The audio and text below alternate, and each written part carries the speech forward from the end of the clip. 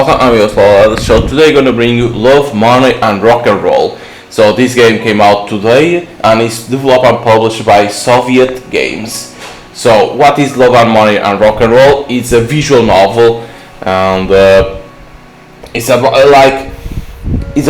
love, of course, friendship, like that. And it has they say four heroines that are four girls. Each one of her has their own story, and there's multiple endings for the game, so that's always a plus with multiple endings. And how long it is, I don't know because they don't say. It's kind of shame because it has multiple endings. Like I always say for visual novels, what I want always is good story, good artwork, and if you have multiple endings, 2 hours like that, you can see then all the ends. Like you do one run with 2 hours and then you can see other paths. If not, 4 hours. The problem is certain times developers don't say, they don't communicate on Steam forums, so like that you don't know how many hours it is. But let's see how it is. For what I saw, like I only play visual novels if the what I see on Steam, what I read the synopsis, that call me attention. It's one of them that call me attention, that's why I'm playing at the same time. So let's start new game. Yes, because I was only testing to see how if the game was running good, because it has animation too. Okay, 87. I need to press yes. These falling sakura petals, does anyone really find them beautiful? Does anyone really see a deep meaning in their world? Maybe this interplay of color, the purple velvet against the setting sun, does mesmerize. Back then I must have thought the same as I watched the leaves fall. Maybe too much time has passed, I have forgotten, I have changed it. All the trees are still the same, they don't care. They came into the world before me and they will yet outlive my descendants. They don't care for the beauty of their falling petals, their speed, direction or angle, it's all the same to them. Why would they bother with such minutiae? To them this is nothing more than a routine change of the seasons. To me though, it is a flood of memories. The tree in front of me now is exactly the same as it was that day. The day when I had to do something. The day when it was too late to do anything. It's the same. The same are the petals too, falling with perfidious indifference. They truly don't care. They don't care if one day a photographer makes an entire exhibition of their image, or if a pair of sweethearts falls even more deeply in love, encountered by their ceaseless dance. That's how nature is. It's not how I am. Like, it's beautiful. Same as that day a year ago. That day the petals were falling off the trees as well. Back then too, nature was lying down, not dying, no, but falling asleep, to wake up again in the spring, its fire of life rekindled. Sitting under this tree, I remember all the joy and all the sadness. A girl, do you really love me? Yes. Truly? Yes. She turned away while the petals kept falling, getting tangled in her hair and making her look even more beautiful. You know, cherry petals really suit you. She turned around. She probably didn't want to. She probably expected something else. Elegant phrase, intelligent word, something that wasn't this. Really? Yes, of course. She smiled. I too must have expected something different. Feelings, confessions, as beautiful as those fluttering petals. But at that time, those words were more important to me than anything else. More important than the tree, more important than the moment, more important than life itself. Because I realized that they were like a petal resting in my hand before it fell to the ground, so near, so fragile, so precious.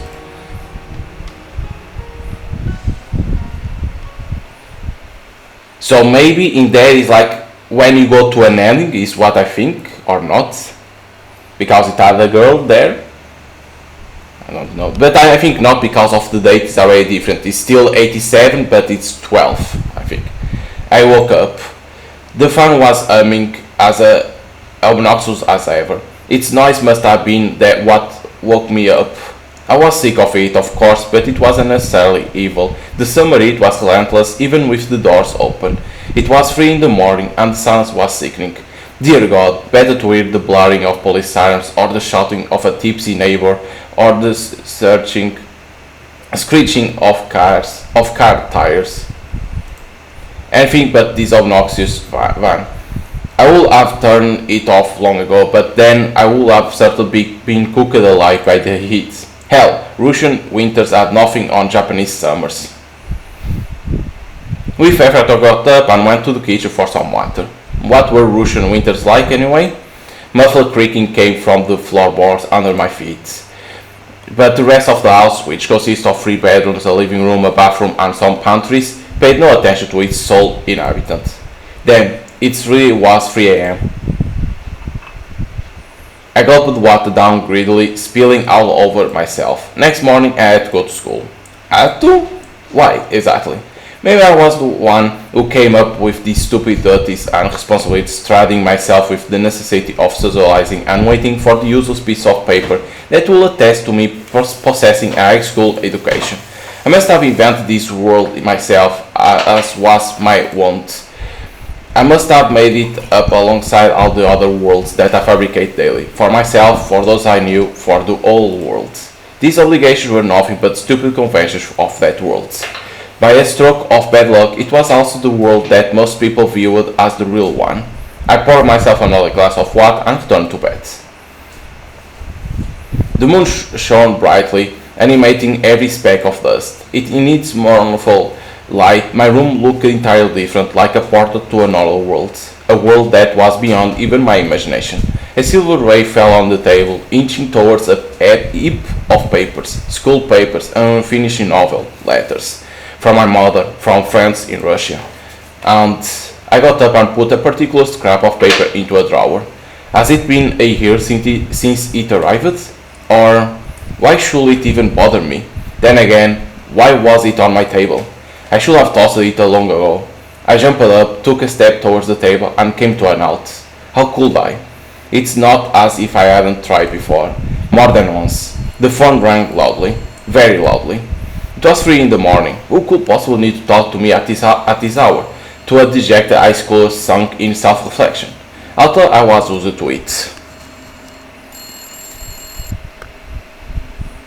Okay, let's answer. I think this saving right appear here in here something. So I think it was quick save. Not auto save, not quick save. Auto save. So how I reach to save? Is ask, right? Yes, press ask and you can save. Only to see how it is. Okay, and the other like this. Okay, only to make sure how it works. Hello. Hi, you are not asleep? As you can tell, I felt a strong desire to hang up and disconnect the phone. But stronger still, I wished that she could be here now, close by. How come? How should I know? Probably because you called me. She mumbled something unintelligible. How are things in general? How should things be in general at 3 in the morning? I don't know. Great? Then they are great. Oh, quit it. Well, what did you want to hear? I just wanted to call. You thought it was okay to call at 3 a.m.? I saw the light come on in your kitchen, so I figured you were up. Are you spying on me? No, I was just... The line went silent for a few seconds. She must have been trying to think of something that wouldn't sound too ridiculous. It's just that I couldn't sleep either. Why either? What if I had been sleeping? But you weren't. Alright, let's start from the beginning. What do you want? I wanted to know, she paused mid-sentence as if working up the courage before continuing more confident. Are you coming to school tomorrow? What if I am? Then I'll come get you in the morning. Now that's just great. It's 3 in the morning and you're going to come by, when? In 3 hours? So we won't be late. You know what? I think I'm going to pass. Hey, you can't keep missing school. At this rate you won't be able to graduate. And then you won't be able to find a good job. And then she got entirely tangled up in predictions of my future. Oh well, no biggie. It won't be a biggie. Leave the door unlocked. In the morning I will. You have your keys. What does it matter if I lock the door? Alright, see you in the morning then. See you. I didn't feel like arguing. What was the point anyway? She'll come and wake me up regardless. It was she did almost every day. Why did I ever give her a kiss? Well, that was a while back. It must have been about a year. The cherry petals were probably falling on that day as well. But to hell with them. I made sure to set my alarm so I would be up before she came. Not that it mattered so much, but this was getting old. What's more ironic that I was getting too accustomed to it, seeing her familiar face every morning, dependent even, which was something I absolutely couldn't allow to happen. So if she wanted to come in the morning, fine, but she won't be waking me up again. So let's go for the morning to see who is the girl. Okay, 87, so now September.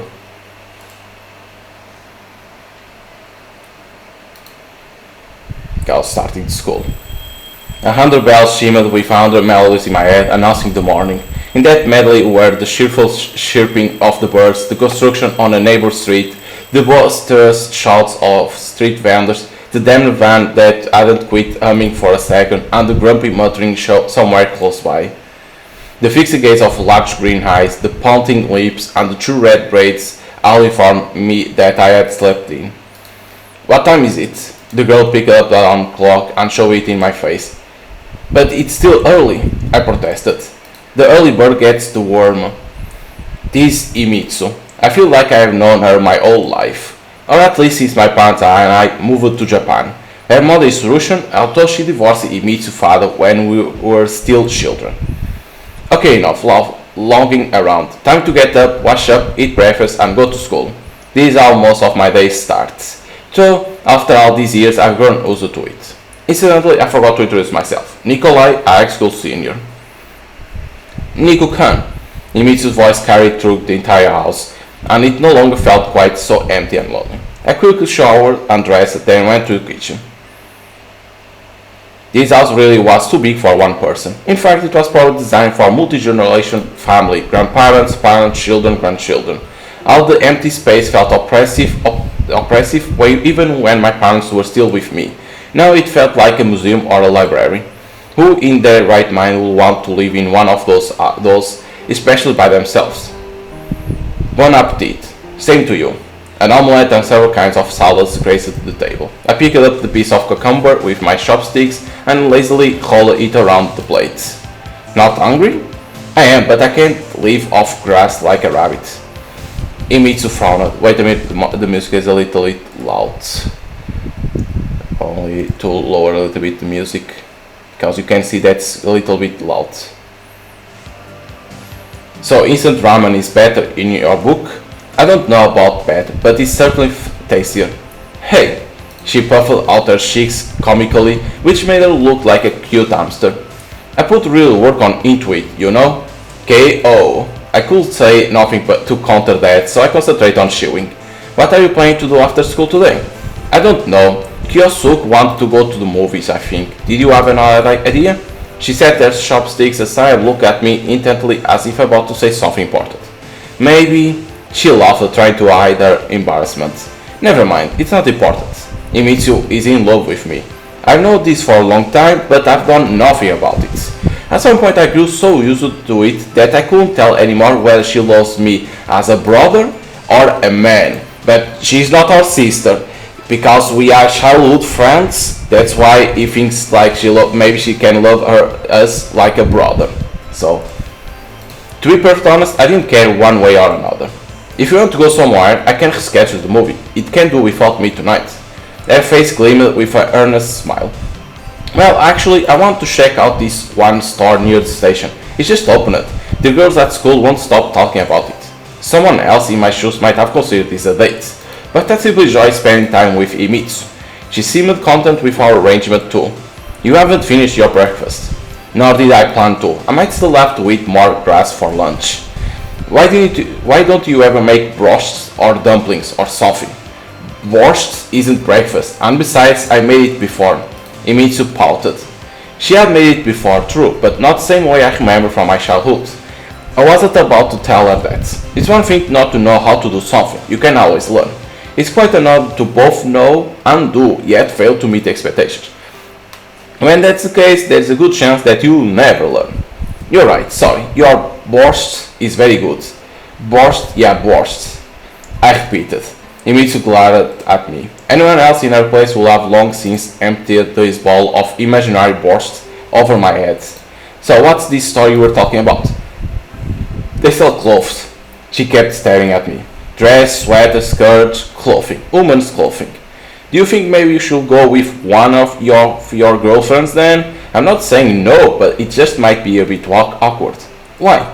I don't know, it's just the way things are here, and you know how I'm not always great with the local customs. I was telling the truth. Everyone else will have long since gotten used to Japanese way of life, to Japanese tradition and cultural norms, or at least to the ways of the local high schoolers. That's no one's going to think anything. It's not like we are. Himitsu was now completely flustered, which was making her upset. I couldn't tell if she was more upset with me or with herself. Sometimes when I talked to Himitsu, and not only her, I would eat a dead end. I no longer knew what was expected of me, while the other person couldn't understand why I didn't get it. In the end, the entire meaning of the conversation will end up buried under an avalanche of misunderstanding, which snowballed with every new remark. At such times, it was better to agree or to remain silent. Alright, it's fine. No one's going to think anything. Why would they? Exactly. Himitsu said triumphantly and went to wash the dish. What was this kind of weather? Early in the fall, cold in Russia, grandma's summer? In Japan, at any rate, it was still very hot at the beginning of September. I think in every country it's hot in the beginning of September. Of course in Russia, okay, but I think every place is always hot a little bit. Himitsu walked alongside me, smiling. I occasionally glanced over at her, trying to figure out what was on her mind. Not that I was particularly interested. More likely, I was just trying to distract myself from my own thoughts. The image of the falling cherry petals kept surfacing in my mind, dragging up painful memories. As for Himitsu, she never broached the subject. Was she keen to avoid reopening the wound, or was she just showing tact? Hey, Earth to Niku-kun, do you copy? Huh? What? I had clearly been daydreaming. We're almost there, and you are still sleeping. Himitsu knit her brow. As always, her displeasure looked more comical than intimidating. I'm not sleeping, I'm solving the world's problems in my head.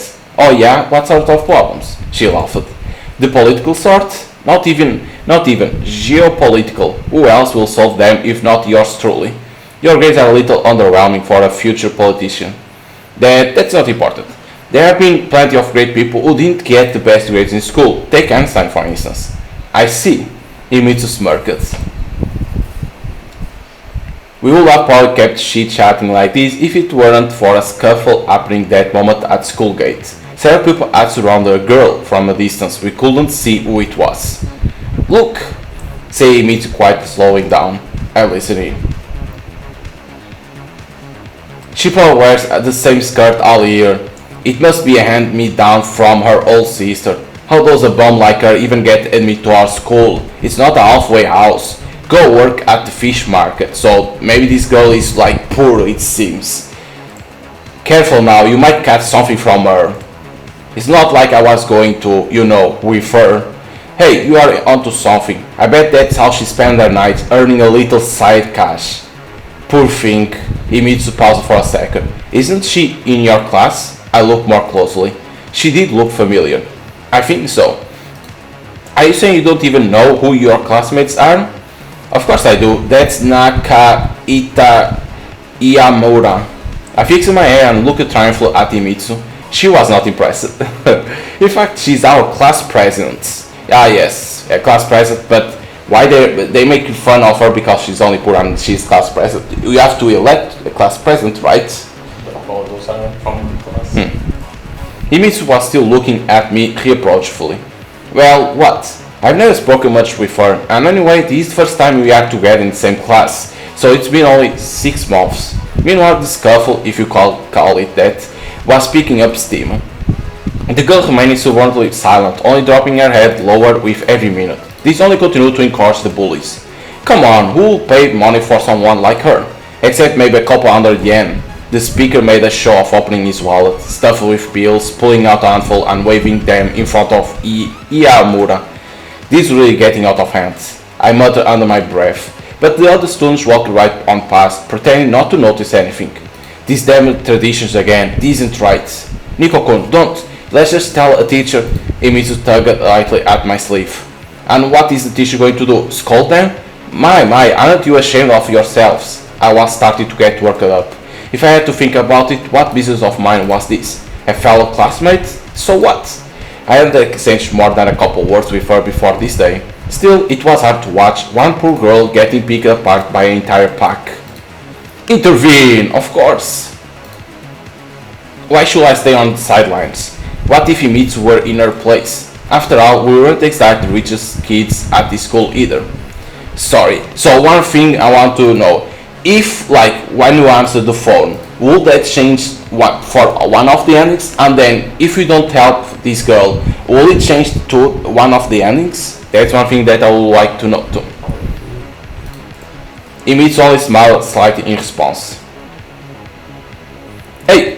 I yelled and added confidence in that direction. Leave her alone. At first they just looked at me in surprise. Iwamura, on the other hand, kept staring at the ground and didn't react at all. And who will you be? What do you care? Keep walking. Their tone was challenging, but that only boosted my confidence. 4 against 1, don't you think that's a bit unfair? You want some too? Is that it? You can see the artwork, very good, like I was saying. 2 guys from the group step forward, cracking their knuckles for emphasis. Seems like they could do more than talk trash. What's the hero gonna do now? One of them smirked. Yeah, what? To tell the truth, I didn't know either. I've been compelled to stand up for Iwamura by some kind of inflamed sense of justice, no more. Because here you weren't supposed to act this way, and there you were supposed to help your neighbor. But real life isn't manga or anime. In real life, I had no superpowers. You are about to find out. I got up close to one of them, and froze. And what now? But the guy staggered back, clearly rattled. Who do you think you are? In the same instant, the second guy rushed up to me, clearly intent to shove me in the chest. My reflex kicked in before I could think. Take that, motherfucker. Out swung my arm. Crack came the sound of the silent jaw. The world around me seemed to freeze. Iwamura, the other girls, and even the guy who had just punched, all stared seemingly transfixed with surprise. But this only lasted an instant. You! Do you have an idea who my father is? One of the girls shouted. Don't yell, let's just go. He's some sort of psycho. Another girl tried to calm her friend down. The second guy helped his fallen friend up from the ground. This isn't over. We will remember you. With these words, they quickly headed away from the school. Imitsu rushed over to me the same instant. Niku-kun, are you alright? Yes, of course. I replied calmly while examining my slightly swollen fist. Surprising, I wasn't shaking with adrenaline, as might have been expected. Everything must have happened too suddenly. Iwamura senpai? In all the commotion, I had forgot all about the chief cause of this kerfuffle. She stood silently, peering suddenly at us from under her eyebrows. Are you alright? Fighting is prohibited on the school grounds, she said quietly. What? A dumb smile spread across my face. I looked over at Imitsu. She looked just as confused as I was. I'm saying that there was no need to get into a fight. In case you haven't noticed, I was kind of defending you. They would have left in the end.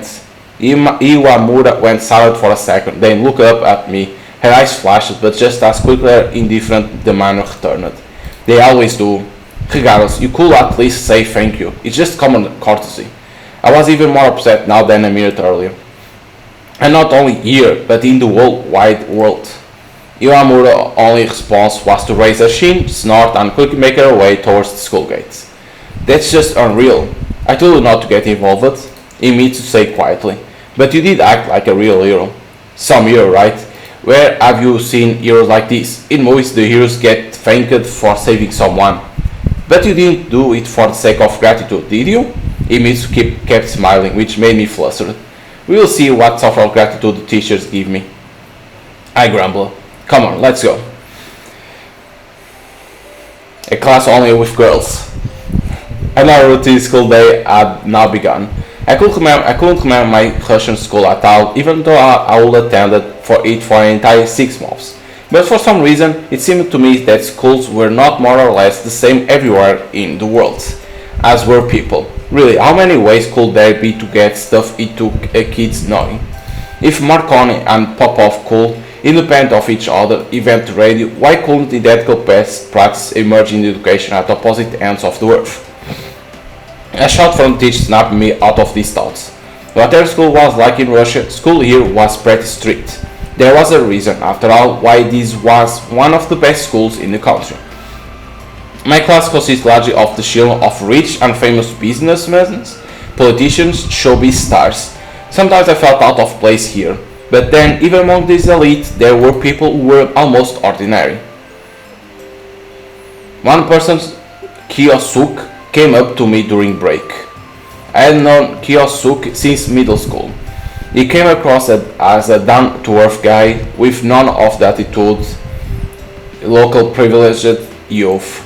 Hey Nick, did you hear what happened this morning? I looked around the classroom and spot one of the girls that had been harassing Yamura. She gave me a mean look but then quickly went back to what she had been doing. Whatever. No, what happened? I asked, even though I knew perfectly well what Kiyosuk was referring to. This morning at school gates, Kiyosuk lowered his voice. There was a brawl. Some were for it. Some were for it. Couldn't they think a better one? Yeah, well, I'm aware. What do you mean? Did you? His eyes lit up, he leaned towards me and then continued at a rapid-fire pace. Are you the guy? The one who punched Kurosaki from Class B? Somehow I neglected to ask his name. I answered proudly, and immediately winced. There was nothing to be proud of here. Now everyone was going to gossip about what a dangerous bully I was, and no one was going to remember that I had actually saved a poor girl from harassment. Don't get the wrong idea, I was just defending. My eyes were scouring the classroom in search of Iwamura. Was defending, but she wasn't there. Was I really looking to her for proof of my heroic deed, for a confirmation that I was just a troublemaker? Well, anyway, I was defending a girl. A girl? Who? Kiyosuk squinted. Don't know who she is. Anyway, what's the matter? It was a natural reaction, you know. Anyone in my place, I looked up at Kiyosuk. Any decent person who laughed on it saying, haha, yeah, sure. Don't forget to introduce me to this mysterious girl of yours. He seemed to want to add something, but at the moment the school bell rang. He didn't need to know that the girl was Iwamura. She had it pretty rough as it was. Then again, maybe part of the blame lay with her. The next class was contemporary Japanese. I've been in Japan for 10 years now and speak the language fluently, of course, but writing still gives me the grief at times. When the break arrived, I rushed out of the classroom to avoid a continual conversation about the morning's incident. Kiyosuk could be pushy and persistent, but he didn't entirely lack tact, so I was probably being too cautious. English was next. It came much more easily to me. I spent the better part of the lesson gazing out at the sports ground where a soccer match was taking place. Soon my thoughts took me far from school to the day when the cherry petals were falling. Fall was here, and that meant that the trees will soon be shedding their foliage again. The color palette might be different this time, but will my feelings remain the same? A couple more weeks, a month at most, and I will know. The bell called me to reality and my stomach started gurgling noisily. Didn't have breakfast today? Let's make a cafeteria run. You're always ready to shout down. Where there is a whole body, there is a whole mind. A whole lot of body, more like it. I was, however, really hungry and I didn't want to wait till lunch. Alright, let's go. The memory of Yumitsu's healthy, balanced breakfast was still fresh in my mind.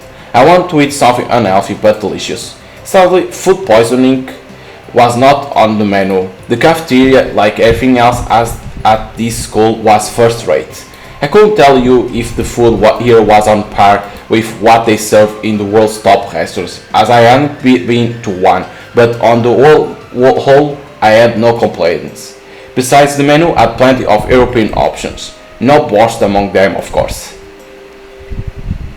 We entered the cafeteria. Kiyosuk was babbling on about some new magical girl anime. I won't call myself a huge anime fan, but I watched them sometimes too.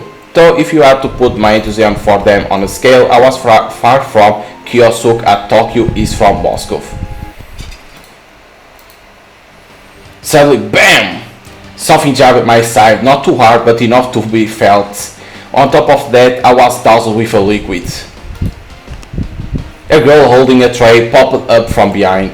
I was dripping with orange juice while she gazed in bewilderment at the fruit of her labor. Hey, careful! I was more frustrated than angry. She didn't react in any way. Instead, she just kept looking at me in surprise. Fine, she seemed to come to her sense.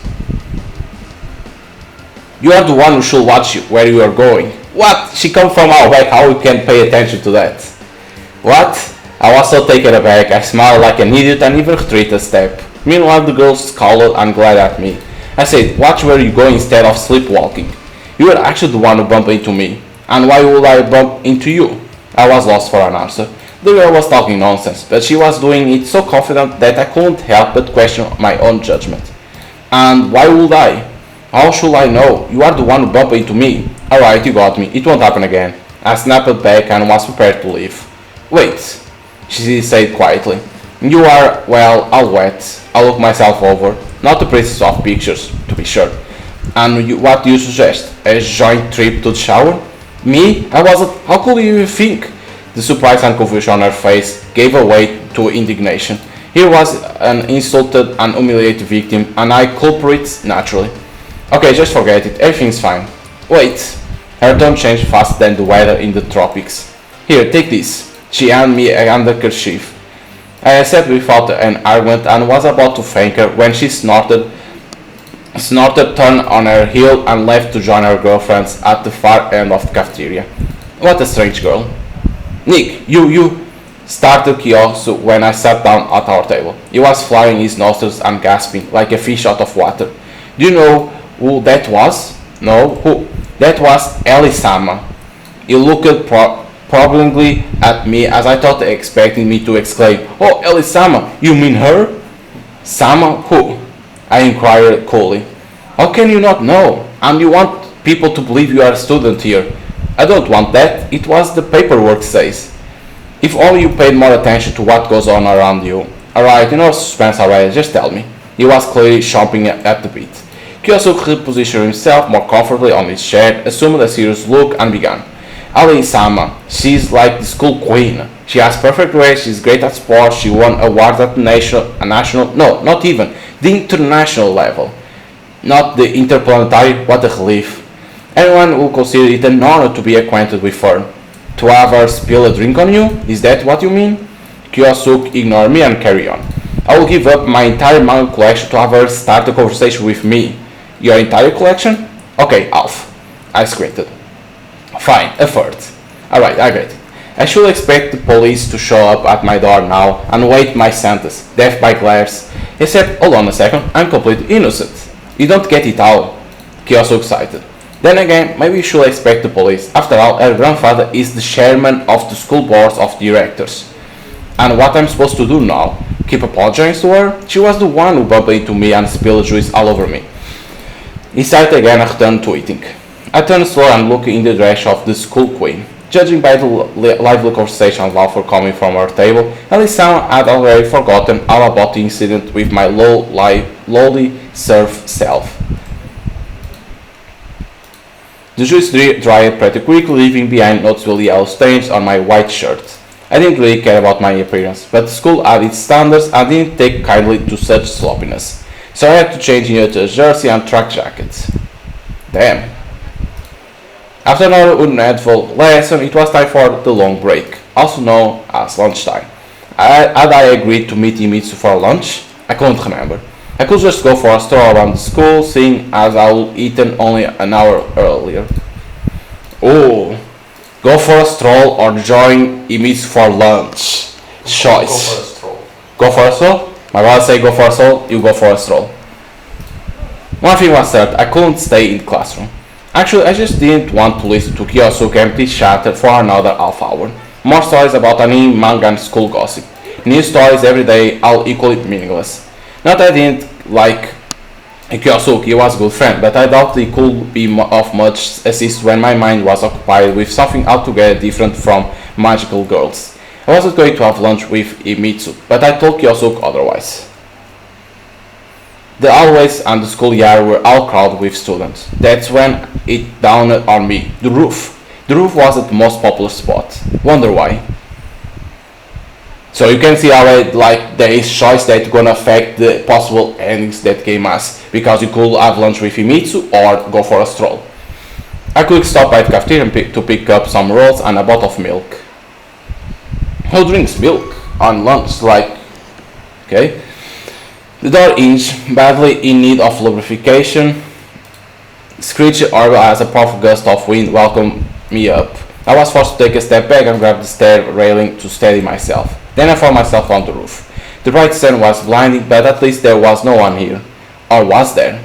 At the far end of the roof, a girl was sitting on the bench and eating a bento. It was Iwamura. She was gazing out into the distance towards the horizon, looking dreamy. I hesitated to approach her, remembering the morning's incident. What was I going to say to her? The roof seemed too small for both of us at that moment. On the other hand, I looked stupid just standing there. If I turn around now, she would think I was scared. What was there to be afraid of anyway? I approached her slowly and stood nearby. Reluctantly, Yamura granted me her attention. Apparently she had been aware of my presence all along, which meant I did the right thing. I remember how she behaved in the morning after that tussle with those bullies, and after that I was supposed to feel awkward around her? Or guilty? Can I sit here? Yamura shrugged her shoulders and scooted over to one side of the bench. I sat down, opened the bag containing my simple lunch and glanced furtively at Yamura's bento. It seems just as good as Himitsu's. Well, if Yamura really was poor, it stood to reason that she knew how to cook. You know, I still felt awkward around her, which was really bugging me. What? If I spoke my mind now, I was going to get the same reaction as earlier? I was wondering, why were those jerks after you this morning? Why do you care? How about because I was directly involved in that incident? Had the police been there, I would have gone on the books as an accomplice. They are always harassing me. What, just because for no reason at all? You wouldn't understand. Maybe she was right. I will never be bullied. I don't know the full story, sure, but it seems to me that nothing happens without a reason. Everyone has their own reasons, Yamura said cryptically. But there are laws. I don't know. It's not right. Laws? She pulled away from her band, turned toward me and looked at me severely. Laws exist for normal people, not for people like them. Or for people like you. Should I remind you that I was the one who saved you, who have sounded inappropriate? I was the one who helped you. She said nothing back and resumed eating. You could at least have said thanks. Thanks, said Yamura quietly. Now we are getting somewhere. She slammed her lunchbox closed and stood up briskly from the bench. Thanks again, enjoy your meal. She snapped back without so much as looking at me and left. Right, see you later. I muttered to myself, quickly finished my lunch and left for class. Maybe it wasn't the best choice. Kyosuke was already waiting for me, there grinding ear to ear. So, how was lunch with Himitsu-chan? Fine. Huh? Shouldn't be like that, should we? I didn't went with her. Probably to lie. Mary, we can be lying, of course. But where was he going with this? Oh, really? So that was some other Himitsu who came looking for you 5 minutes ago? Okay, there you go. Didn't know she has a twin sister? Her name is Shinjitsu. Yeah, sure. I swear. Himitsu is the good one and Shijutsu is the evil one, or the other way around. You got very lucky, by the way, because her superpower is sucking the souls out of a fat and excessively curious otaku. Whatever, man. Kyosuke sounded offended and went back to his desk. Okay, there it is, the effect of the choice, okay. I was like, wait a minute. Okay. The school day was coming to a close. Worn out students had started counting off the minutes, but there was still one more class to go. Himitsu stopped in during the break to remind me that we had agreed to go shopping after school. At first I had trouble figuring out what she was even talking about. The teacher was trying unsuccessfully to call the class to attention, but most students were ignoring him. I mean, a lot of students at this school were generally investing in their education and keen to learn, but a good half only sat through the lessons for the sake of their prestigious diploma. Why worry about trivialities like grades or detentions when your whole life is planned out for you decades in advance? Settle down, the teacher kept repeating. Regrettably, he could not yell at them. Alright, if you don't calm down, you are not going to find out that we have a new girl joining us today. Instantly, the classroom plunged into silence, broken only by a few whispers. A new student? In the middle of the year? Is she cute, I wonder? Of course, it had to be the guy. I wasn't particularly excited. I was used to their constant gossiping, and I couldn't care less if the class gained another student since I didn't know the existing ones very well to begin with. Come in. A subtle murmur rippled through the classroom, but I felt too lazy to even lift my head. But then I felt a strong shove in the back. Hey! I turned around and looked at Kyosuke. He sat there, mouth ajar. Who could the new kid be that even these overprivileged children would react like that? I faced the blackboard. The classroom was whirling of scarlet cherry petals. Does anyone really find them beautiful? But how? Why? With this, it's our ex-girlfriend. The girl from my vision, this visitor from the past, was standing just a few meters away from me. Well, go ahead and introduce yourself. My name is Catherine Winters. Actually, I know a few people here already. She quickly surveyed the classroom without pausing on anyone in particular. I look forward to studying with you. She deliberately distorted the standard Japanese greeting. Catherine Winters. So official. She had always been just Katia to me. She was the one who I had watched the petals fall. That was in the beginning, it was her. Then she moved away. She just left and never really gave a reason. She left me alone, breaking my heart and shattering my dreams. I should have been mad, should have hated her even, but I couldn't. All this youthful tried and agonized it all I was. Like I'll be trapped inside a second-rate shoujo manga. Now she just needed glittering sparkles around her face and some wispy clouds in the background. I will wait for it. It was nothing I wasn't used to. Of course, fate. I held my eyes and pinched myself hard. No, not a dream. Hey Nick, why is she back? Do you know something? Why haven't you said anything? Kyosuke was paddling on and gnawing behind my back. My world had contracted to a dark tunnel, with me at one end immersed in total darkness and her at the other, bathed in light, except that waiting for me at the other end was surely no paradise. Meanwhile, the teacher showed Catherine to her desk. She walked past me without so much as a glance. I was at loss for words. Was I supposed to jump up in the middle of the lesson and scream, "What are you doing here?"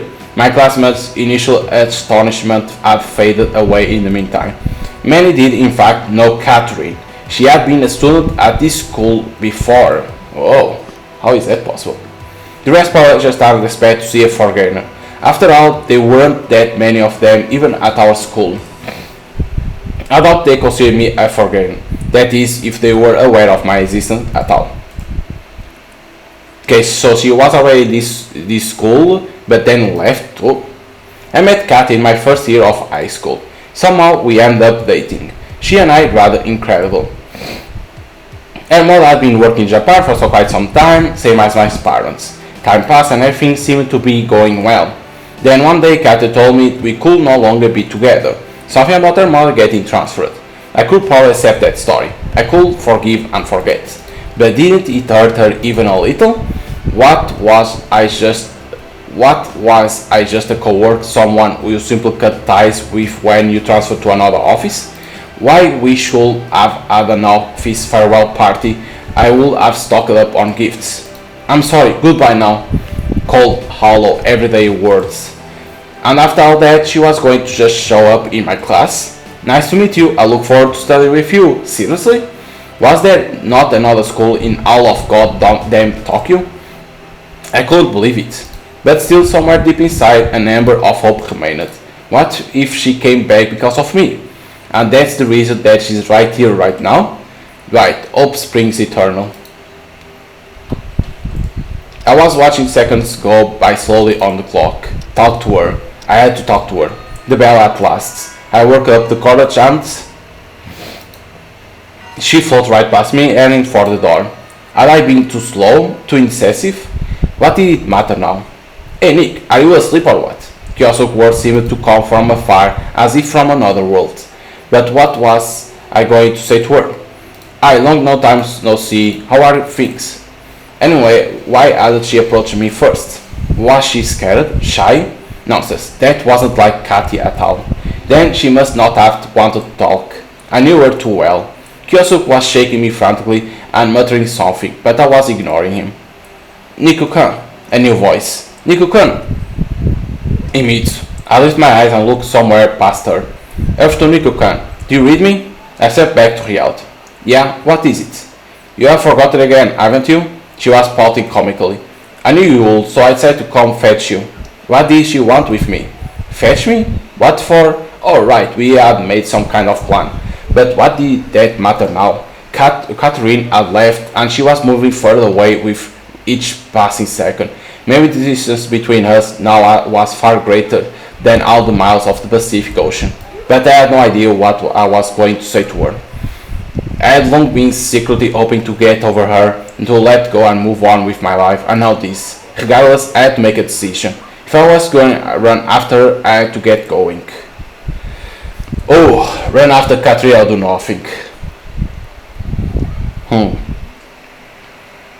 It's like, it's our ex-girlfriend. She left without saying nothing. So why you like her? Like, Do nothing. she like I say, she left without saying nothing. Now she came back, she ignored us. So fuck it, do nothing. How much longer was I going to let this continue? A surgeon has to excise the rotting flesh to prevent disease from spreading to the rest of the body. Since we were classmates now, I was want to find out eventually why she had come back. Of course I remember. I said confidently, stood up, took Imitsu by the hand and headed for the door. Wait, what about... I turned and gave Kyosuke a glare so furious that he shut up immediately. Anger, resentment, longing. All these emotions intermingled with me. I walked down the hallway, oblivious to the world around me. I stopped only when we reached the lockers. I looked around the schoolyard. What if she was still here? Niku-kun. Imitsu ventured timidly. What? I sat back, turned around, and realized I was still holding her hands. Sorry, I let go. Did something happen? Don't say it did. Don't say it didn't. I can see something's wrong. Kyosuke-san looked agitated too. Kyosuke? I snickered. The only thing likely to agitate him is some unrealistic shaped anime girl. The look in Imitsu's large eyes didn't change. I meant that you was telling me about another anime again. You know, the one about magical girls. They show it at 6. You must have seen it. Why was I lying to her? Why was I lying now? I knew I couldn't hide Catherine forever. Sooner or later Imitsu was going to run into her at school. Or worse yet, Catherine will show up at their house. They didn't know each other after all. There we go. Anyway, it's nothing. Let's go to your store. Where did you say it was again? By the station? Imitsu wasn't going to pry. It was in her nature. Okay, so Imitsu knows Catherine. Okay. Guess what? So the teacher asked Heikun today, when did man first land on the moon? And you know what he said? 2079. Can you believe it? And then during PE, Imitsu carried on as though nothing happened. Maybe nothing did, where she was concerned. The store wasn't too impressive from outside. Maybe it was the low price that drew girls in. By the standards of our school, Imitsu's family wasn't terribly wealthy, but their father worked for the government, so they weren't poor either. We went inside. Imitsu was trying on one outfit after another. How do you like it? It's fine. How about this one? I think this color will be in fashion this winter. It's fine. What do you think of this dress? A little discontent was starting to seep into her voice. I like the last one better. If only I knew what she'll try on before. I was in no mood for a fashion show. To me, Imitsu looked good in any outfit. Why did she even need all this stuff? Did she not have enough clothes? Really? Why? I know Imitsu for a long time, but I couldn't recall her ever being in a relationship. But she wasn't a child anymore. She was a beautiful young woman. It was high time for her to get a boyfriend. Hold it. Was I feeling jealous? No, of course not. Anyway, if she had found somebody, I would have been the first to hear about it. I think what matters is that you like it. But I like a lot of them. I like this and this one, not so much. Imitsu was shuffling through the clothes. What had she done to deserve this treatment from me? Catherine is back, I say, trying to be casual. What? She seemed not to have grasped what I said. She showed up in class today right before the last lesson. I guess we are going to be classmates now. Really? Imitsu became instant miserable and dropped the dress she would like so much. I see you are not too happy. I'm happy, I just thought that she had moved away permanently. Well, that's what I thought too. And what is she planning to do now? What do you mean? I mean, Imitsu was early putting the clothes back on track. She's been gone so long, you are seniors already. You know, honestly, I've asked her about her life plans. Hell, I had even talked to her. What about you? Are you glad Nico-kun? She asked gently. Won't call the situation straightforward, but what's there to be glad about? You know full well what happened last year. Yeah, but that's all in the past now. We'll see what happens. I'm sure she has her reasons. At least I didn't have to keep lying to Imitsu. Sure, I hadn't told her everything, but what was the point of dumping all my worries on her? In the end, this was between me and Catherine. Are you not going to buy anything? She paused to think. No, everything is very expensive here, and almost out of allowance for the month. But only the 7th, I exclaimed. Well, let me get you a present then. That white and yellow dress, it looked good on you. No, it didn't, Imitsu countered unexpectedly. I look fat in it. You? Fat? I laughed loudly, drawing annoyed looks from the store clerks and the other shoppers. See, this is why I didn't want to come, I whispered. Imitsu just smiled and said nothing back. We hardly talked on the way home. I felt awkward. Now would have been a great time to hear stories about Rei-kun or Saya-chan, who couldn't hit a volleyball over the net. Don't feel bad because of Katya. I feel fine. Come on, I can see it, don't worry. I'll be alright. It's been long enough. The important thing is that you believe that yourself. I do. Yeah, it's just all a bit unexpected. But you know how she is. She comes uninvited, leaves without saying goodbye, always self-centered. I smiled involuntarily. Imitsu noticed and grew even sadder. Thankfully, by then we already approached my house. Well, I will be off. See you tomorrow? See you. I want to say something else, but instead just watched as she walked through the gates. But you can see that she didn't like that Catherine is back. I spent the rest of the day trying futilely not to think about Catherine. If I continued like this, I was going to lose my mind. Every 5 minutes the phone rang. I didn't pick up because I knew it was Kyosuke. Who else would be calling me? When it came to that crazy otaku, I was lucky he wasn't pounding on my door. In the end, I unplugged the phone. Yes, good idea. I tried to keep myself distracted with TV and video games, but they got boring quickly. I even did some work for a change, played the bass for a bit, and fixed myself a simple dinner. Needless to say, I would rather have eaten Imitsu's cooking, but she must have been busy. Not that Imitsu was under any obligation to make meals for me on a daily basis, but I was used to it. Thinking about it, I realized that my habits had become an integral part of my life, to the point where they all started to take center stage in it. Catherine's reappearance was threatening to throw everything off balance. It was like I had grown senile and flabby in the past year and a half, to the point where I craved stability above all. But why did I need chaos in my life if nothing good was going to come of it anyway? Suddenly the doorbell rang. It was probably Imitsu, but at this hour? I slowly made my way towards the door, but halfway a thought struck me. Why would Imitsu need to use the bell? Then it had to be Kyosuke, although it was definitely late for him. The evening routine for my well-fed friend was an hymn followed by bed, but whatever. But there was nobody at the door at all. I looked around and walked outside, but the street was empty. Stupid pranksters. And someone had definitely been here, as on the way back I discovered a note on the doorstep. The note read, Nikolai-san, be careful, you are in a grave danger. Certain very powerful people linked to your father are after you. This is not a prank or hoax. Yeah, sure. Next in order will be a busty magical girl in my living room, ready to obey my every command. Kyosuke, I shouted. This isn't funny. And why bring my dad into this? My parents. The incident. They fled the Soviet Union when I was 7. In Japan they work as regular engineers at Kobayashi Corporation. After they passed, I had the option of going back to SSSR to live with my relatives, but I ended up staying since I will live in Japan for most of my life. My father's friends had helped take care of the legal formalities, while his bank account kept me from starving. Kyosuke, I called out less confident this time. The only reply I got was from a neighbor who barked something about it being night time and my yelling.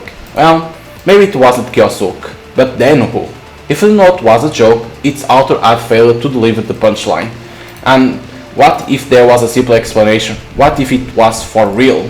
I twirled the note between my fingers. It was an ordinary piece of notebook paper, carefully clipped. The words were Japanese, written in a steady hand, although the spelling left something to be desired. Why write by hand at all, I wonder? Wouldn't it have been simpler to type out the message? Or in a pinch, clip words from a newspaper and assemble the note that way, like in those cheesy crime shows? At least I could rule Kiyosuk out. I will have recognized his handwriting. You are in grave danger, linked to your father. What if it were those punks? Just because their parents were loaded didn't mean they had A's in Japanese. Or maybe Ellie-sama servant had decided to take revenge for the cafeteria incident. No, that was ridiculous. Ultimately, who would bother with a regular Japanese student? And why now all of times? Right on the heels of Catherine's return too. To be honest, I couldn't remember how good Catherine's Japanese grades were. I couldn't remember her handwriting either, but I knew she spent considerably less time in Japan than I. Catherine had been a decent but not a straight A student, and after a year and a half without practice. At any rate, she was the prime suspect now. It didn't even occur to me to ask why. Her motives had stopped making sense to me long ago. Either way, I had to try to find some answers at school tomorrow, but now it was time for bed. I hadn't felt so worn out at the end of a day in a long time. Okay, so we receive a threat, but we don't know yet if it's real or not. But sleep wouldn't come. I kept tossing and turning and getting mad at myself for it. Meanwhile, the clock ticked past midnight. I flinched and perked up my ears. Perhaps I will imagine it. Not again. I hopped out of bed, eyes scanning the room for anything I could use to defend myself. The bus wouldn't do. I walked up to the door on stiff legs and asked in a shaky voice, "Who is it?" "Nico-kun." I breathed a sigh of relief and opened the door. "Do you know what time is it?" "Sorry, but your phone was off." "So? Is that the reason to turn up here in dead of night?" "No, but I tried calling several times. I want to know if you were going to school tomorrow. If you are so concerned about my attendance, you shouldn't wake me up in the middle of the night." "I'm sorry." Suddenly, I felt bad.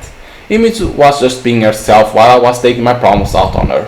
She wasn't the one who had brought Catherine back or left the notes. "No, not. It's my fault. I should be apologizing. It's been an awful day. I mean, it's been a tough day, very busy, and I was always asleep. Trying to sleep at any rate. Okay, I'll be going then. Good night." I shut the door behind her and returned to bed. If today was tough, what will tomorrow be like? Ooh. Now, so we have a threat and we need to discover who was that delivered that note. Okay, 8 September.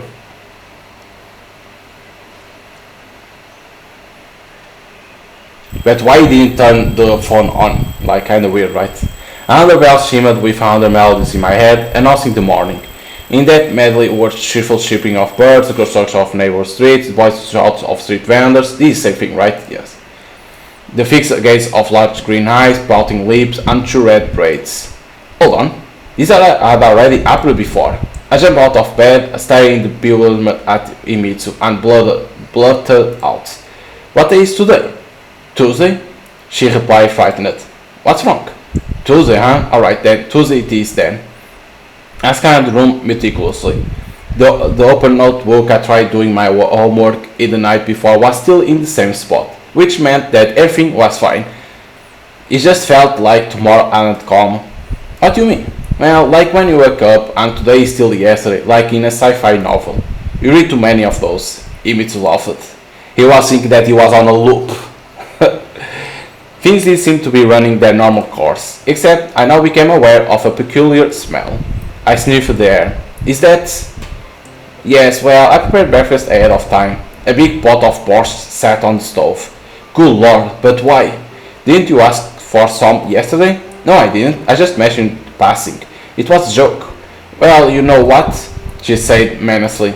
"You are going to have to eat this joke now. Soup for breakfast." Now, that was certainly unorthodox. Emisu had outdone herself this time. Suppose yesterday I will say something about foie gras and 1978 Chateau Margaux. Will they be awaiting me now too? In any case, the borscht tastes quite good. Granted, it wasn't exactly a traditional recipe. Well, Emisu was sitting across from me, looking at me intently. Why aren't you eating? I'm waiting to hear what you think.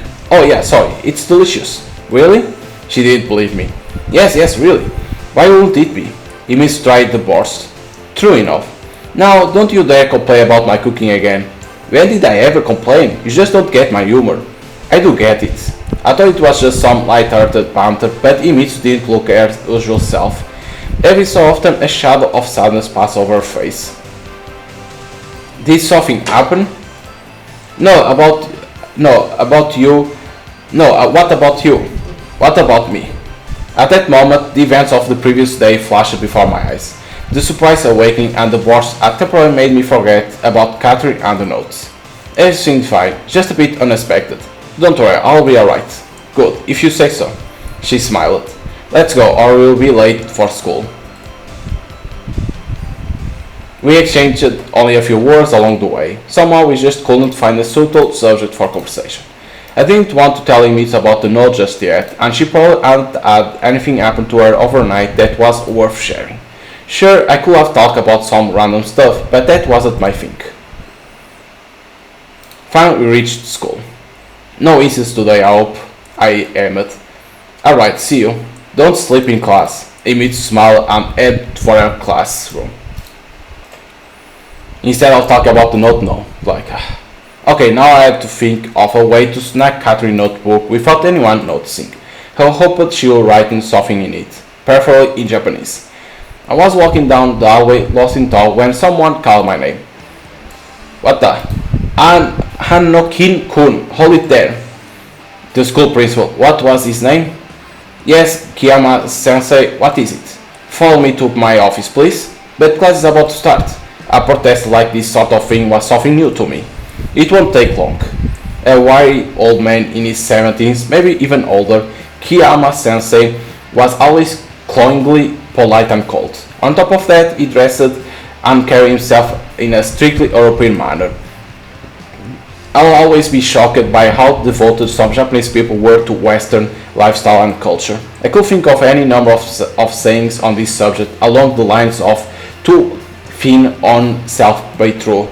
Although here this had become something of a tradition in its own right. This was, after all, an elite school. What's the issue exactly? Anokin-kun, please come along. Well, naturally he wasn't going to reprimand me in the middle of the hallway, in view of the entire school, was he? We went into his office, but someone was already there. Huh? Well, if it isn't Ojo-sama herself. Standing next to the principal desk was, in fact, Ellie-sama. Ah, the boor from yesterday. She seemed equally surprised to see me here. Yes, the cafeteria incident came back to me in a vivid detail. The man did give me a kerchief in the end, to wipe myself, and I tossed it to the dirty laundry at home. Oops, I needed to return it.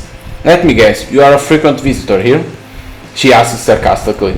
Well, I certainly didn't expect to find myself groveling at your Grace's feet today. That will be all, Kobayashi-san. Kobayashi. That last name sounds familiar. Ellie bade the principal a polite farewell and walked past me, shooting me an angry look. So, Anokin-kun, do you know why you are here? I got a couple theories. The principal sighed and gave me a sad look from behind his glass. Anokin-kun, I understand that Japanese culture is alien to you, but here at this school we have students of every nationality. We endeavor to provide all of them with the best opportunities. In return, we expect an appropriate level of respect and adherence to the school rules. Here we go. I think you ought to understand this, especially considering your situation. What about my situation? Let's not make this personal now. No, what I meant was, embarrassed, he removed his glass and began wiping them slowly with a special cloth. I meant to say that we make no distinctions between our students. The rules are the same for everyone. I understand. In that case, you must be also understand that you can't just skip class for no reason. He put his glass back on and gave me a hard look. I speak of your attendance record. I understand. If you understand, why do you keep skipping class? Do you know who sponsors our school? I shrugged. Kobayashi Corporation. There you go. The last name of Ellie, Kobayashi. This name does mean something to you, does it not? The company's president himself is chairman of our school board of trustees. The centuries old traditions. At that point, I tuned him out. Kobayashi Corporation, Kobayashi Ellie. Things were adding up. Interesting. I wonder, would she still be the school queen if she had been born into an ordinary family? A family like Yamura's, for instance? Anakin-kun, what's that smirk for? Did I say something funny? I'm very sorry, Kiyama-sensei. This will not happen again. I bowed to the ground. Alright, that's enough. The old man apparently hadn't been expecting this degree of repentance from me. I've seen the error of my ways, and I promise this will never happen again. Well, that's the most important thing, the fact that you understand. And don't let it happen again. Very well, go now, or you'll be late for class. Thank you very much, I'm going now. I formally took my leave and marched out of his office. So why didn't you tell me that this Ellie-san of yours is a Kobayashi? There were still a couple of minutes left before the beginning of the lesson. I did tell you. No, you didn't. You said your grandfather was chairman of the board of trustees, as if I'm supposed to know who the chairman is. That's the problem, you never know anything. Anyway, why do you ask? I got called into the principal's office just now. For skipping class? Why else? At that moment the bell rang. Only now did I remember Catherine. Her seat was behind me, so I couldn't watch her constantly. Was she writing anything down? How was I going to grab her notebook unnoticed anyway? Surprising, I was hardly at all anxious. Sleep hardly cleared my mind, and I found the whole situation more intriguing than troubling. The closing bell finally rang. Catherine got up and left the classroom. This was my chance. I slowly approached her desk, trying to look as inconspicuous as possible. I glanced around. My classmates were all minding their own business. I leaned down, opened the notebook, flipped through the page. No, the handwriting was completely different. But how? Why? Sure, I had some issues with Japanese characters, but this was much obvious. Catherine did not write yesterday's note. Anakin-kun. I stood at attention, caught, exposed, disgraced. Go to teacher's room with Iwamura-san and bring the printouts for the next lesson. That was close. I looked at Iwamura. She stood nearby, staring indifferently out the window. Right now I only want to get out of the classroom as quick as possible. Hi, well, should we get going? I can't go alone. She didn't even look in my direction. But we were told to go together. I'll manage by myself. Under different circumstances, I'll have gladly agreed with her.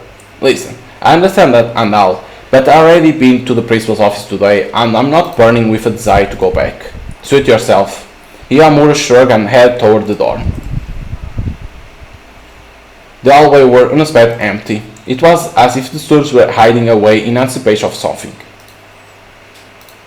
Iwamura walked in silence. This was how she was acting after I would defend her a day earlier. The awkward silence desperately demanded a conversation to break it.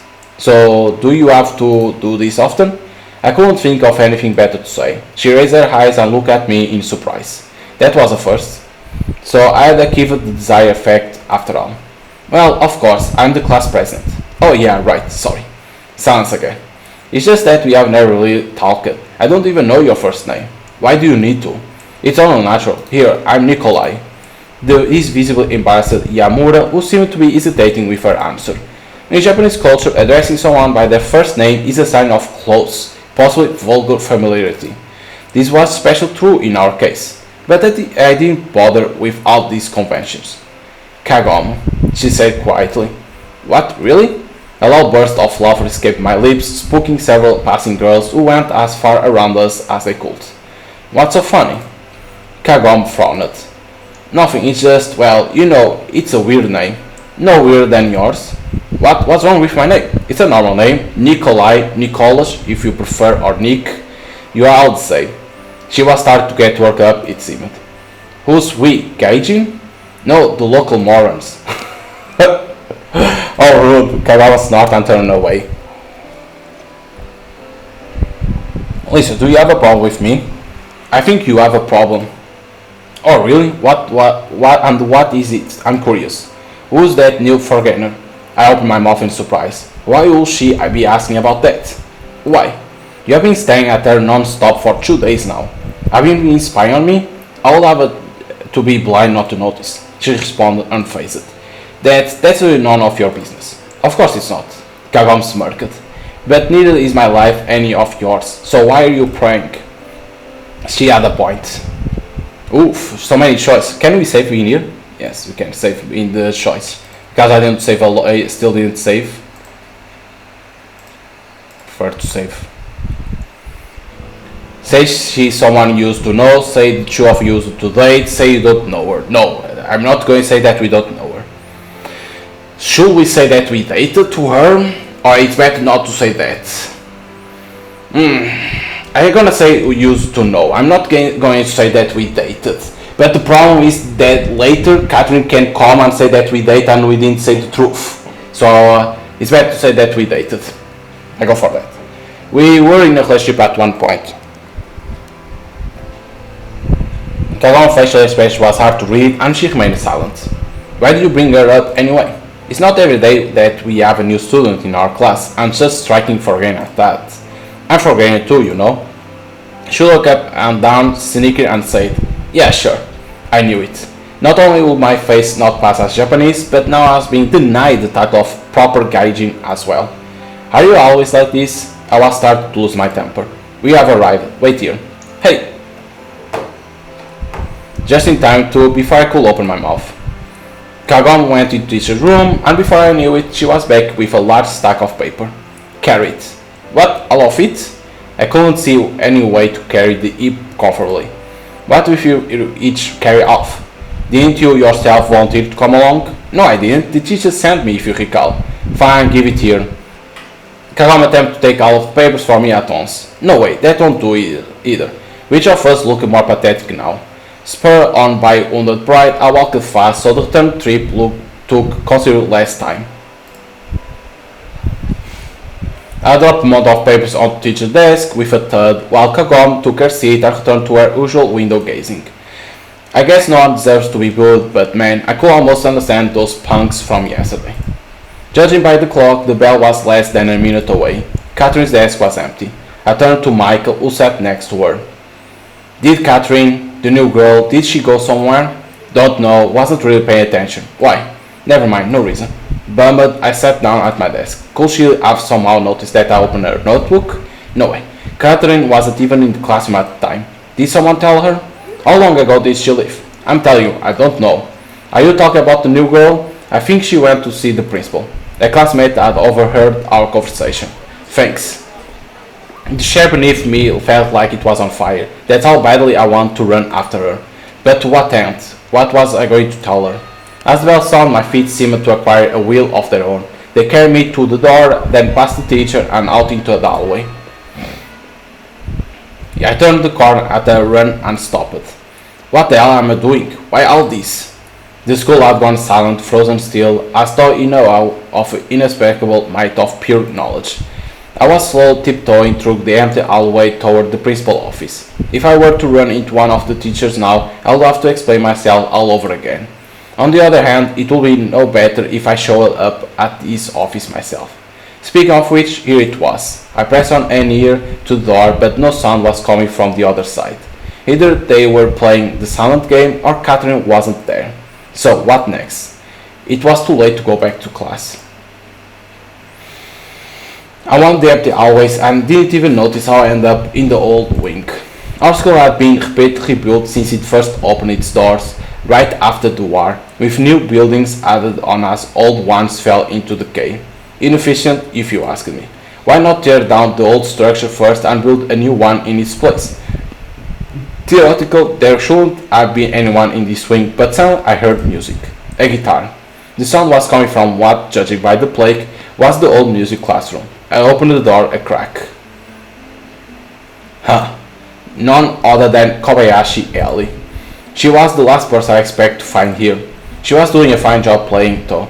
The tune was nice and the execution was equally good. Music, at least, was one area that I knew a thing or two.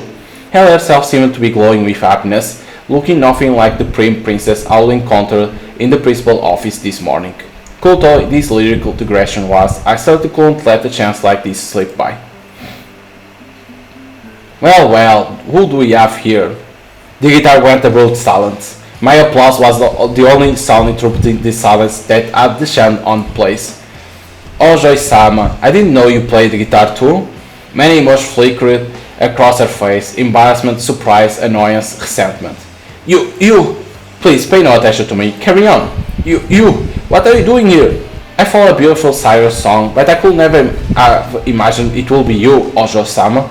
Enough! Ellie blurted out, stood up abrupt and froze, as if not knowing what to do next. Hey, come on, don't be upset. I just didn't realize you played the guitar. Somehow I won't associate you with the instrument. Now, the violin maybe. I can play violin too, she cut in. Really? Well, that's cool. And why aren't you in class?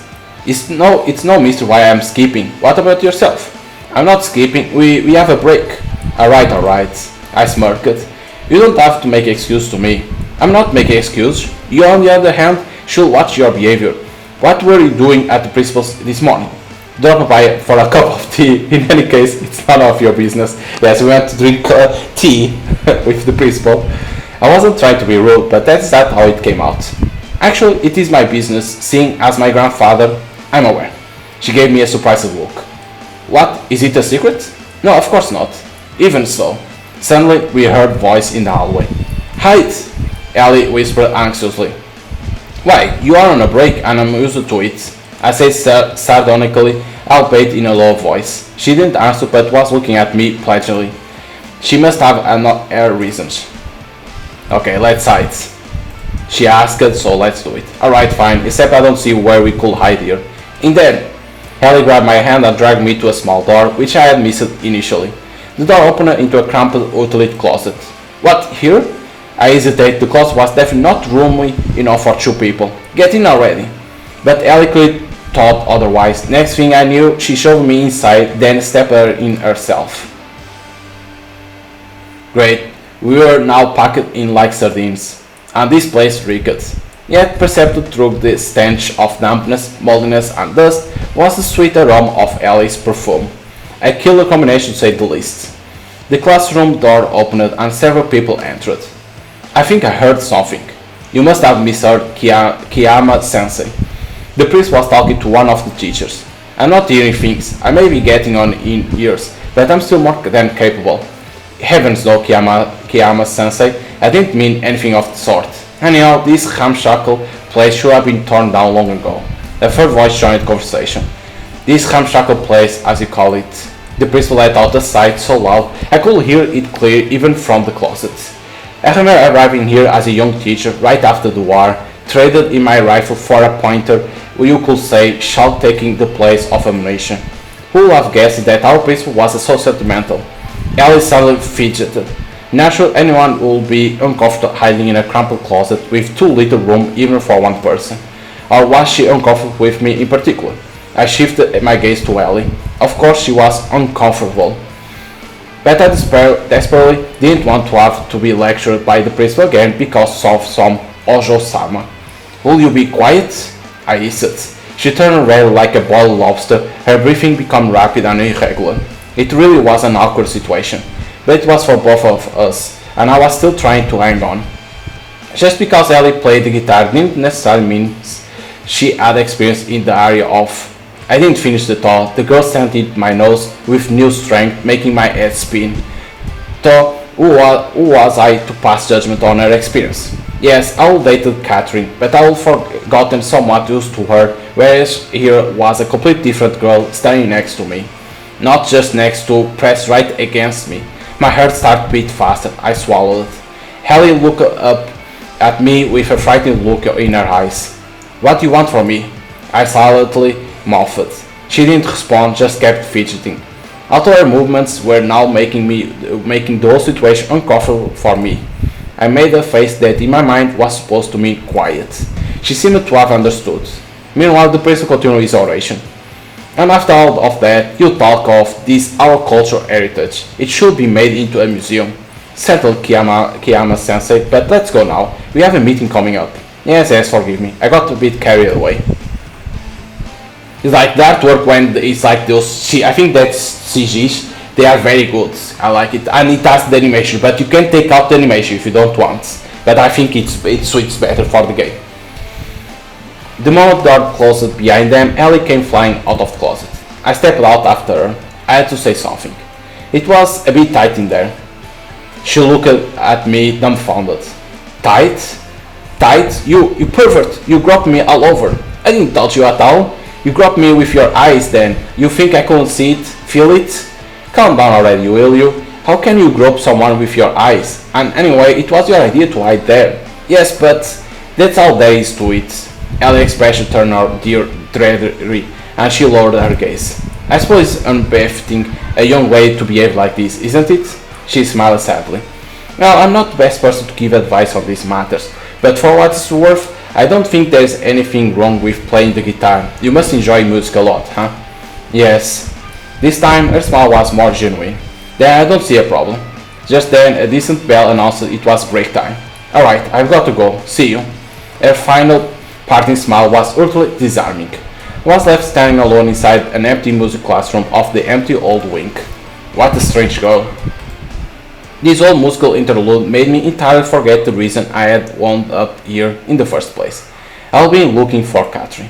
I had absolutely no desire to go back to class, where I could expect another scolding.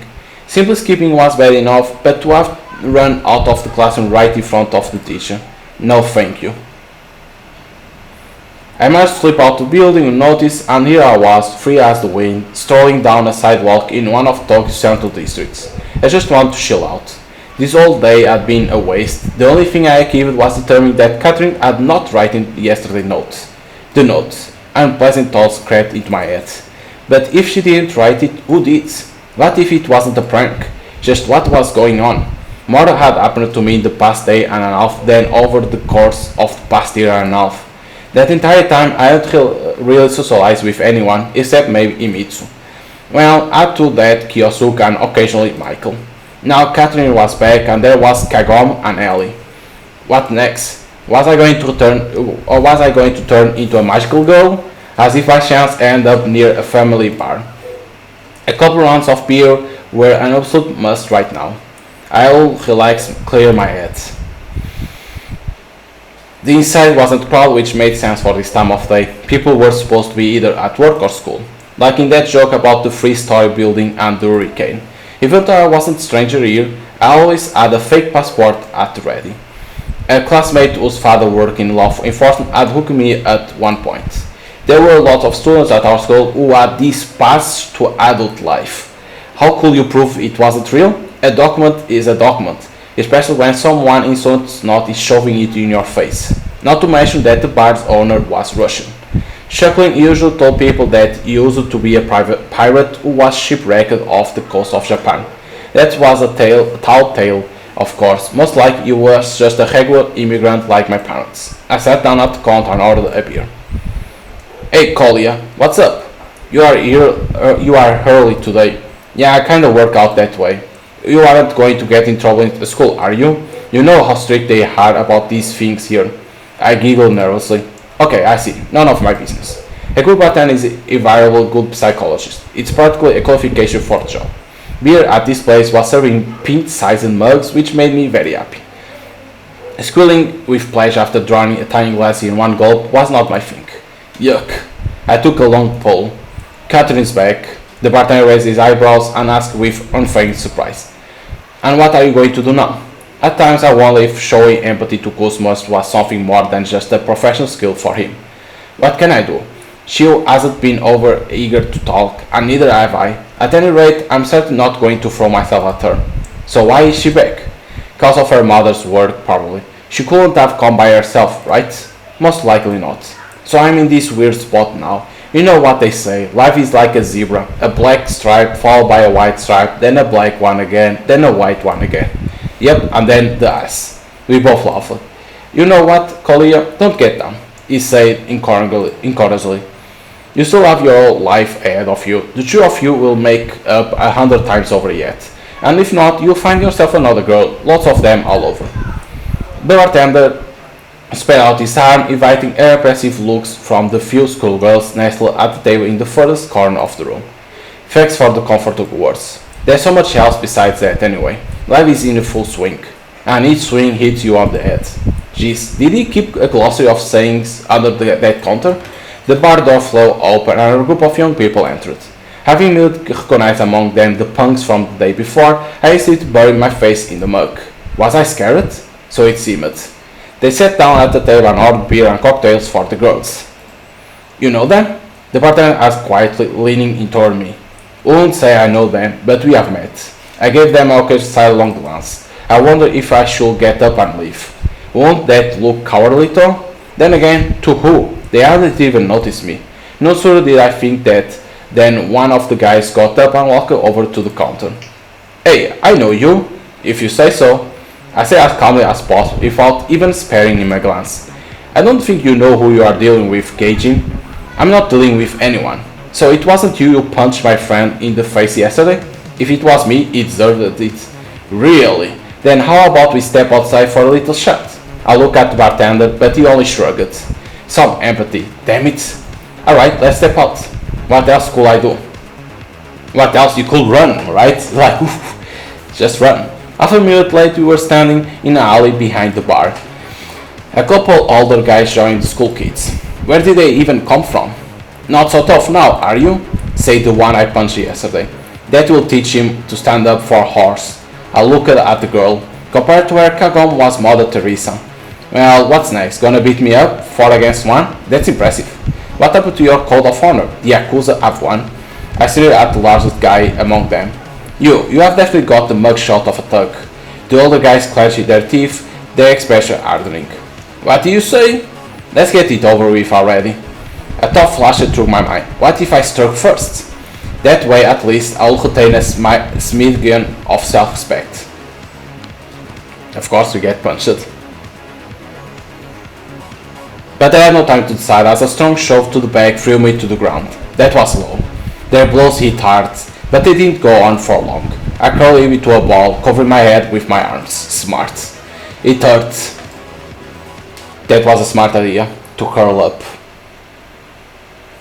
By the time I recovered my sense, the bastards had vanished without a trace. I got up slowly and felt myself all over. Nothing was broken, it seemed. My face was mostly intact as well, except for a black eye. I returned to the bar and sat down in the same seat. I no longer felt like carrying a cordial conversation with the bartender. Although, what could he have done? Stand at my side and fight? Call the police? Nonsense. Hey, there's... He pointed off to the side with his eyes.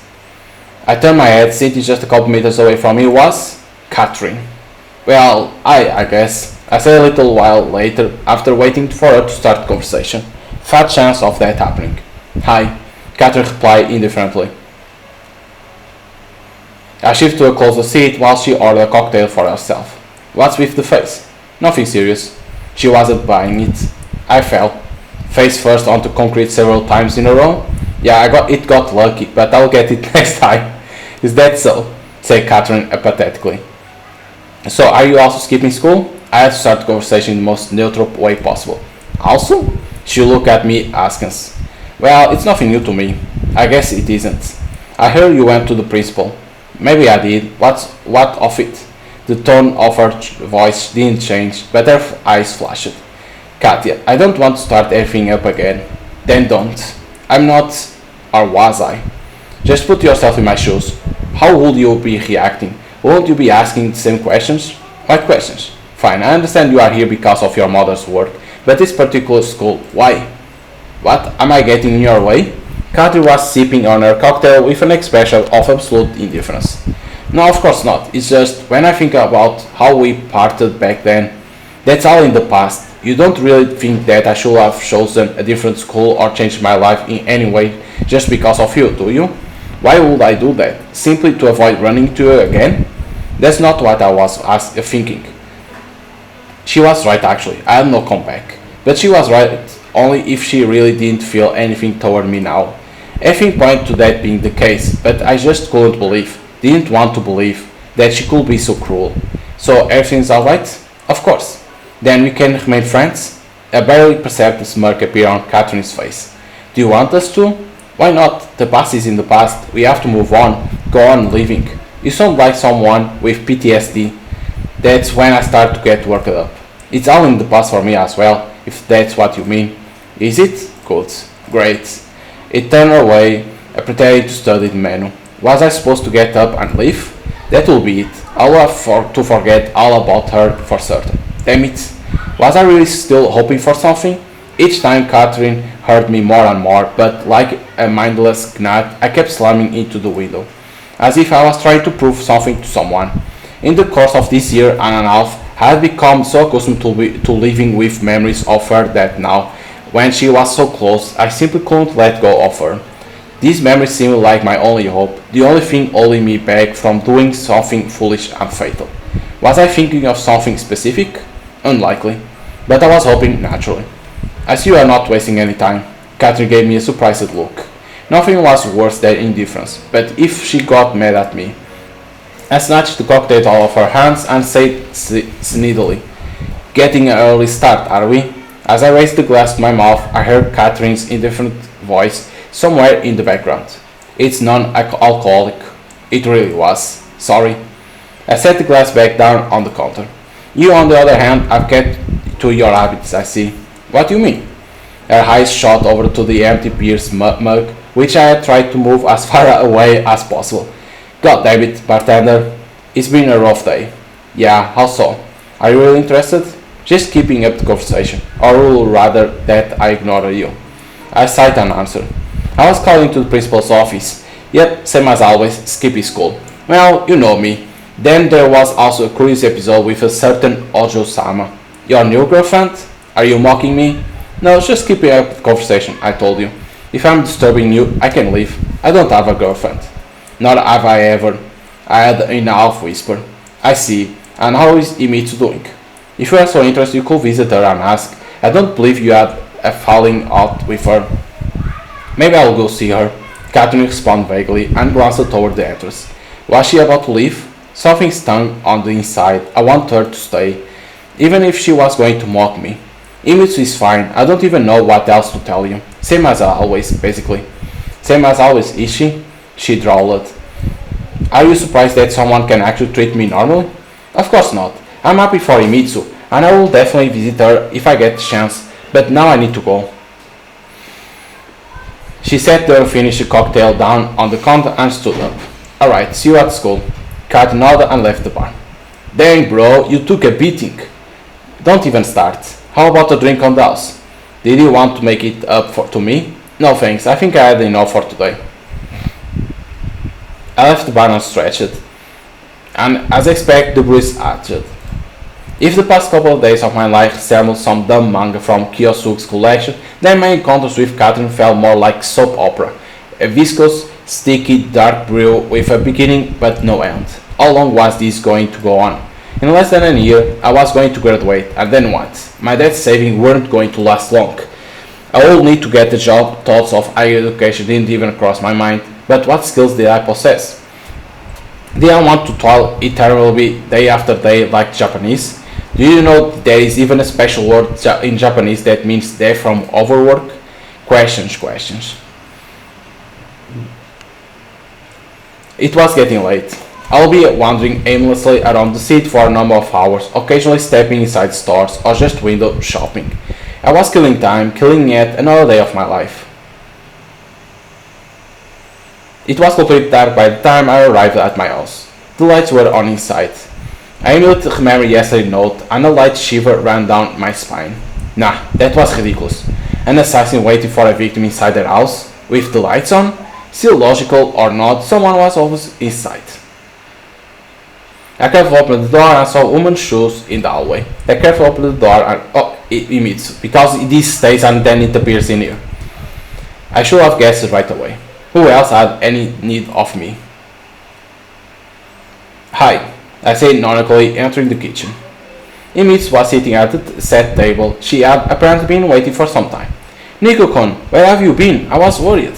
If a moment ago I might have been glad to see her, all that was out the window now. Not another interrogation. "Oh, what happened to you?" She jumped from her chair when she noticed my black eye. "Nothing serious, I ran into some robbers. Made short work of them, but one got me in the eye. Stop talking nonsense. It's not nonsense. You want to see the police report? She pouted but calmed down, having probably realized that I was fine. I asked Yosu-kun, and he said you weren't there for the last few classes. I wasn't. What of it? I snapped back.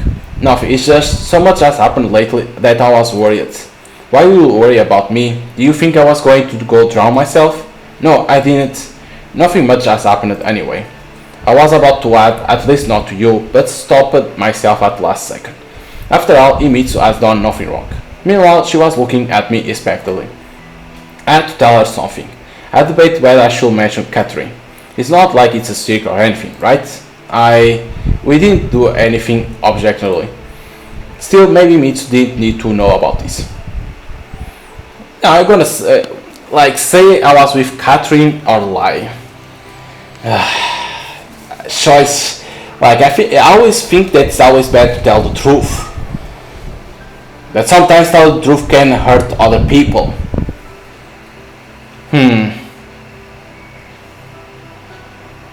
Let's say I was with Catherine. I was with Katya. Really now, why I was feeling all embarrassed about this, like 8th grader on his first date. Really? Cool, and how's Katty-chan? Imitsu replied without skipping a beat, as if reading from a script.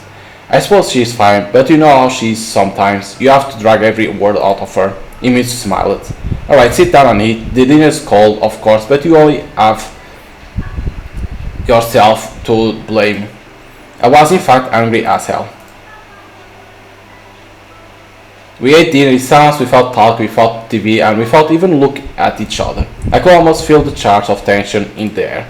It was one thing for me to stay silent, but why was Imitsu keeping quiet? Just because I told her about Catherine? After so many years, Imitsu had come to know me very well, so she knew that there were times when it was better to remain silent, and times when it was better to do the opposite. So what was she hoping to achieve now? She knew I wasn't a fan of small talk, but the silence was becoming unbearable. How was school? Fine. That's it? Just fine? Nothing happened to Saya-chan? No, why do you ask? I sat down chopsticks and leaned back in my chair. Probably because you have been quiet the entire dinner. I'm not quiet, I mean, not on purpose. Imitsu got flustered. Then what is it? She was always working up the courage to continue. This sort of conversation had always been difficult for her. Because I was worried. Did you even check the time? You could have called at least. Called? Called where? Here. She replied in a faltering voice. How was I supposed to know you will be here? We aren't living together last I checked. Maybe we should, she mumbled softly. I pretended not to hear it. The conversation had clearly taken a wrong turn. Alright, you know what? I'm really tired today. You head home and I'll do the dish. But I'll see you tomorrow. Imitsu hung her head and stood up from the table. Good night. When the door closed behind her, I breathed a sigh of relief. Right now I absolutely needed some alone time. I felt as though trapped between two fires, or even 3 or 4. A veritable ring of fire that was slowly but surely closing on me. And how was I acting? Sluggishly and indifferently, like a decrepit old man who had long stopped caring about his life.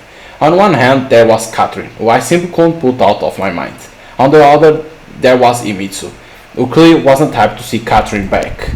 Then there was also the note, the new acquaintance, my non-existent plans for the future, and the future itself shrouded in a thick haze of uncertainty. I stretched out in bed and remembered Ellie. Even if the closet episode felt like it had ripped straight out of some stacky manga, it had still been a pleasant one. What if Ellie could help with the note somehow? No doubt, she had good connections. As for Imitsu and Catherine, come what may, maybe things will resolve themselves. With these thoughts, I fell asleep. So we have a lot of things happening now with us, like Jesus Christ. In a year and a half, nothing happened. In some days, already a lot of shit happened. I was woken up by the telephone. What time was it? It cost me some pains to make it to the phone. Hello? I sound terribly groggy. Nikolai, you are in great danger. You need to be extremely careful. A voice said in Russian. I was still half asleep, so I couldn't really understand what was going on. What? Who is this? I repeat, be extremely careful. Pay particular attention to what you are doing. You who you talk to and what you talk about. The voice sounded unnatural as though the speaker had pressed a cloth against the receiver. Who is this? What do you want? Was it you who left the note? You have been warned. Beeping. Now I was really scared. Should I call the police? What will I say? A nice school kid of no interest to anyone, a note and a telephone call. It all added up to a prank.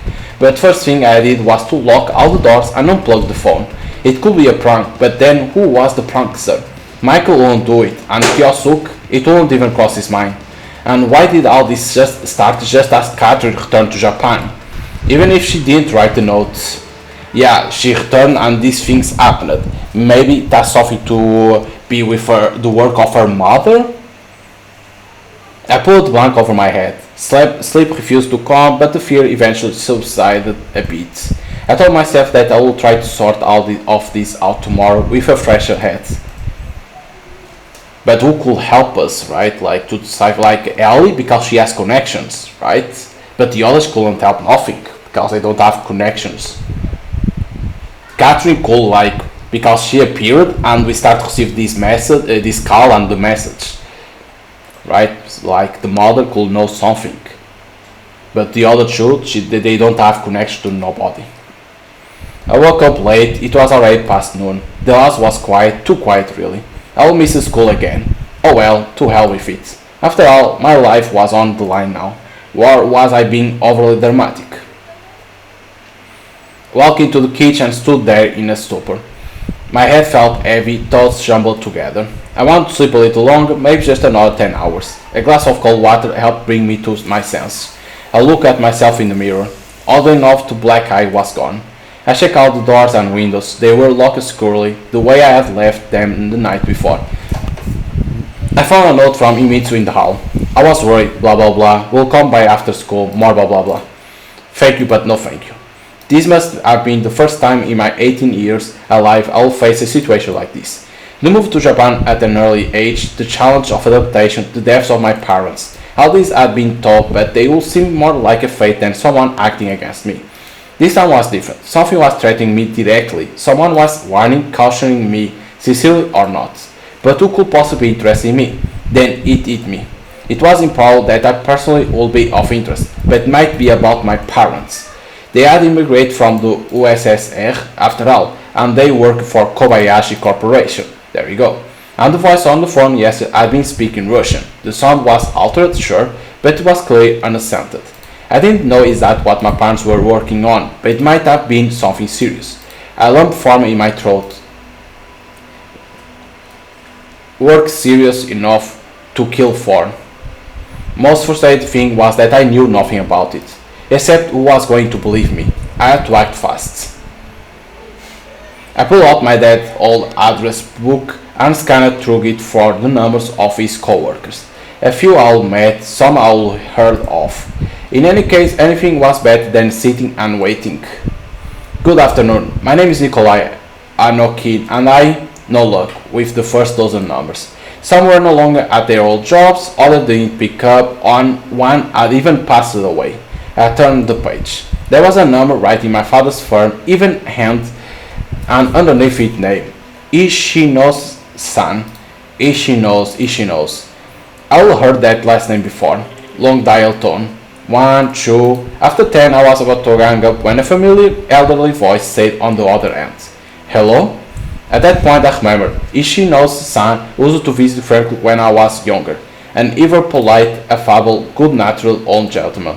He used to bring me candy and ask me about school and my hobbies.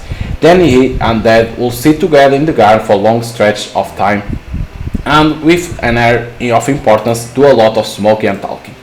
Good afternoon, my name is Nikolai Anokin and I... Oh, Nikolai-kun, he interrupted. Long time no see, how are things? Fine, I gave a stock answer. Was I supposed to dump everything at once on him? Everything that had happened to me in the last few days? I'm sorry about your parents. The voice in the receiver turned somber. I vaguely recalled seeing Ishino-san at the funeral. Thank you, actually, that's why I'm calling. I mean, not literally, of course. For a moment, I remained silent. Son, I'm a bit nervous. Could you please tell me about my father's work? I know you work as an engineer, but what exactly did you work on? Has something happened? Why this sudden interest? And now of all times. To tell the truth, something has happened, but it's not important. Why not? Can't you tell me? Yes, of course, I could, but it's just what reason did I actually have to trust him? Just because he'd been over to our house a couple of times and had been nice to me? So are you going to tell me or not? Is this some kind of secret? Not a secret, no, but somewhat complicated. I get it's complicated, I'm not a child anymore. I grumbled back. So what happened? Some people came by and asked a few questions about my father, about his work. I lied. Asked about his work, did they? Ishino stretched out the words ambiguously. And what exactly did they ask?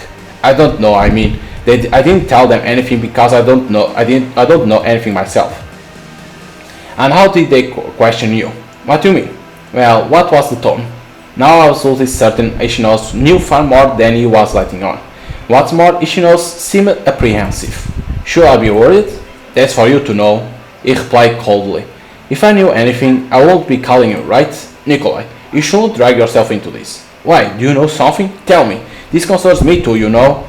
No, this does not. In fact, concern you, and if you lay low, everything will be alright. But that's all I'm going to say. Don't call here again. Short tones followed. Everything will be alright. Yeah, right. On the other hand, I could at least thank him for indirectly confirming my suspicions. This was indeed about my father. I collected my thoughts and tried to remember everything my father had ever told me about his job. An engineer. What do engineers do? Build stuff or more accurate, draw up plans. God, what did a 16-year-old kid care about details like that? What had mattered to me was that I received my allowance and that all was well at home. I was certain about one thing. My father had been working in a conventional construction. Defense maybe? Had he worked for military?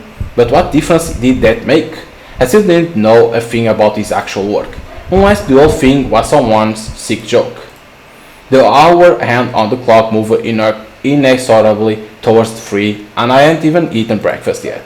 Amy will arrive soon, the note made that clear. Enough already, she wasn't my mother. Of course, as I thought that, I felt the sting of my conscience. Still, I absolutely had to get some fresh air. Of course, go to the bar again.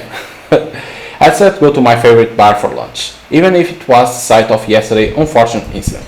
The bell above the door rang as I entered, but none of the few patrons present looked my way. Only the bartender gave me the usual smile and waved at me. Hey Collier, been seeing a lot of you lately. Not that I don't enjoy your company, but after yesterday, I stopped in front of the bar, not knowing what to say. No, my anger toward him had already passed. After all, people have their own lives and jobs to worry about. Will it be the usual? No, I come for lunch. Got it. What do you like? Don't know, give me a steak, I guess. It shall be done.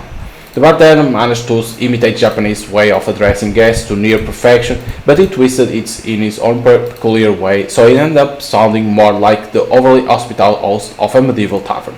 I sat down at the table and sank into thought. The steak turned out well as expected. The food here was good as the beer. I was lazily picking my teeth with a toothpick when the doorbell rang out pleasantly again, signaling the arrival of a new customer. Standing in the doorway was Mikhail. That was one person I will never expect to see here. Though, why not? He noticed me and came to sit at my table. A split second later, the bartender appeared beside us and placed a menu in front of Michael. A friend of yours, Nicola? He asked in Russian, idiously drawing out my name in a French manner. Something like that, yes, a classmate. I replied in Japanese. What does the sir desire? I couldn't decide whether I was more irritated or amused by his performance. Just coffee, right away. She met the bartender before taking off. Is school over? It is, and you didn't show up. Yeah, let's just say I had some business to take care of. I had known Michael for 2.5 years. He was from the States, and his parents have also been working in Japan for a while. We were never particularly close, but his seriousness and strange maturity commanded a certain respect. You could say he was the perfect opposite of Kyosuke. I take it you don't want to go into detail. Not particularly. Some guys at school have been bragging that they beat someone up yesterday. And? I snarled back, irritated. It was hard to tell with Michael if he was hinting at me or just sharing gossip. You haven't heard anything about that? No? I see. He kept sipping his coffee, gazing somewhere past me. As accommodative as I could be at times, Michael was something else. Was he really comfortable now? So what's going on at school? The usual, announced Catherine. The question slipped off my tongue of its own accord. I hadn't even thought about her until that moment. Michael set his cup down and stared at me intently. I don't know, we are not acquainted, I remember. Alright, back then we were in different class. He kept looking at me strangely. What? Was there something between the two of you? You have probably already heard everything from Kiyosuk, but I'm asking you right now. Okay, yes, there used to be something, but that was a long time ago. And now? And now there is nothing. I see. Are you curious because we are from the same country? I'm just wondering, why did she enroll at this particular school? I don't know, you'll have to ask her. By now I was sick of this question, even if usually I was the one posing it myself. Have you thought that maybe there is a reason behind it? What difference does it make what I have or haven't thought? You don't know Catherine. Thinking is wasted on her. Sorry, I didn't mean to upset you. It's nothing to do with you. I've just got more important stuff on my mind. Michael kept his voice so calm and level the entire time that I was beginning to annoy me. If he didn't actually care, why ask so many questions? Anyway, this isn't the most pleasant of subjects. Sorry, I didn't realize that two of you still, he coughed pointedly, that it was an unpleasant topic for you. But he could have guessed it. Imagine that. I felt like tossing some bills on the table and walking out. But I had few friends as it was, and this kind of behavior was pretty typical of Michael. Did anyone ask about Miss School? Not that I heard. I see, and how are you doing anyway? Not too bad, except I have no free time at all. I'm prepared for college admission. College admission. I drew out the words. Where do you want to go? Back to the States, most likely. What? Tired of this place? I smirked. Just that higher education is better there. Michael calmly responded. His words touched a nerve. Unlike him, I had a little choice. And even if I want to, the best I could hope for with my grades was minimum wage job. Our conversation had stalled right out of the gates. Well, I think I'll be heading out. See you at school tomorrow. See you, he said in the same level tone. I waved goodbye to the bartender and left.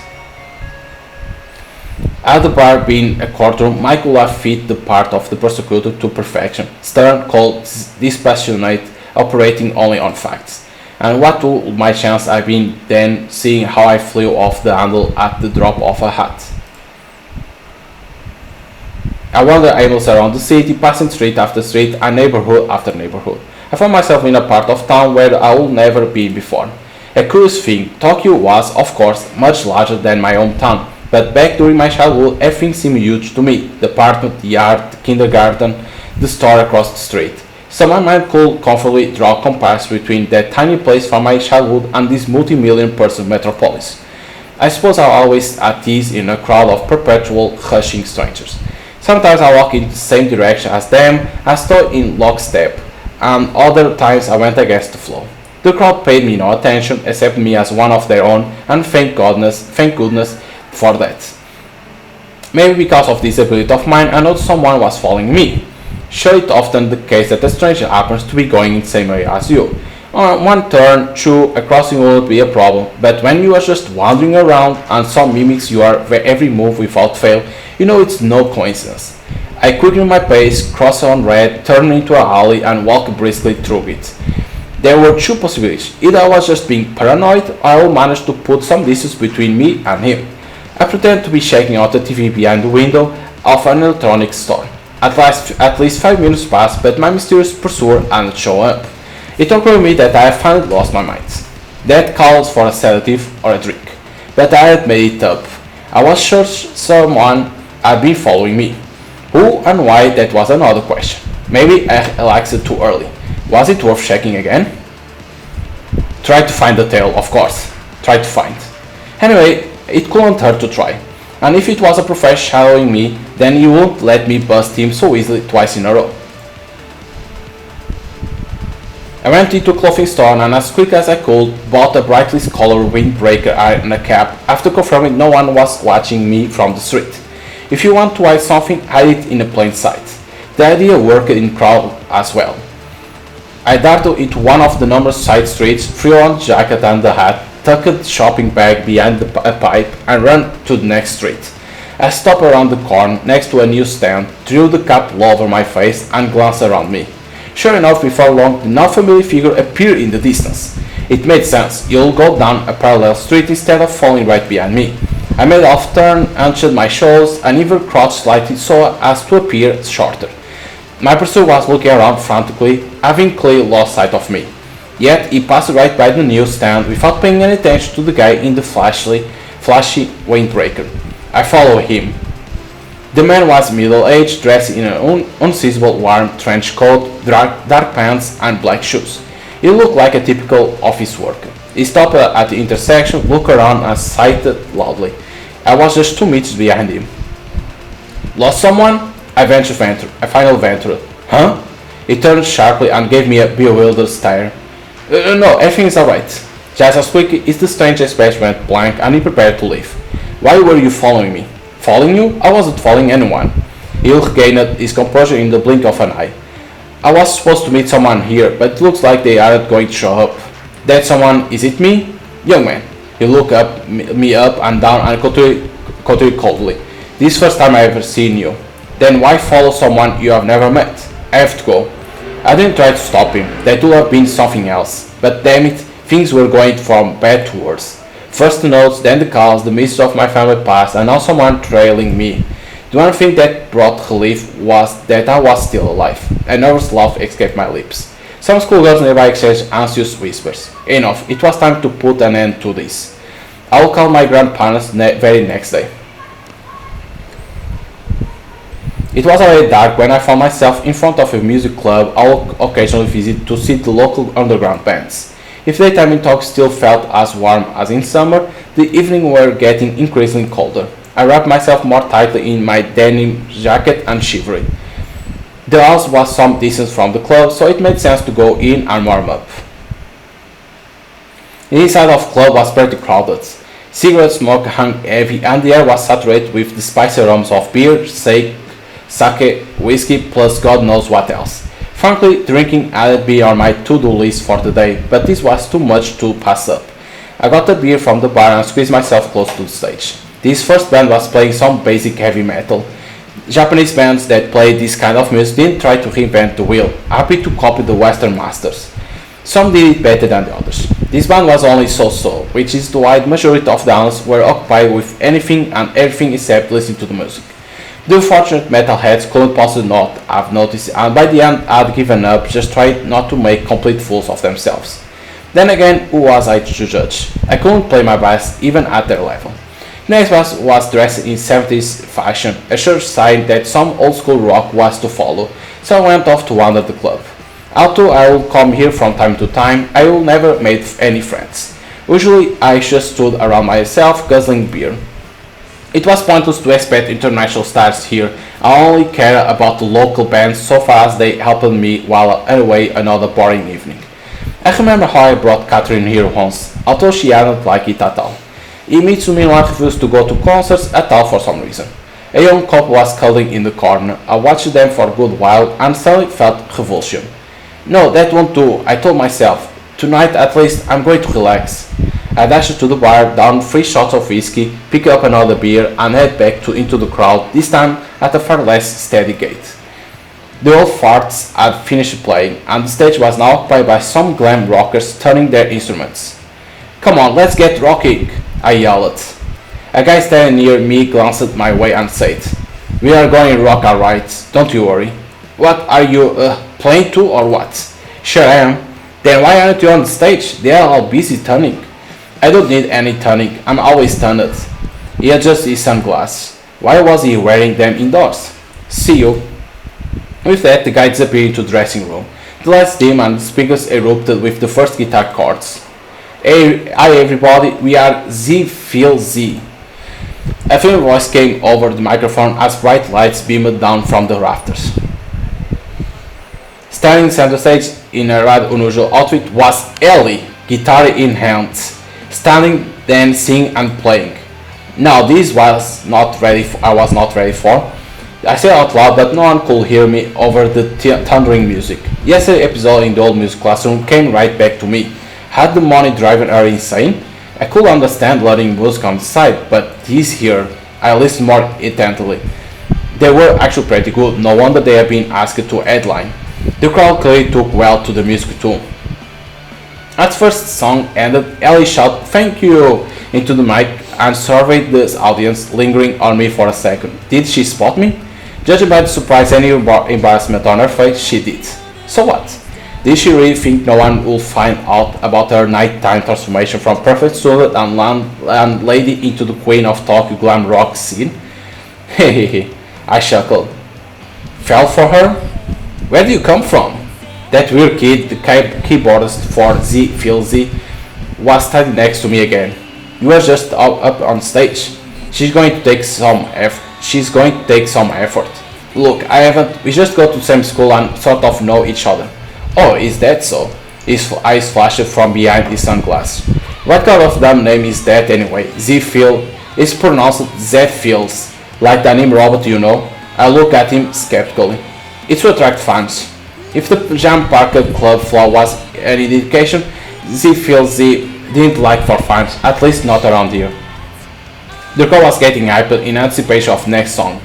An instant later, the guy I'll be talking to was back on stage behind his instrument. They were playing some kind of ballad. Ellie kept shooting angry looks my way. Of course, I was here just so I could distract her from her performance. Still, she did have a nice voice and play well too. Maybe she had a gift, but even so, to get this far with all her other obligations and responsibilities as the scion of a respected family. Time is finite, after all. I had no obligation, no responsibilities, and yet all I learned to play were 2 or 3 songs from tabs. I suddenly felt a surge of respect for Ellie and backed away from the stage so as not to embarrass her further. I leaned back against the wall where she couldn't see me. She doesn't do as well without you. Anger imparts strength. What the hell? You guys are playing now, as in right now. Right now there's a solo. This kid was starting to get to me, so I went back to stand near the stage. Seeing me, Ellie fumbled with her strings, a metallic twang calling out from the speakers. Were her fans and servers going to lynch me now? But she could recover and carry on playing as though nothing had happened. But once the song was over and before the next one began, Ellie subtly shook her finger at me from the stage. Now that was just ridiculous. How was that my fault? Was she obsessed or what? I made a point of not looking at her, focusing my attention on the other members of Z Phil Z. The bassist looked fairly ordinary, but almost to a fault. Considering the band's style, I would have expected edgier attire. Still, he was better at it than I was. How long would it have taken me to be able to play his parts as cleanly? I couldn't make out the drummer's feature behind his equipment, and unfortunately I already met the keyboardists. That turned out to be their last song. The audience demanded an encore, but the band quickly disappeared off stage. Maybe they didn't have a particularly large repertoire. And what was I going to do next? On one hand, I want to talk to Ellie and tell her that I like her music. On the other, won't that sound like a trade compliment? Besides, she was clearly not happy to see me at their concert. While I contemplated, the crowd began to disperse, and still Z Phil Z hadn't emerged from the dressing room. They must have left through the back door. Oh well, I didn't have much to say to her anyway. Still, I was grateful to Ellie. Her music had allowed me to escape my problems, if only briefly. The club was almost empty now, but I remained frozen in the middle of the dance floor, immersed in my own thoughts. Usually I would leave before the end of a concert in high spirits rather than hang around for the bitter aftertaste of fun's conclusion. So now we know that Ellie plays in this nightclub. She has a band, of course. Either it had gotten warmer outside or the alcohol was warming it up. Somehow I made it home in no time at all. Another note from Imitsu rested on the doorstep. Sure, this time she could have let herself in with her key since I had bolted the door from inside. She could have made dinner and waited for me, like she had done the day before. But the note made it clear that I couldn't even begin to count on it. What did she think, that I was just out having fun? The note, the mistress, the man shadowing me. Just because I couldn't tell her about all that stuff didn't mean I didn't want to. So I would have gone to a concert. What did it matter? A guy had to enjoy some culture once in a while. Of course, none of this was Imitsu's fault. I was just tired of her incessant misplaced worrying. I started to feel like I was in a cage when I was around her. Children also become more independent as they age, but Imitsu had essentially replaced my deceased parents, and a little had actually changed in my life. But to take all these for granted, did I really feel no gratitude towards her? Judging by the note, she wasn't just upset but hurt too. Maybe I could at least call her. I didn't need to give any details, just tell her that everything was okay. I could of course stop by her place, but it was already late. I reek of alcohol and a phone call was enough in this situation.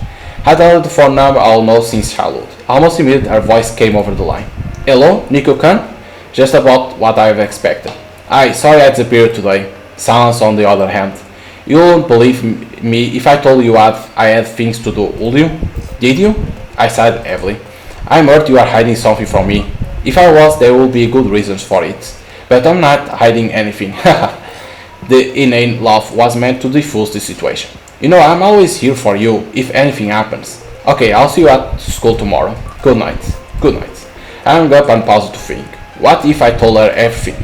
I doubt Emils could help me in any way, but at least I wouldn't have to shoulder my problems alone. I was gazing at the phone. I was just about to head to bed when it rang. Imitsu again? Did she forgot to say something? Yeah, I stopped automatically. Seriously, who else will call me this late? Who else will call me, period? Nikolai Khan. But I was wrong. It was Ishino-san. Ishino-san? I'm listening. Nikolai, I thought hard about where to call you. After all, I did tell you this morning to keep out of this business. But I owe much to your father, you see, and since he's no longer with us, the least I can do is repay my debt to his son. I simply didn't know what to say. Are you listening to me? Yes, absolutely. I'm all ears. I don't know all that much myself, nor did your father, I suspect. But there is a person, write this down. No, memorize it. His name is Akira Shinchi. He used to work with your father and I, but he was laid off. He now owns a little restaurant somewhere on the waterfront. Ishon fell silent for a moment, then continued hastily. Nikolai, I don't know if you are in any danger, but please, be careful. Ishon-san, which waterfront exactly? There are so many in Tokyo. The name is pretty common too. I can't. I have to go. Take care of yourself. He hung up. He was clearly afraid of something. Afraid, yes, but he still called and warned me, even gave me a clue. Although the name alone might not end up being enough. For some reason I felt no fear at that moment, more like reckless excitement and boldness, probably owing to the quantity of alcohol consumed earlier. The second I got off the call with Ishonos, I felt incredibly sleepy. I barely made it to my bed before crashing. Okay, so we have a name now, and a place. It's always a good thing. Like, that's a clue, but of course we need to know because, like you say, there is a lot. I can see it like the game being like homeless with mystery. So if you are a big fan of those genres, you're gonna enjoy the visual novel. And the artwork, very good. I woke up early with a headache, the dry orders, and a terrible feeling of the meaninglessness of existence. Good thing I always had aspirin in my medical kit. Then again, that was only the thing in there in the first place. After washing the pill down with a couple of glasses of cold water, I figured that yesterday didn't really end too badly. At least today I hadn't slept in all the way to lunchtime. The memories started to return slowly. Viscous and heavy, they surfaced in my mind, bringing with them a tugging unease. I still felt uncomfortable alone in this giant empty house. I definitely needed to go to school. At this rate I might really get myself expelled. It wasn't about my attendance, of course. I just desperately want to be among other people. I stepped out onto the street, the chill wind immediately chasing away the last remnants of my hangover. It was still too early even for Imitsu. Oh well, we'll talk at yesterday. Although the early past seemed to only apply to me, life in Tokyo was already in full swing. The office workers were on their way to work, clad in identical snow-white shirts. Grocery stores and all kinds of shops were opening. Cheerful old women were striking up conversations with each other. I was walking down the street, enjoying life. I'll never notice that before that small things like this made the world a much more attractive place than I thought it was. Could anything really go wrong? Fearing for my own safety, even in my own life, made me realize I wasn't ready to change anything yet. Just up and return to the USSR? No, that was absurd. It was the rambling of a drunken teenager. But what was I supposed to do then? Fight here and now? Or just go with the flow? After all, there was no way a life as wonderful as this could be senseless, cruel at the same time, was there? The world turned its friendly, smiling face to me, and my stomach responded with as friendly a humble. And to think that when the morning I started, even thought of food had made me want to puke. I entered the small restaurant and happily ate a bowl of ramen. All my worries faded into a background and hope glimmered in the distance. I was just getting all worked up about nothing. There was nothing scary really going on. For a year and a half I'll be living as if in anabiosis, so now every little thing seemed like a problem of galactic proportions. If something really did happen to me, for example if I receive a visit from the police, I'll end up having a heart attack. I just need to calm down, wait it out, and all my problems will resolve themselves. And if not, I will deal with them as they came. Once I got to school, I was swept up in the crowds of students. I will spend a good half an hour in the ramen shop, and it wasn't as early in the morning by then. Japanese, Americans, French, Russians. Sometimes it seemed to me that my school was a little too international. It was a good thing though. I didn't feel as an alien among them as, for instance, sitting at an hour counter on a low chair in a typical Japanese snack bar. Several guys shook my hand on the run, some girl even flashed me a smile. I recall being in the same class as the girl last year, but I wouldn't be able to remember her name, even if my life depended on it. I was close to saying I was happy, but at the lockers I ran into Catherine. "Hi, you are early today." She gave an unexpected polite response. "Yeah, I skipped it yesterday. Can't keep ditching school forever. Decide to get yourself together, really?" Catherine looked at me wide-eyed, then frowned. "Oh, I see." She had that smile on her lips again. I ignored it and said simply, "Yeah, so much has happened lately. I may have been feeling fine, but I couldn't hide my swollen face, especially if not from Catherine." "Well, so enough already. What are you staring at me for? You know it all." Emotion changed quick on Catherine's face. The surprise gave way to indifference. She lost interest. "That's not or maybe that too. I don't want to fight anymore. I just think you have to understand my reaction. Put yourself in my shoes or something." "What are you even talking about?" Catherine asked nonchalantly. "About everything. Don't pretend you don't understand." "Don't understand what?" I didn't even know how to talk to her anymore. "Alright, you want me to understand you? I do now." "Oh, here we go again. Is that your way of mocking me? Why would I be mocking you?" "Well, that's what I should be asking you. First you come back for no reason, then you transfer to my class and pretend like that's how it should be. Show at least a morsel of respect." "What should I respect you for?" I couldn't dear Catherine. I already forgot to even think about yesterday's events and what I will be thinking about this morning. Or just don't talk to me anymore. I'm tired of degrading myself for you, struggling to get you at least treat me like a woman. It looked like she wasn't ready for this kind of reaction. "So make your choice." I turned around and ran up the stairs to the second floor. "Oh, hey Nick, where have you been?" Kiyosuk was carefree as always. "Drinking?" I snarled. "Gotcha, you're not in the mood. Talk to you later then," he responded sadly. Kato entered the class almost immediately after me. There were still several minutes left until the bell, and they dragged on torrently slowly. It will be easier during the lesson, it will be easier, I kept telling myself. Meanwhile, Catherine wasn't paying any attention to me at all. No, this was crossing the line now. It had stopped being mockery and turned into outright cruelty. Had she crashed head first riding a bike in those United States of hers? Right into the Grand Canyon.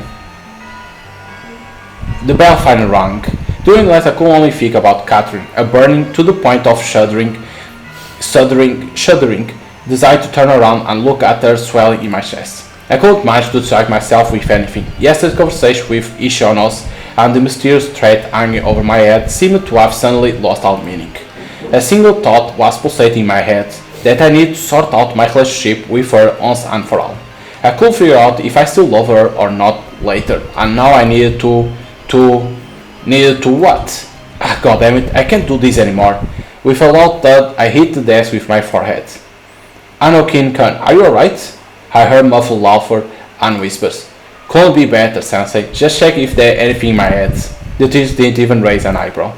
You've seen a lot working at the school. "Maybe you should go to the doctor." No, I'm telling you, I'm fine." "Well, do what you want, just don't interfere with the lesson." After the circus performance, I felt a bit better. Surprisingly, the planet kept spinning, paying no attention to my problems. The bell for break rang. I was approached by Michael. It seemed like he wasn't going to start a conversation, but for some reason he looked me over intently. "What is it?" I finally asked. You are not yourself today. Is it because of yesterday? Yesterday? How did you know?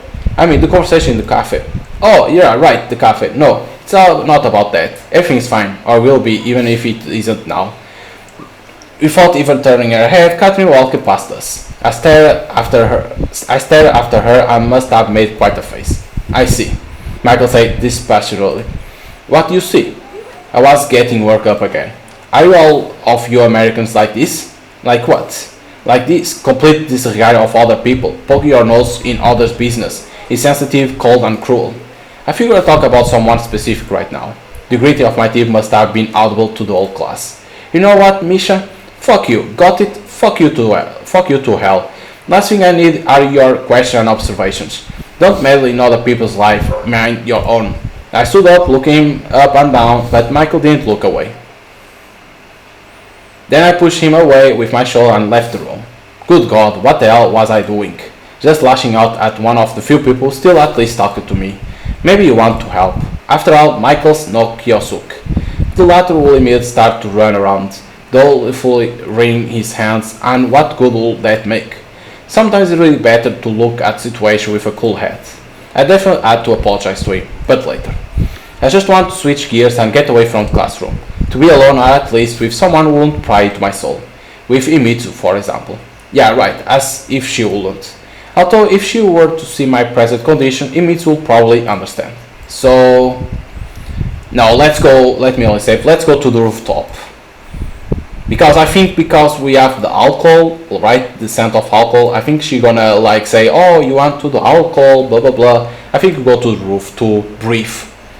No, in the end, it was stupid to think I'll be able to distract myself by making small talk with her when the desire to kill someone was right out of my face.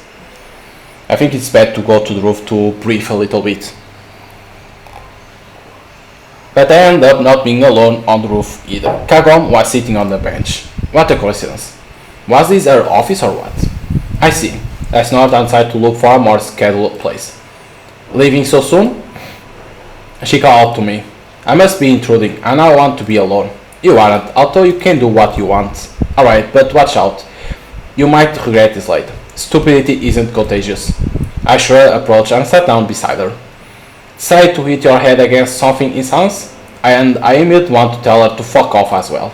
No, I was waiting for your rating. Will you be using the 10-point scale or a 6.1 like in a figure skating? You like figure skating? No, damn it, I just know. General knowledge, you ever heard of it? And then it dawned on me. I realized that she didn't care a bit about me, and that even made me glad. With everyone else, I had some kind of emotional connection. Strong with some, weaker with others, Imitsu, Catherine, Kyosu, Michael, even Ishino's. And this girl was sitting next to me, not giving a damn. Which meant she didn't need anything from me. She would poke her nose into my business or ask me stupid questions and go on lectures based on her experience and mistakes alone. Although Kagom was still acting braver than a couple days ago. So, what happened? You mean, you are weird, sure, but you never hit your head against a desk before. Didn't I say, I want to check if there is a brain in there? And what's the verdict? Regrettably, negative. That was to be expected. She smiled. Somehow automatically I did too. But Kagoma immediately grew serious again. Serious though, it's about these Catherine Winters, isn't it? Why do you think that? I'll have to be blind not to notice. Even if it is, what about it? It's not the most pleasant topic of conversation for me right now. Makes sense, she smirked. You know what? I both stood up and got ready to leave. Alright, sorry, Kagom said placatingly. I'm not very good at getting along with people either. Now this was unexpected, Frank. But why either? Of course you wouldn't, acting like that. Always that am I acting? She frowned and turned to me. Like that, you know what I mean? Now, go on. God, I can't even go to school normally anymore. Why do you even go here in first place? It's clearly not to study. And how about you? Enjoy being a punching bag that much? Bullseye, that hurt. Karam bit her lip. No wonder she ditched you. I shouldn't have told her that. With you, the only options are hanging, drowning, or drinking poison. Or you could just jump. I gestured toward the edge of the roof. You first, Anokin-san? No, please be my guest, Kagome-san. This began to resemble a game where the winner was determined by whose patient would run out last. And I had no intention of losing. This roof was too small for the two of us. Oh, so we are that close already.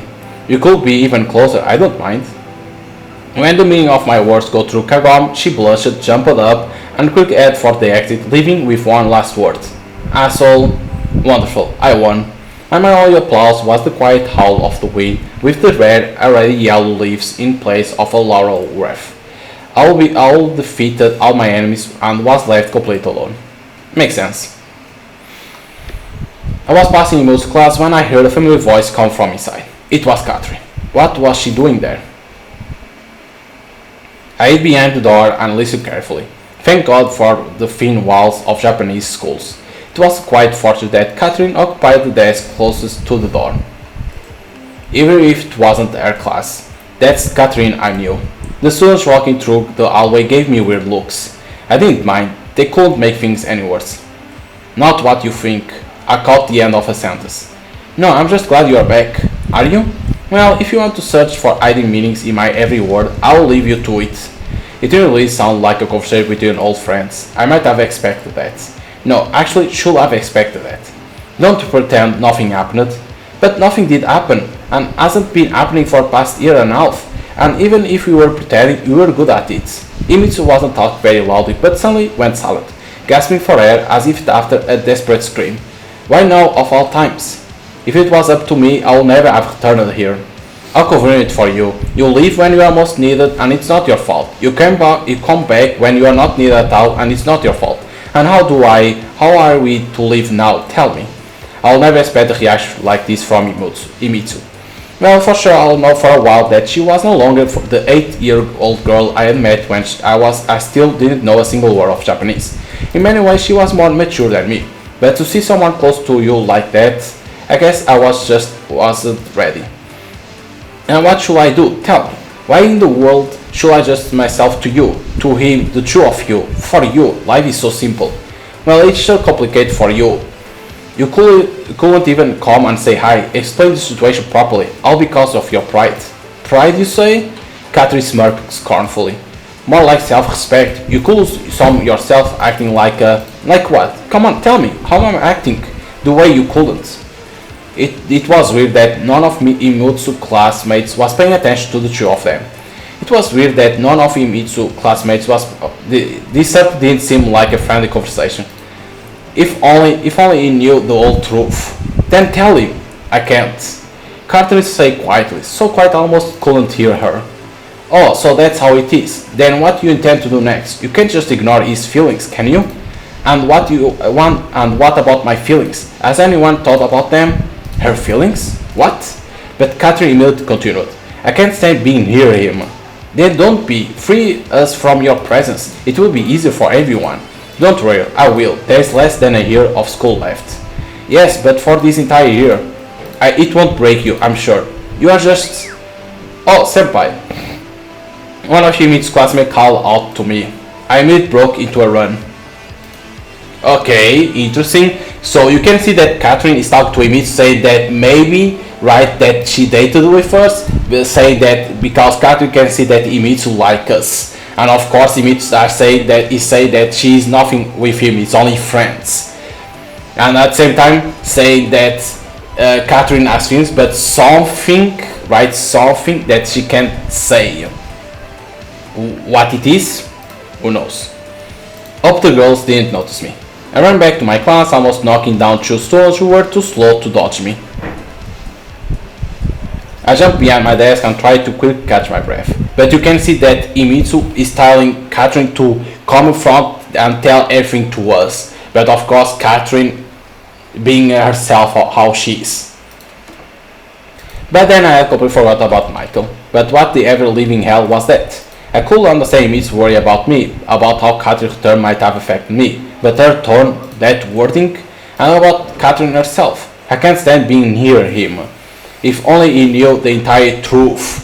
But like about the feelings, or why she needed to leave and then return and go into our class, to our school, better to say it like that. Maybe it's about that.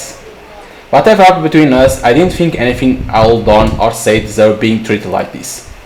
You alright, Nick? Yes, everything's fine. I blurted out. He also gave me a somehow sympathetic look and expressed a glance However, Michael was peaceful, reading a book, paying no attention to his surroundings. Yeah, you know, a lot's happened. I really want him to understand. Yeah, but still, Ankyosik was right. Very slowly stood up and approached Michael. So, nothing worthwhile will come to my head. Sorry I act like that, it's just that things have been complicated recently. He closed the book and looked at me coldly. I understand, it's alright. No, I really mean any harm, I just snapped. I'm telling you, I understand. Yeah, that was just like Michael. One thing in words and another thing in thoughts. Whatever, I certainly wasn't in any mood to try or prove anything to him. The bell rang. The lesson had been going for 5 minutes already, but Catherine was yet to return to the classroom. And to top it off, her things had disappeared too. I couldn't tell for sure if they were there when I returned, I just hadn't paid attention. Finally the school day came to an end. I felt a pressing need to talk to Imitsu, even though I didn't really know what I would say. And what could I say? With everything that happened today, I completely forgot about yesterday's conversation with Ishino's. He gave me a lead to Imitsu Katrin, but what about the note, the call? I had to find out what this was all about, right? This should seem like it could seriously change my life from here on. To go to Imitsu or try to solve the mystery of my father's past. What? Oh my god. Looking for answers or go to Imitsu? It's like we only know about one thing, but we don't know like the place, right? Imitsu was there talking to Catherine. Maybe she knows she can help us something. I think I go for Imitsu. Because we haven't talking with her a long time, so I think it's better to go with her. The guys were grinding at me as they left the class, the girls casting meaningful looks. Oops. But then Imitsu herself appeared. Niku-kun, hey, let's go home together? Sure. I pressed that 2 times because of my finger. Imitsu was merely striding along the sidewalk, enjoying the warm autumn day. Meanwhile, I was gathering my thoughts, trying to decide on how to begin this difficult conversation. Have you talked to Katy already? You can't postpone death just by taking a deep breath. Why are you asking? You have just seen each other briefly in our way. She flashed a cute smile and turned to me, and it seemed like her hair was ablaze with the bright rays of sun. I grew embarrassed and looked away. I want to say I don't want you to think I was eavesdropping on purpose. It just turned out this way. Anyway, I heard you talking today. What do you mean talking? Her expression didn't change. Could it really that she didn't understand? With Catherine, I hear you argue. I want to add about me, but stop it short. Ah, you mean that? We weren't arguing at all. I just haven't seen each other for a while. I'm so glad Katy-chan has returned. What? I even stopped in my tracks and stared dumbly at Imitsu. But I heard with my own ears. So you are telling me that wasn't an argument? A fight? Of course not, you just imagined it. Or was she sure no one was eavesdropping on them? After all, it's impossible to lie so bluntly, looking the other person in the eyes. At least Imitsu certainly couldn't. Well, alright. I had to agree, I couldn't accuse her of lying, could I? Then what were we talking about? Nothing particularly, really. You know, girl talk. That's nice, I didn't think you had anything in common. Anger flashed across Imitsu's face and she didn't even try to hide it. Why not? We hadn't seen each other for a long time. What if I miss her too? I mean, we were friends. She clarified, realizing she got carried away. Well, at least one of us is happy about her return. I smiled as genuinely as I could. Imitsu blushed and immediately changed the topic. And how was your day? Normal, I guess. Dropped by this ramen shop in the morning. You know, the one at the railroads. Niku-kun. She pouted. What now? You are eating nasty things again. It's not nasty. Your words will make the owners cry so much you'll oversalt the ramen. Fine, but you can't eat all the time. I don't. You could say I'm going on King's diet. Thanks to you, of course. Of course. She pinched my side. Hey, that hurt. I didn't even notice when the conversation changed to a normal course, and the two of us once again became almost like siblings. That's how it was supposed to be, right? Despite Catherine, no matter what? Alright, you had it comic. Picking her up. I grabbed Imitsu, threw her over my shoulder and ran down the street past dumbfounded people. Niku-kun, let me down! Ah, what are you doing? But I didn't give a damn about everything. The uptight Japanese decency, the tiredness that I surprised wasn't feeling, Imitsu's fruitless attempts to break free. I felt alive. Niku-kun, she said quietly now as she stopped struggling. I stopped and let her down to the ground. Come on. Imitsu grabbed the lapels of my jacket and pressed herself to me. Now my head is spinning. Yeah, overdid it, I guess. But it was fun, right? You won't do this with Katisha, she said, her head still cast down. Of course she's heavier. I tried to laugh it off with a stupid joke. Well, let's go home? My attempted joke ended in immediate failure. The remaining way to the house, we only exchanged a couple meaningless phrases. Over the past few days, we have been drifting further and further away, and this moment of closeness ended up being just a memory. Well, here we are. I guess I'll make dinner?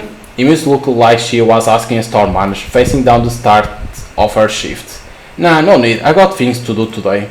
Gotta go to the bank. I multiplied to escape unnecessary questions. Although it didn't look like Emitsu was interested. Alright, see you tomorrow then. She smiled almost genuinely.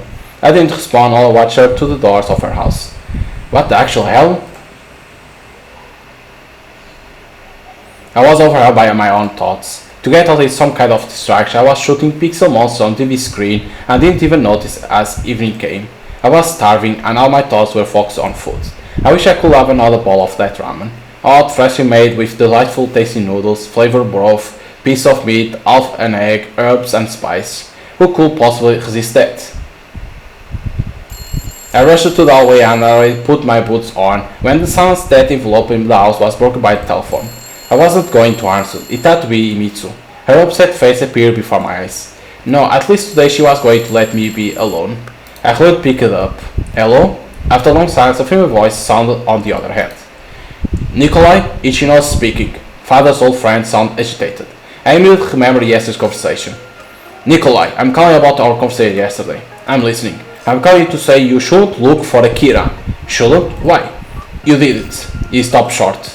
No, to be honest, I didn't really have the time. Good then, I've got news that he died. Died? Apicula's voice came in front of the street. The last rays of autumn sun were pleasant warm, and I was sweating bullets of cold sweat. Ishino-san, this isn't related to my father, is it? To his work? No, not at all. His voice was calming. They say it was a heart attack. He wasn't a young man. After a short silence, he added, we all face it one day. I'm very sorry. Forget it, you didn't know him. But still, if he was your friend, father's friend, well, I'm sorry that I can't help you anymore either. What do you mean? With your father's work, Akira was my only guess. Don't measure it, you already done everything you could. If only I could do more. The standard Japanese exchange of pleasantries always start to tire me out. Anyway, Ishino-san, if you remember something, I'll be happy to hear any information. Of course. Good night. He had to be lying, right? But why would he lie about a man's death? He didn't die. What if I were to rush out looking for him and I'd find this Akira? In that case, the lie will have the opposite effect. No, it was probably just a dead hand. If I want to unravel this whole situation, I'll have to try another approach from the beginning. Saying that he died is kinda weird. When I left the ramen shop, the lights of distant stars were already shining brightly in the sky, like small lanterns hanging high above the clouds. I recall stars in Russia being the brightest at the end of August. A cold, damp wind blew from the ocean. I shuddered and my heart felt unbelievably heavy. Maybe somewhere in the very center of Tokyo, the nightlife was still boiling, but my district usually fell asleep with twilight. The streets grew empty, with only stragglers hurrying home, where they were awaited by a loving family and hot dinner, completely unlike me and my ramen. If only I hadn't had a fight with Imitsu today. But could you really call that a fight? No yelling, no dish breaking, not even any face punching. Only strained silence, unspoken words, and indecision. Yeah, exactly, indecision. I just didn't know how I felt about her. Especially now after Catherine had returned. Accepting her love will be the easiest option, but won't I wholly hurt both of us even more then? Will these feelings end up genuine, or will I just swap her from a housemate to a lover? And in the end, Imitsu will simply end up hating me, as well as herself. But rational thinking is something to attempt with a clear mind. The empty house met me with a ringing silence and the cold of autumn nights. For a long while I stood next to the phone, not thinking about anything in particular. No, I most definitely wasn't going to call anyone. I was waiting for them to call me. The clock hands were nearing midnight. I look outside, but her windows were dark. Why do I always do this? First push people away, then agonize over it. Finally, my tiredness seized me and turned out to be the deliverance I craved. I sat out on the bed, closed my eyes, and immediately plunged into the pleasant state when you know you are about to fall asleep.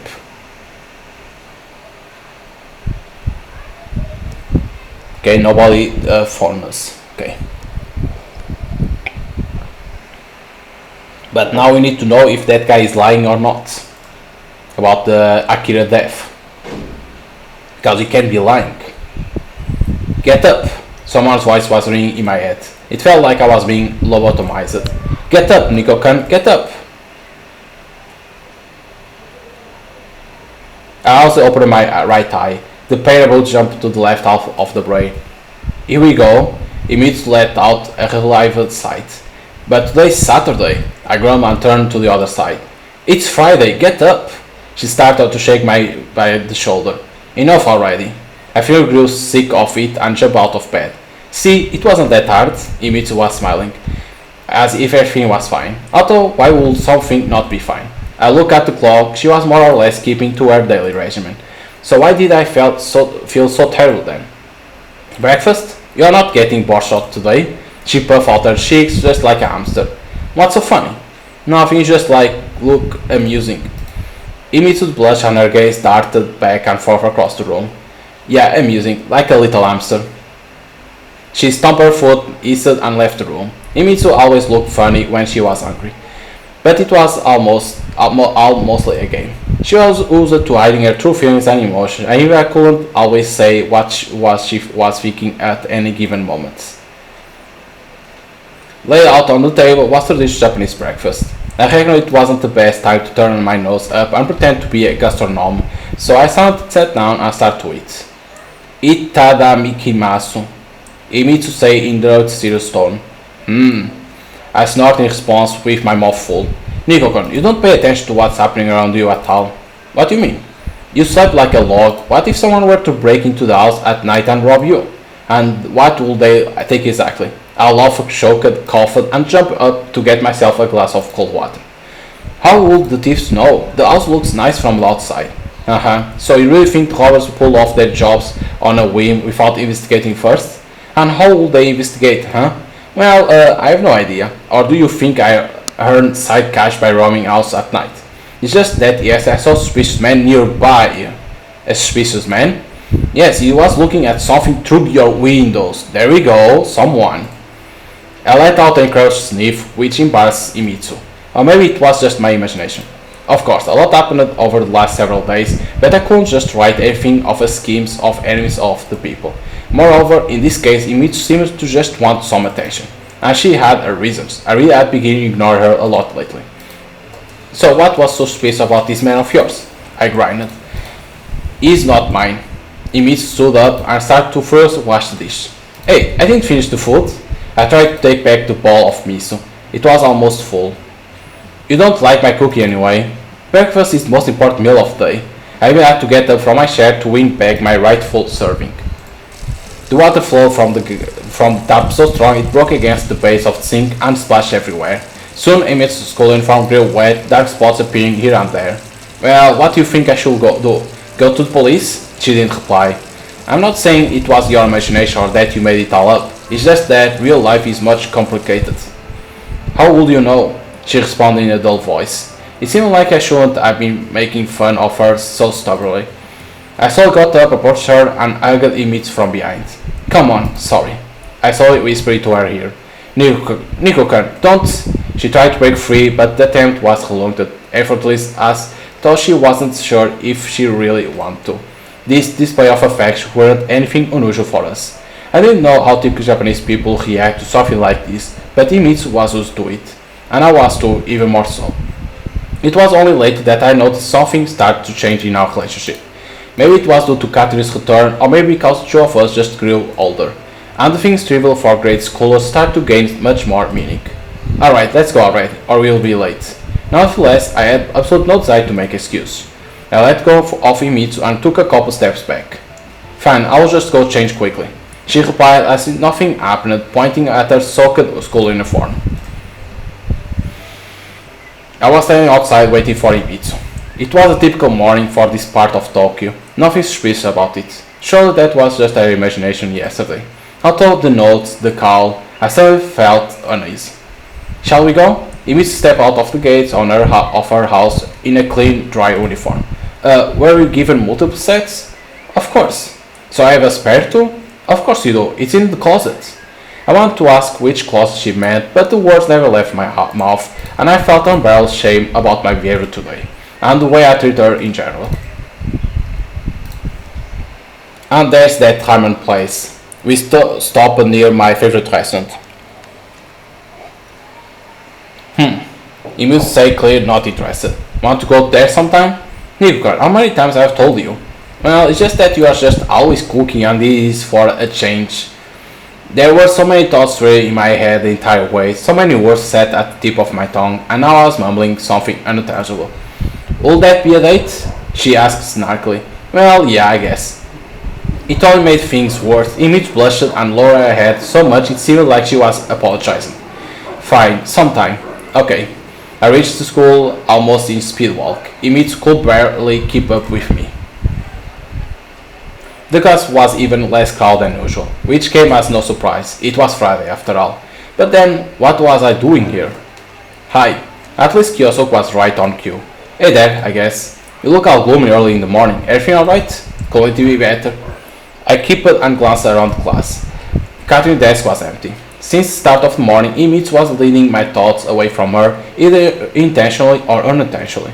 But the yesterday argument and all of its details were still fresh before my mind's eye.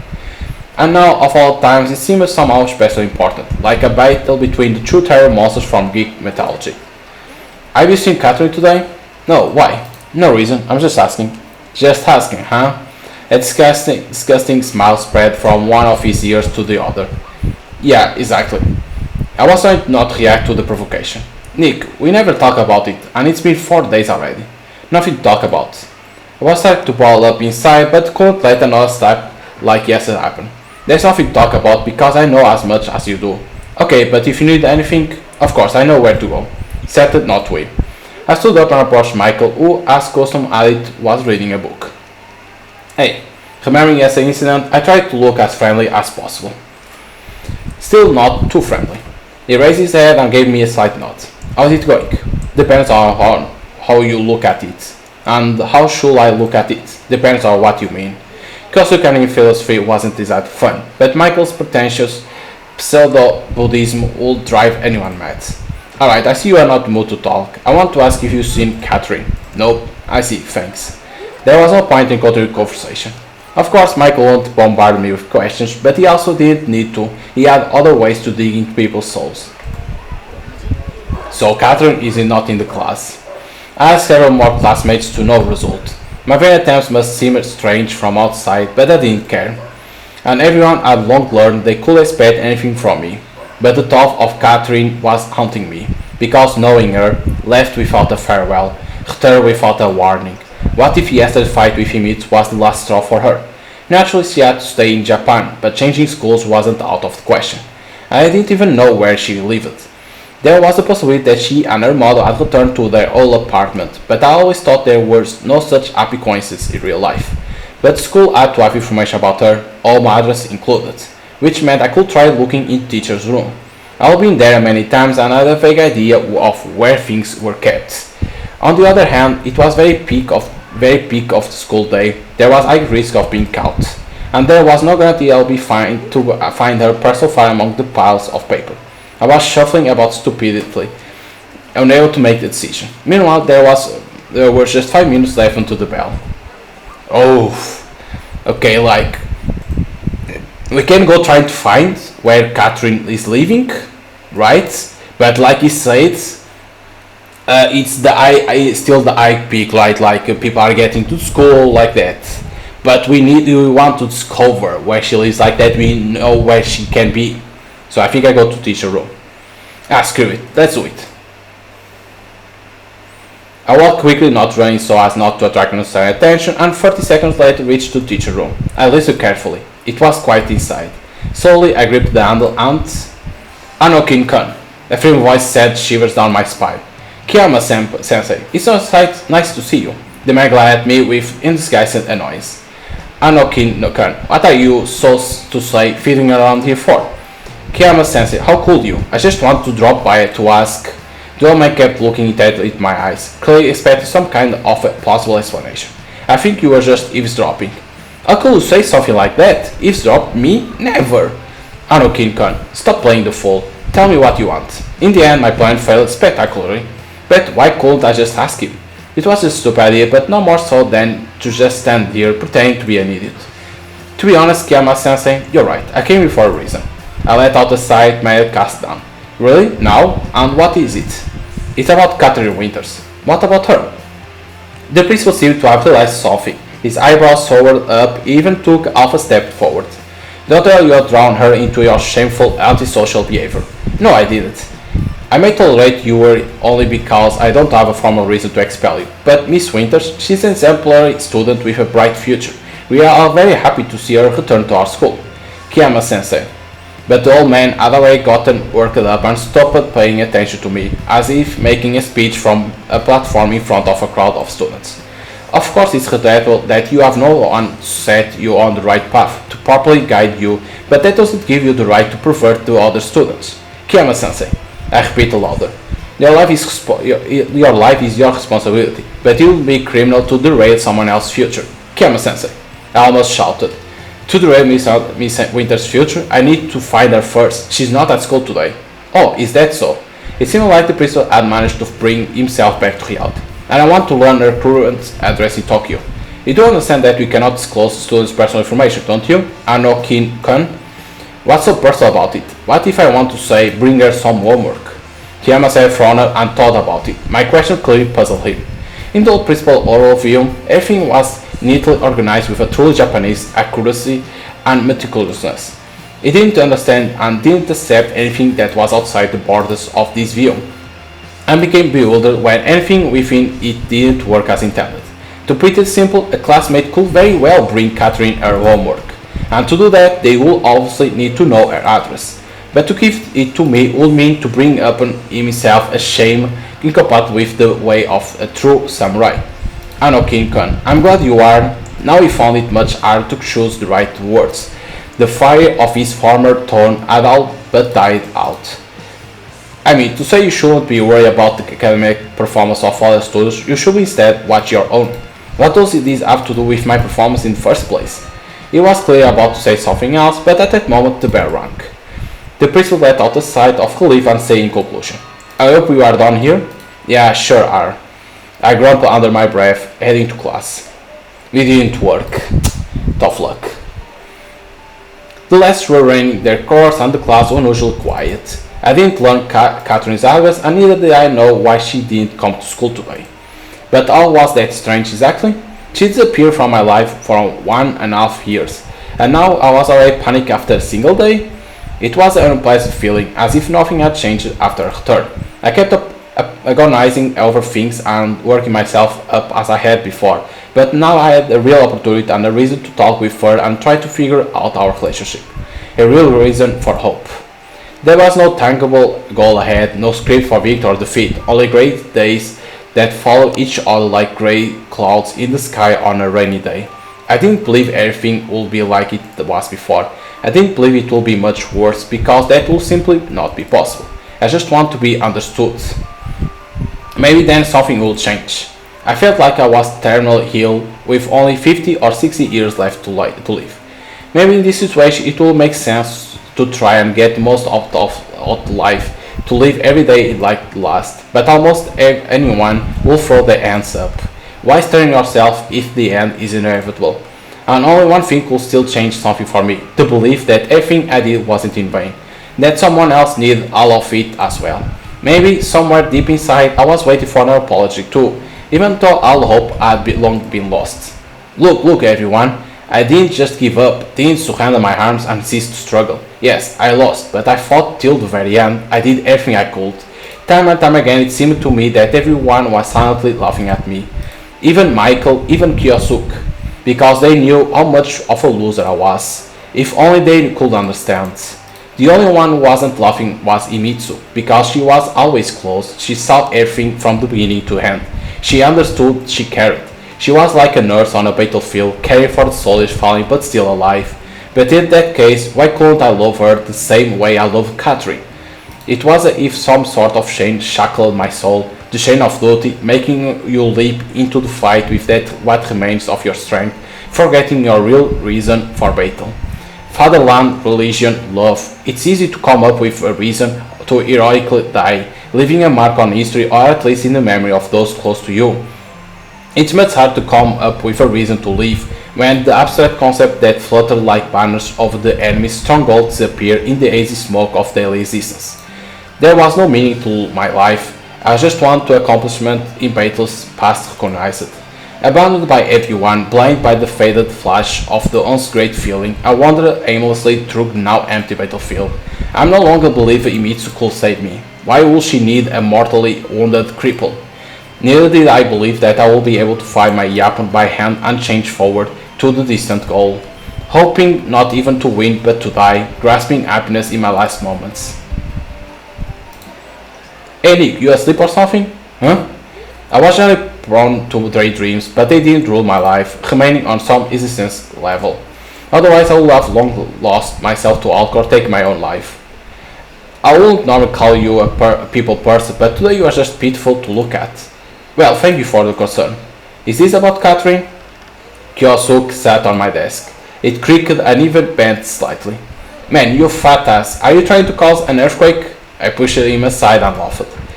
As you are lively as always. Michael approached us. Well, I can't speak for Nick. Alright, let's go eat or something. I just want to distract myself from my gloomy thoughts for a bit. Today we didn't need to elbow our way through the cafeteria. Kyosuke knew every runaround, not to mention the chubby young man had a great relationship with all the women there. We were sitting in the middle of the hall like kings, which made my Japanese friend to look especially funny. All of that slightly improved my mood. Did you watch the game yesterday? Michael asked, lazily poking the rice with a spoon. You bet, of course, in the third inning. I never understood the Japanese obsession with baseball. Or rather, I couldn't understand the point of the game in the first place. Sure, it wasn't hard to remember the rules, but always more interested in the more traditional sports, football, basketball, hockey. And here were Michael and Kyosuke, USA and Japan, perhaps the only two countries where baseball was popular at all. So the conversation was starting to really bore me. Guys, give it a rest already. You can propose a different topic. Michael easily parried. What topics could I possibly have? My weekly turned to being as bad as it could. My recent agonizing thoughts overwhelmed me again.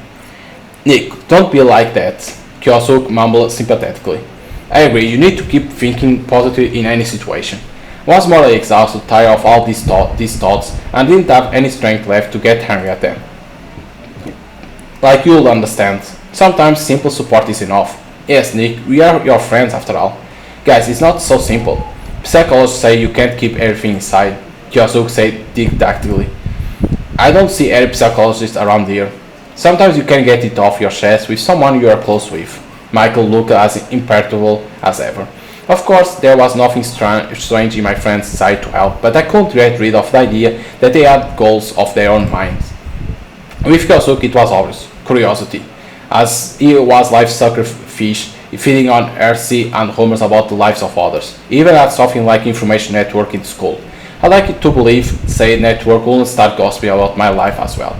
But although it was pretty simple with Kyosuke, Michael on the other hand, he was diligently pretending to be interested in my situation just because, but somehow I felt like that wasn't the case.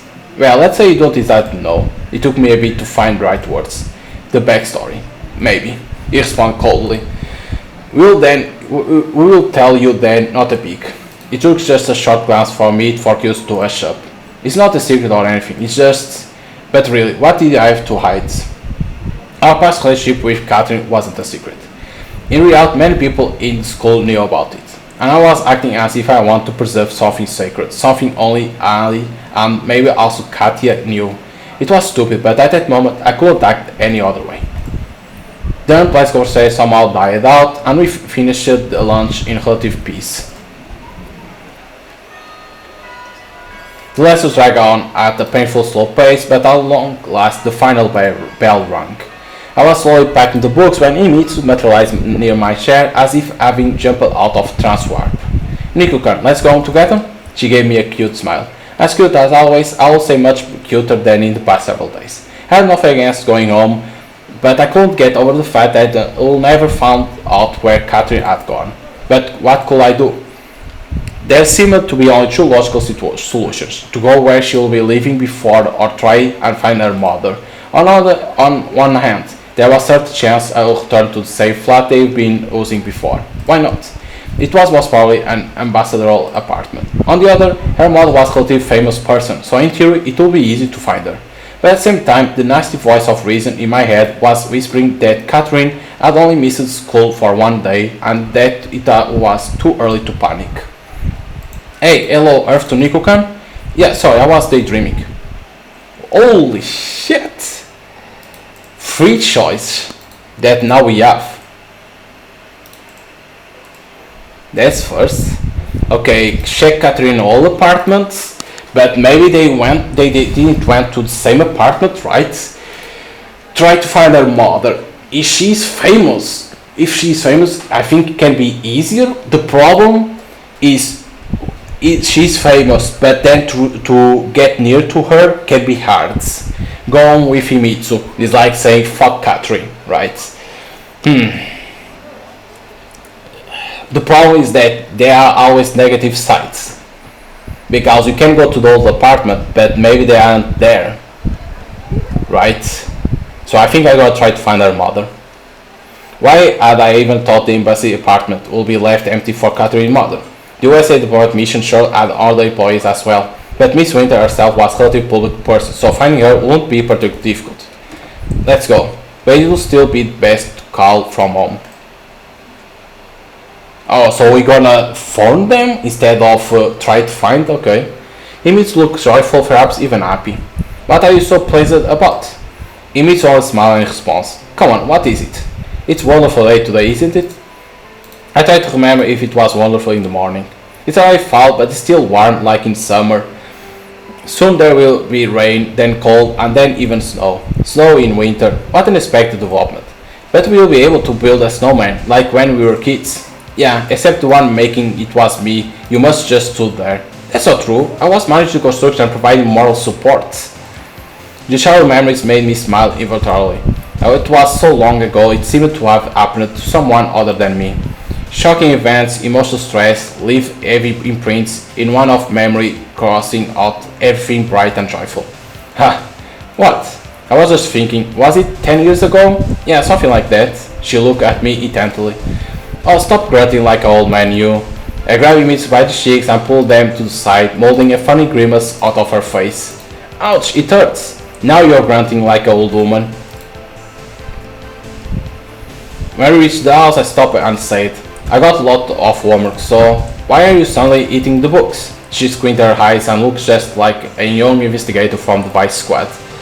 Because if I keep things going like this, I will get expelled even from the graduating class. It looked like she didn't believe me, or at least pretend to. No, really. Fine, fine, Imitsu laughed. Go to the lazy bones. Of course I won't actually care in slightest even if I were expelled. I just didn't want to tell her I was going to look for Catherine's mother. The yellow page of my father's telephone book were evenly filled with firm, sprawling handwriting. Only the very end featured my crooked squiggles, sometimes vertically, sometimes horizontally, at times in Russian, Japanese, or even English. Kiosk number, Michael's, the bank, social service. I once heard that circle of those contacts for a normal person isn't more than 100 friends or acquaintances. Well, in that sense, the world was truly small for me. There was also the number of Catherine's old apartment. I tried to call just in case. She no longer lived there, which was to be expected. I called the information center and learned the number of the American embassy. However, they refused to give any info about Catherine Winters. For safety reasons, perhaps? That's weird. She wasn't a spy or anything. I kept turning the page. There was a number of unacquainted of fathers from the Japanese MFA. He said they did not possess contact information for Catherine's mother. I made calls to several more players, but none brought any results. That didn't seem to be too strange. How long had it been since she arrived in the country? A week or so? That wasn't enough of a length of time to accommodate yourself properly and talk to everyone she needed to. It wouldn't be enough for me. Business people did everything much quicker and communication was the most important part of diplomats' work. I flipped through the telephone book once again, looking for familiar surnames. He knows. I doubt he knew Catherine's mother. Why would he? I drove away to thoughts about the calls and the note. There was nothing odd about the current situation. Okay, so nobody knew anything about the Catherine's mother. It's like, ugh. Another hour or so of calling every possible number brought exactly 0 results. The evening was drawing near. I grew angry and tiredly dragged myself to the kitchen. I had neither desire nor strength to cook. I just sat heavily down on a chair and stared out the window, hoping somewhere deep inside for a miracle to happen. Oh, someone is opening the door. The miracle didn't make me wait very long. Keys crunched joyful in the hallway, and a second later Imitsu came in. Nikukan. She looked at me in surprise and even froze for a moment. I thought you were studying. I just finished it. And forestalling her distrust, I added, I'm lazy, not dumb. Yeah, sure. Do you want to have dinner? You bet. Imitsu added to the refrigerator, but suddenly stopped as if thinking of something and looked around. Something wrong?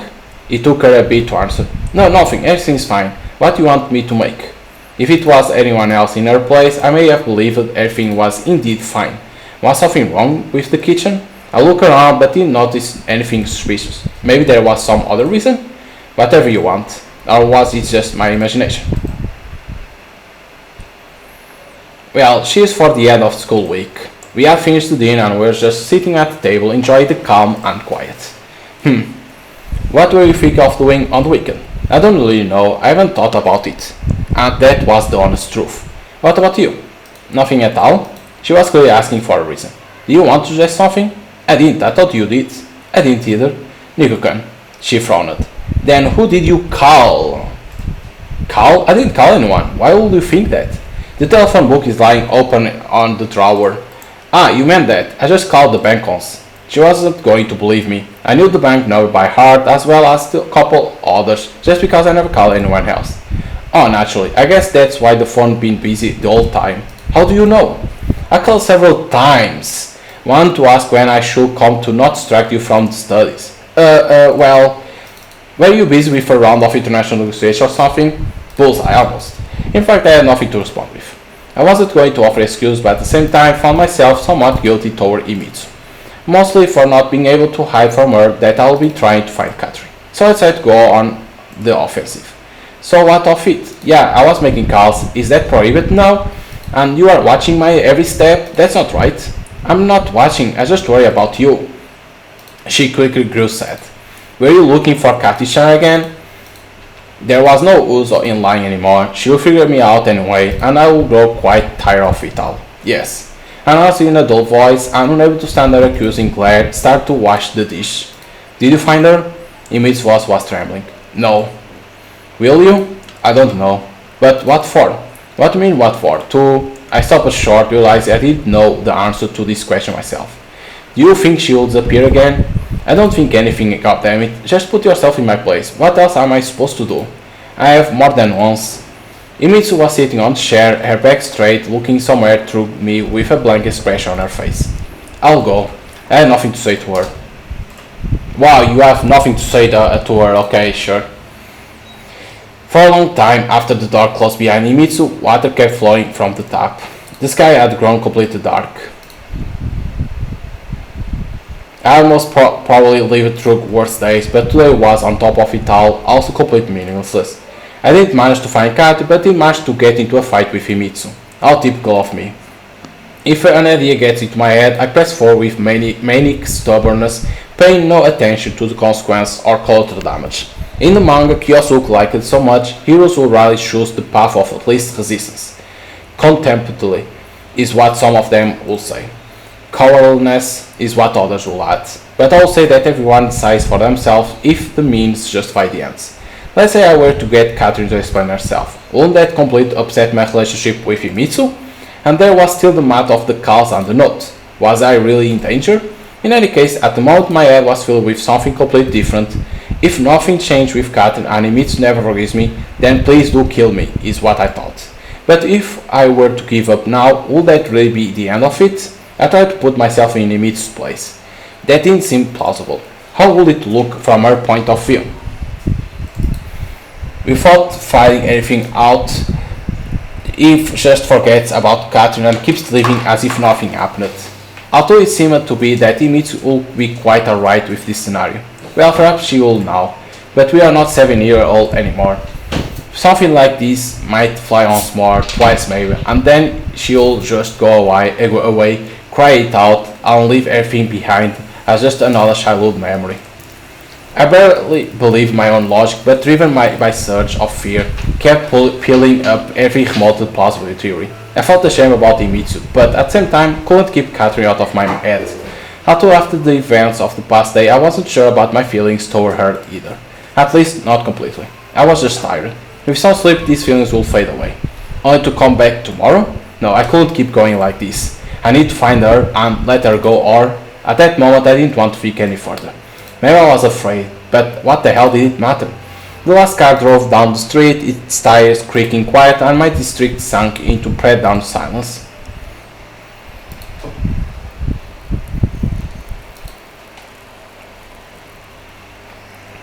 Maybe going to the house of Catherine's mother, like Catherine's apartment, better say like that, will be the best choice. No, but then Imitsu will say that we want to know where it was Catherine. So I think like those choices will always hurt Imitsu, only if you choose to go with Imitsu. Wouldn't hurt her, but at the same time you weren't searching for Catherine. A man can always be judged by how much he looks forward to the weekend. If the working days of the week were spent in labor, if you are exhausted and just want to rest, then you treat the weekend as a deserved reward. If you don't care and it's just the end of the week, then you are lazy deathbeds. Was that what my father used to say? I doubt he was overly strict man, rather he was painfully fair-minded. Maybe he could no longer live under the totalitarian Soviet regime, or maybe his reasons were much more banal and mundane. In any case, it was far beyond the understanding of the small boy jerked out of his everyday life. I remember being led to the airport by the end, my father dragging a large suitcase behind him, a huge plane gobbling up passengers, then soaring away to the sun, higher than the birds, higher than Icarus, who I read about in a book of Greek myths. I didn't feel scared at all the time. I guess I didn't really understand what was going on. Slowly gliding along the lush carpet of clouds, the plane looked more like a ship swaying peaceful on the waves. And when the silhouettes of forests, rivers, cities, the endless vast steppes and tundras appeared below, they for some reason seemed unreal, like I was watching a film. The airport in that forgotten country felt completely different. The new city was like another planet compared to my hometown. Many strange people were running about, speaking an unfamiliar language, the lights of the billboards, the endless string of cars.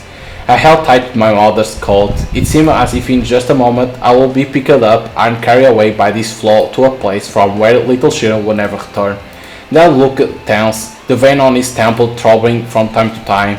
People were constantly coming into our cramped hotel room. Some of them spoke Russian, but I couldn't understand exactly what they were saying. A little bit of backstory for us. And then we moved here.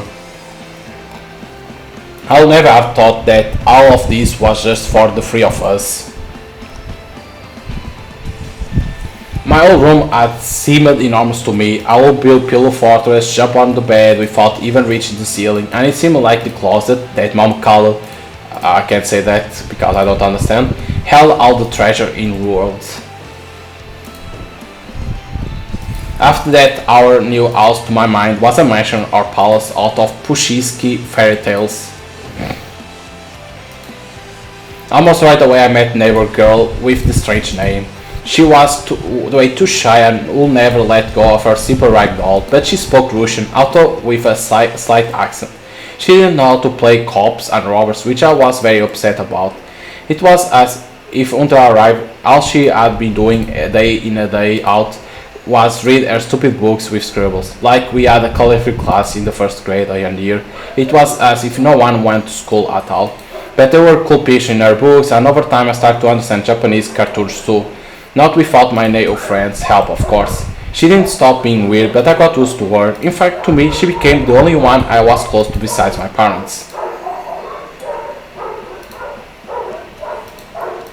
A little bit of backstory to understand. Naturally, I didn't look forward to the weekend. For me, the whole problem boiled down to the fact that I wasn't going to see Catherine today. The Catherine issue still hung in the air, and then there was my recent fight with Imitsu.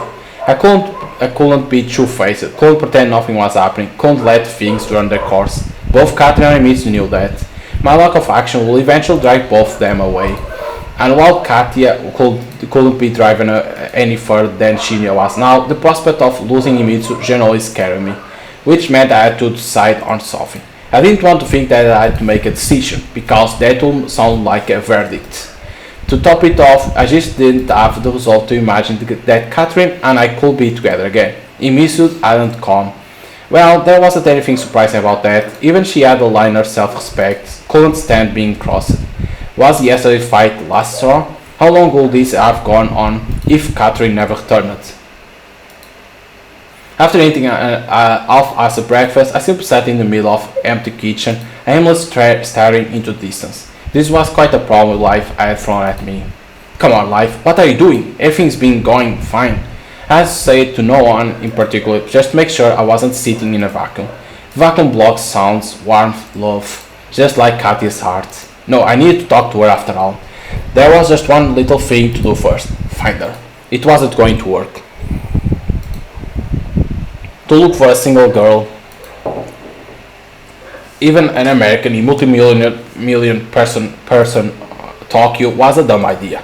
Not to mention she probably didn't want to be found anyway, and we probably see each other on Monday at school. But I couldn't sit still either. First I stood up and started pacing back and forth through the kitchen, then through the house, then walked out into the yard. The feeling of powerlessness was weighing down, depressing me. I feel like a wild predator in a small, crumpled cage. If only I could break free, I would show them all. These agonizing thoughts drove me further and further into depths of dark frustration. The ringing of the telephone somehow very simple and mundane. Just as I seemed to have learned to guess who was calling without even picking up. This time too, it seemed like everything was fine. Hello? Hey Nick! I hung up the phone. Anybody but him. Mixed with and in contrast to my melancholy, his super surface will create a grim cocktail leading to the suffering of innocent people. Still, I needed to decide what to do next. Indulge in aforementioned melancholy all the way to the evening or try and do something. I didn't know where to look for Catherine, but deep inside I desperately want to leave the house for somewhere far away where my depression won't reach me. Go for a walk, of course. I'm not gonna stay home. Go for a walk. Right across from my house, on the other side of the street, was Imitsu, because it was easy to understand that this was her house. All this was eclectic, combining both the traditional Japanese style and European mini manor house like hers. Imitsu was half Russian, but I didn't think she would want to live in an isba. I would sometimes go to my grandpa's place when I was little. They had a typical Russian isba. Imitsu, grandparents, on the other hand, lived in traditional Japanese paper house.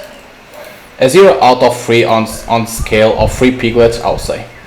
Niku-kun. Apparently I got lost in daydreaming. Hey, how are you doing? Imitsu was walking back from the direction of the mark with 2 large bags in her hands. Fine, you? Me too. Going somewhere? Just tried to take a walk. Why? Nothing, just... She kept to a minimal level of politeness. Minimal for her. Listen, I started merrily. Somehow even to myself that merriness was unexpected. I want to say sorry about yesterday. I don't know what came over me. It's alright, I understand. Really, I'm serious. Don't think you did anything wrong. It's all about me. If a girl tells you it's not about you, it's definitely about you. And what if it's a guy? What if it's me? Then it's definitely stupid or worse. You know what? Forget. Weather is great today. Let's take a walk. You mean right now? Imitsu started to raise the bags, implying that she had things to do. Yes, right now. Is it the weekend or not? I don't know, Niku-kun. I still need to make lunch. You can't work all the time and never rest. And really, not only did Imitsu rarely make food for me, she also saddled herself with all the chores of her own household after the divorce of her parents. So let's go. I hopped to her and snatched the bags out of her hands with a quick motion. Niku-kun, Imitsu protested, but her voice sounded reluctant, too timid like when we were little. Fine. She paused and sternly marched off to her house. I was still thinking about Katri but decided to take a breather. I could postpone dealing with her to Monday. Although I could just cast it off of my mind, I needed to distract myself. Maybe Mitsu wasn't the best option for it for many reasons, but fate itself seemed to have brought us together this morning. I didn't believe in coincidence like that, but many things in life were hard to explain logically. Here I am. Mitsu's soft voice came from the doorway. She quickly closed the door and ran up to me. A happy smile shone on her face. Well, let's go? Yes, but where to? Where do you want to go? I hadn't actually thought about that, because I would have been fine just strolling through the streets if I were alone. I don't know, you choose. She stared at me with a serious expression. Maybe in different circumstances, Mitsu would have simply said anywhere with you, but not today. Definitely not today. On the other hand, the emotional part of the situation didn't matter much. I would still have to be the one to make a decision. Fine. Let's go to the amusement park. I think you have wanted for a while. Have I? Well, maybe I have. If you don't want to, stop it, Nico-kun. Let's go. She playfully took me by the arm and dragged me along. Hey, easy girl. My parents have told me stories about... Okay, what is this? I think they forgot something in here, because it should appear like this. So something happened in here, but for a while after my first visit to Japanese amusement park, I thought that was the reason they had left the Union. It was a real world of childhood, a collection of dreams recreated in reality. These days, I never found any of that interesting. Nimitsu, however, seemed to be really excited, just like a kid. Excited about the candy floss, the roundabouts, even the haunted house. Let's go, she whined. You sure you are not afraid? I'm not. I mean, I am, but there isn't really anything scary in there. I most didn't care, but the idea of haunted house always seemed stupid to me. I didn't like horror movies either. Real life could be much scarier. And my life right now wasn't far off from one of Hitchcock's films. So you want to get scared even though you know there is nothing to be afraid of? Well, no, but difficult question where it imitates strong suit after all. Let's just go, Nico-kun. Nico-kun, you just said today's weekend and you are out here grumbling. People must simply want a shake-up and injection of adrenaline to distract themselves from the daily grind and feel a surge of emotion. That must have been why horror stuff like that didn't attract me. My life was virtually overflowing with emotion already. Alright. The haunted house was filled with all kinds of paper mache, yokai, werewolves, women with long necks, and other dark spawn from Japanese folklore. I wouldn't have been scared if I knew why these things were supposed to be scary. For example, the drunkard raccoon seemed pretty cute to me. Of course, it's a raccoon. Why would you scare of a raccoon? We're moving forward slowly, partially because it was dark in here. Imitsu tightly clasped my arm and would squeeze it so hard at scary moments that it hurt.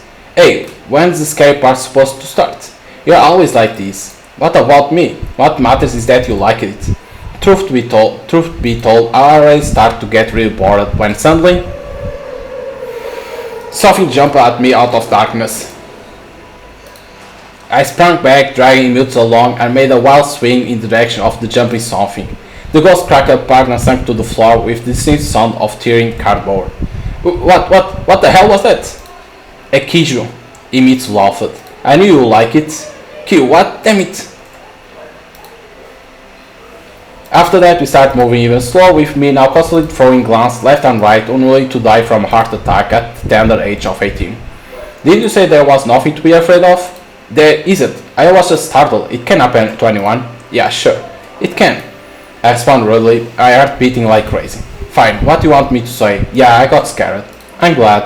Glad about what? Are you sadist now? No, it's just... She grew embarrassed and dropped her eyes as if she wasn't going to continue. Still, she found the resolve. I'm glad you managed to distract yourself. Distract myself from what? I asked, uncomprehending. But Imitsu's gaze, filled with anxiety and sadness, made me understand. You know, I'm sorry for my behavior yesterday and all, but I'm fine. I don't need to distract myself from anything. Even the buzzing yokai in the dish seemed to have grown silent for a moment, captivated by our conversation. Sorry, I didn't want to start it all over again.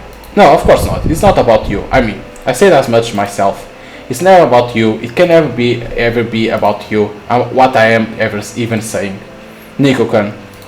My son started to urge thoughts about Catherine rushing over me with new strength, making the pain unbearable. Enough. Please stop pretending we are still 7 years old. Was that it? Was this really what it's all been about all the time? Did Emmett desperately resist growing up, think she could live her entire life acting like a child? Children are afraid of pain, of sadness, of being scolded, of being shown their mistakes. They hate when their favorite toys are taken away. Children don't want to draw conclusions and learn, don't want to grow up. Emmett, enough. But she seemed to want to say something, but stopped when she looked at me. Please stop. Don't you understand you are only making it worse? Don't worry about me like this. I'm not a kid. I can make my own decisions. Whatever they are. Nico, please don't. Her small shoulders trembled and the ghost fell silent. You can be with her. You can be with whoever you want. Just don't be like this. She was no longer crying. She was weeping, but I was too riled up to pay any attention. I blame him, blamed probably for too much and undeserving, but at the time, I simply couldn't stop. It's cowardly to shift your problems to other people, and even more so to those who are close to you, but then you have no more strength left to cope with them yourself. Sometimes there is just no other way. Or maybe I was just making excuse. It's sickening enough already. And then there is you. You want to support me? Then stop prying into my soul all the time. I will sort it out myself and tell you my decision. Emmett let out one last sob and ran away, breaking cardboard yokais on her way. The door swung closed behind her, and I was left alone in this comical, funny hell, while the real demons were eating at me from inside. Enough already. In last week, my life had turned into some shit TV drama with a ship's plot.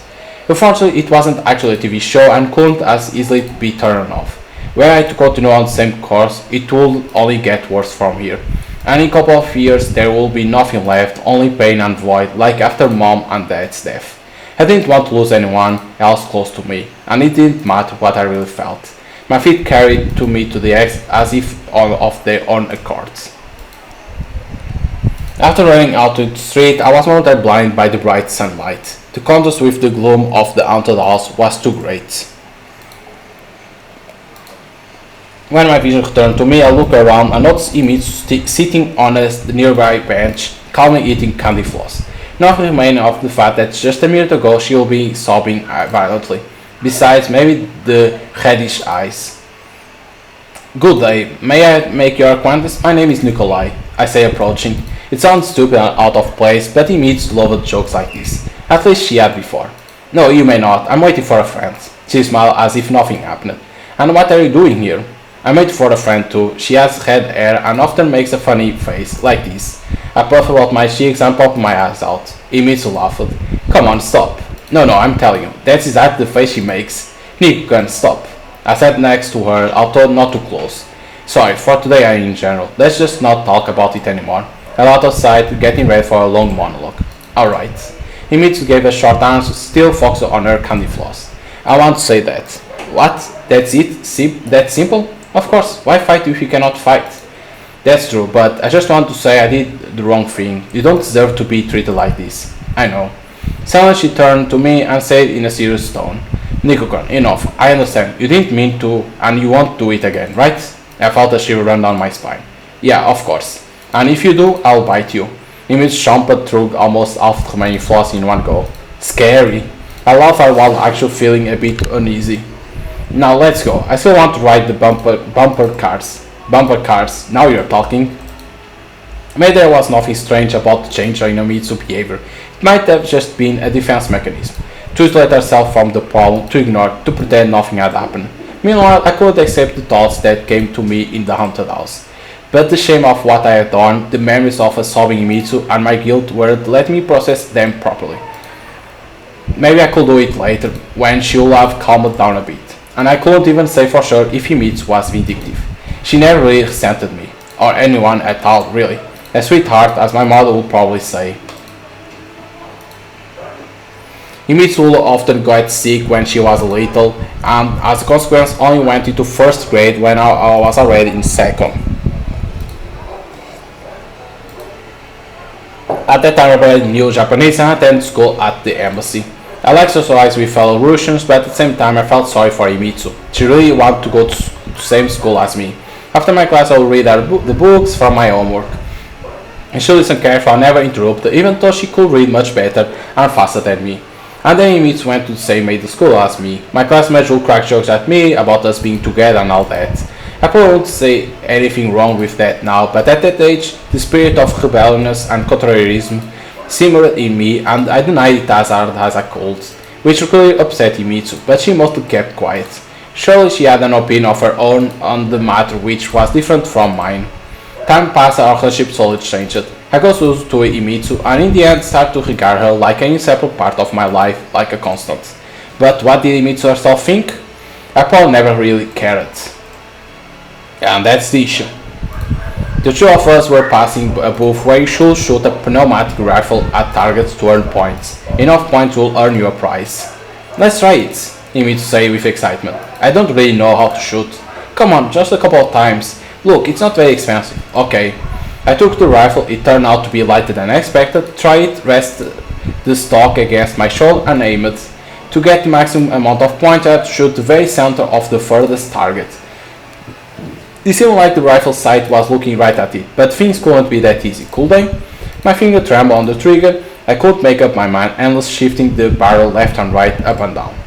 Nico-kun, shoot! Wait, don't jinx it, come on, fire! I fairly got tired of it, hit or miss, what did it matter? Bam! In my mind, the sound of the shot was supposed to be far louder than it ended up being. Ooh, striking marksmanship, young man! The booth's owner exclaimed. What, you mean I hit it? Well, fortune favors fools. You may choose any prize. Any a town? Of course.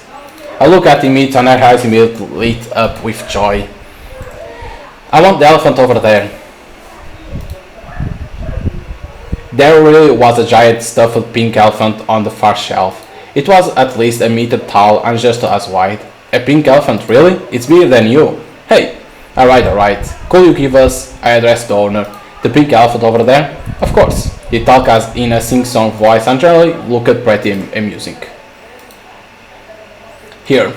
It took him some effort, but she managed to brace the prize, almost disappearing behind the stuffed animal. Can you even see anything? I can, she said aggressively. It seemed like the voice was coming from the elephant itself. Oh my god, a talking elephant! I theoretically exclaimed.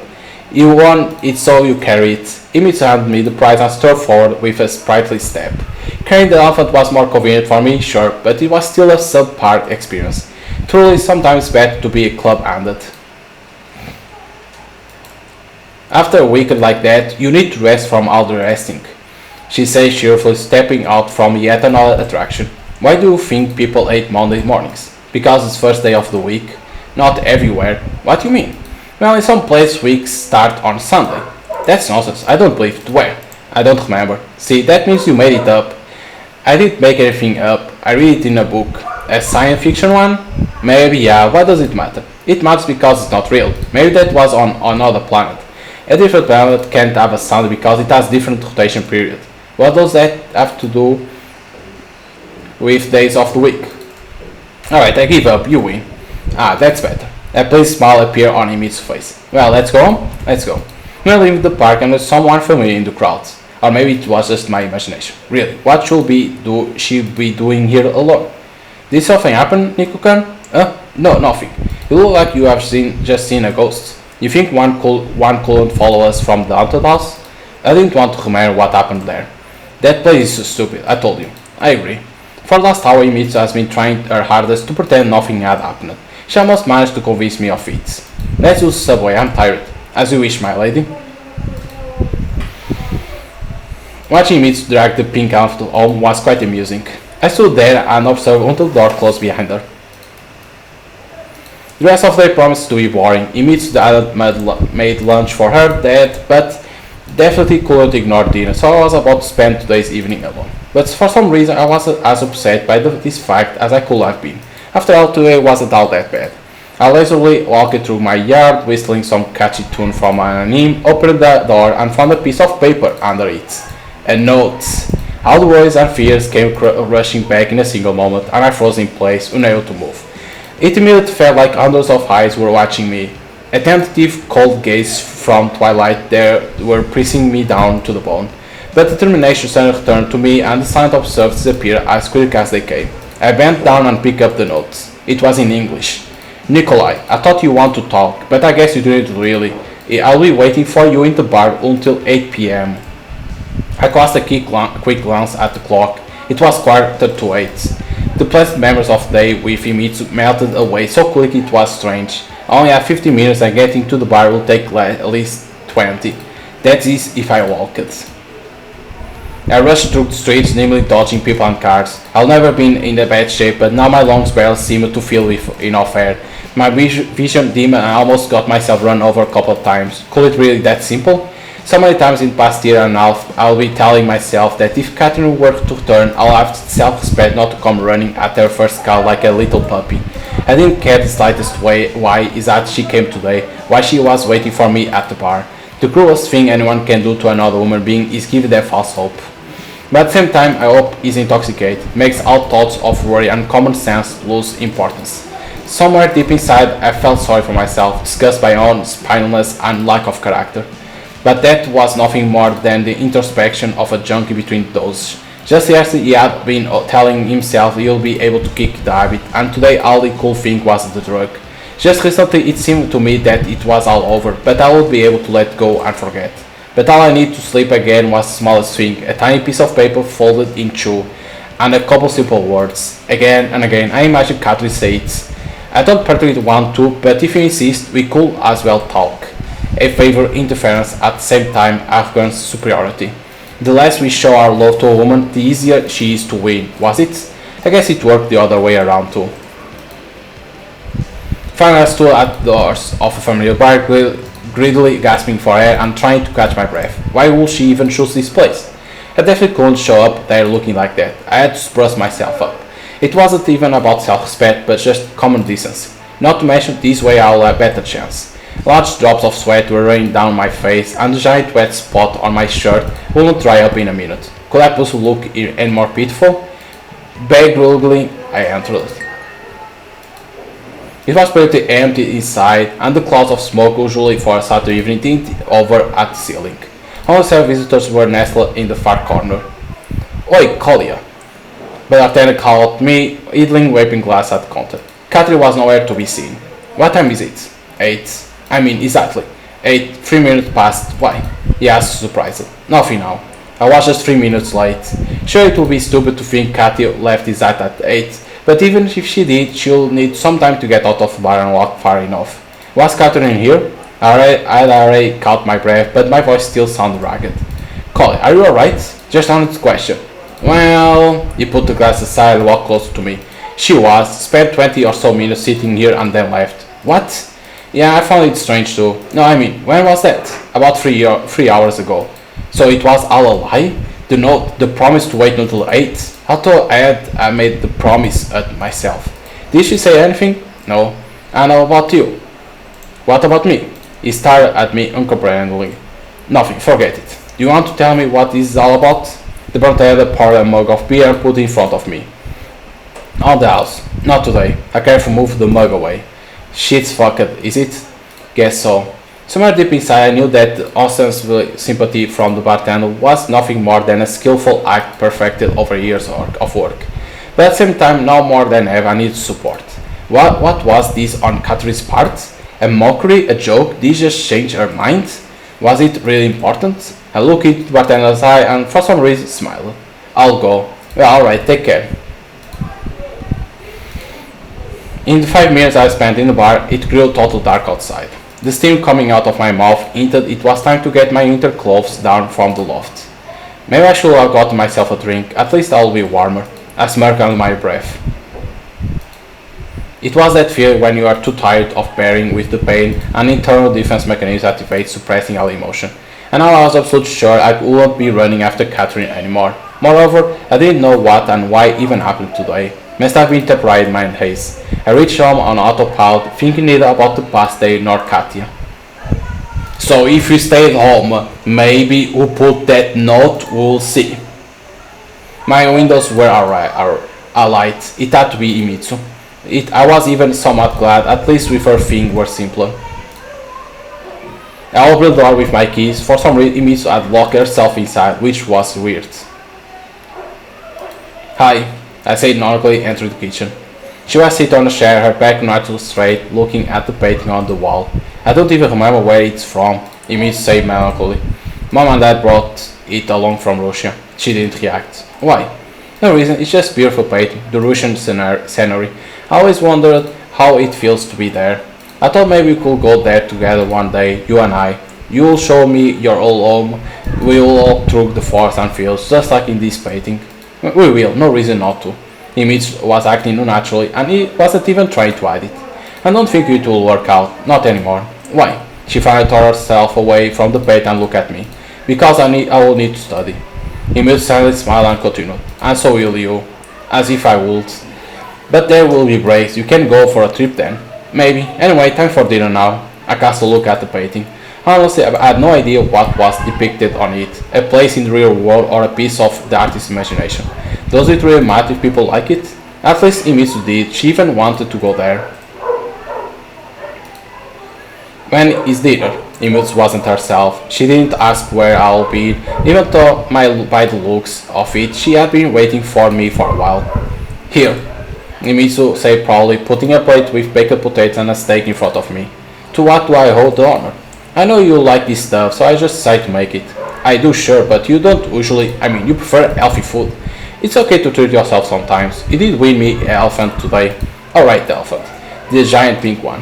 Where do you put it? In my room. I want to put it on the shelf first, but there wasn't enough space, so the corner had to do. I laughed.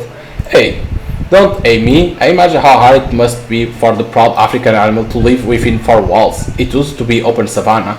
Nico-kun. Imitsu smiled and started eating. For a while I managed to forget about the note about Catherine. I simply enjoyed my favorite meal. And I had no desire to think about Imitsu's initial weird behavior. How are things at home? Everything's fine. Why? Well, you did skip lunch. It's okay sometimes. Didn't you say so yourself? Why wasn't she asking where I had been? Maybe there's something else? Imitsu took a moment to think. Not really. Everything is fine. Was I working myself up over nothing? Maybe she didn't notice anything? Who could know what I was off doing? Maybe I was saving the world. Okay, I guess. Any plans for tomorrow? Of course, tomorrow's our big autumn cleanup. Huh, really? Okay then, come whenever you want. I was talking about myself actually. We are cleaning my house. Oh, of course. I grew somewhat embarrassed. I'll clean up too, then. He meets to giggle. You clean? Don't worry, I'll deal with it next week. Alright, if you say so.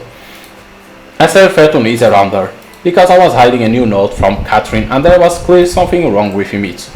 At the same time, dinner was on the table and she was smiling, which made me even more uneasy. Cleaning is a responsible task, it requires good night's sleep. The two of us have gotten tired enough today already. I'm not tired at all. Huh? Okay, what do you want to do then? What about you? Go to sleep, to be honest. Alright, let's sleep then. Didn't you say you were tired? Well, if that's what you want. Okay, I guess. I stood up, but Imitsu remained in the place looking at me expectantly. Worried thoughts started to sprout in my mind. Should I see you safely home? I'll be sleeping with you, she replied calmly. Imitsu, you are scaring me, stop that.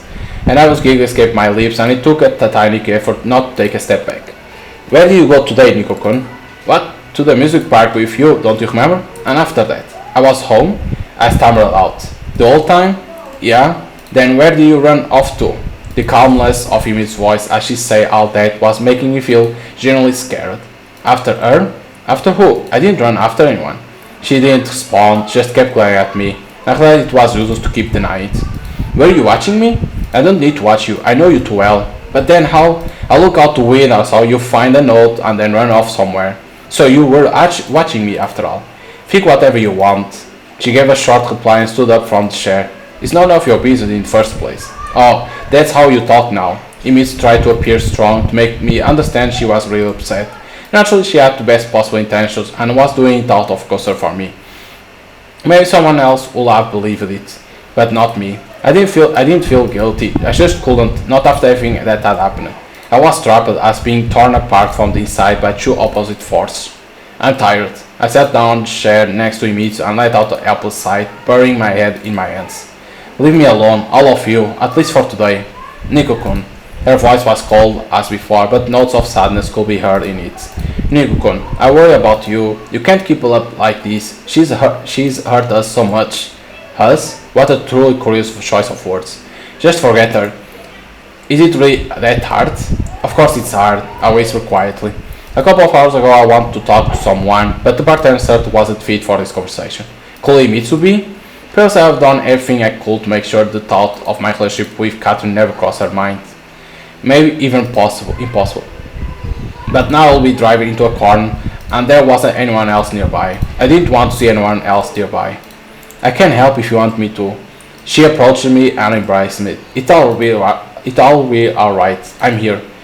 I held her back and pressed her close. I was serious, if you want it. What are you talking about? Well, the sleeping. I couldn't see her face, but was sure she blushed to the roots of her hair. Do you think that by doing that you'll be able to replace Catherine? I don't want to replace anyone. She pushed me away slightly and took a step back. Newcorn, it just tells me that you have done it so many times with her and you'll do it now, but you don't want to do it with me. You'll do it now. If Catherine were in Mitsu's place now, would I be able to resist? But what did it matter? As if sex was the only reason I fell in love with Katya. Do you think sex was most important here? That it was the only reason we were together? Maybe you think that I can't love you just because we have done it? That's what you think about me, huh? I couldn't stop.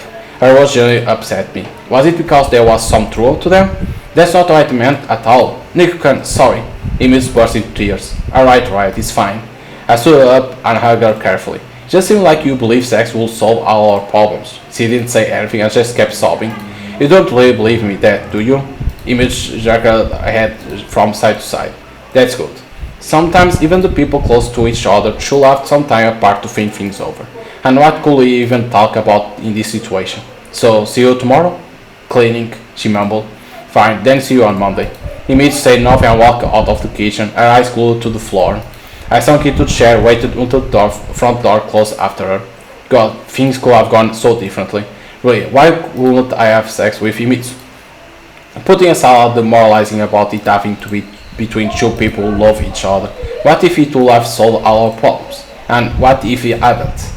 Then Emil will definitely start to hate me, and that will be something I could never forgive myself for. Talk about sleeping, paying no attention to my problems. This night, the multi-million person metropolis felt absolutely lifeless.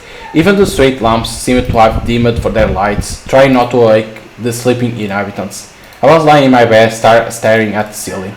I looked around the room a couple of times. Something was wrong, out of place maybe. Or something was missing. Had Emil taken it? Like a carrot. Winter is better than summer. There is no salvation from it, but you can escape the cold via a warm sweater and a traditional Japanese kotatsu. We'll make a snowman, light up the Christmas tree lamp, eat tangerines and Russian salad. And early in the morning we'll run to look for what presents Father Frost brought us. If only things were as simple now as they were when we were little. I had wanted to grow up and ask for all these problems and complications.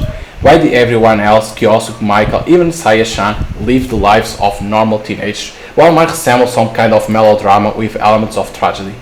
How would our fate have turned out had my parents not decided to immigrate from the USSR, I wondered. They would probably still been alive. Now both Emil and Katrin probably would have been happier, which meant it was all my fault. Catharsis, the redemption through suffering, was, I guess, the only thing that really helped me.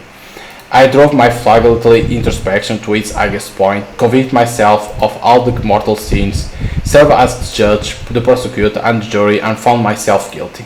And only after that did I manage to fall asleep. So even us are blaming ourselves already. Because everyone that's our friends are getting hurt because of what we are doing. You can see me, so like everyone. Even the boys, our friends, like, because how we act.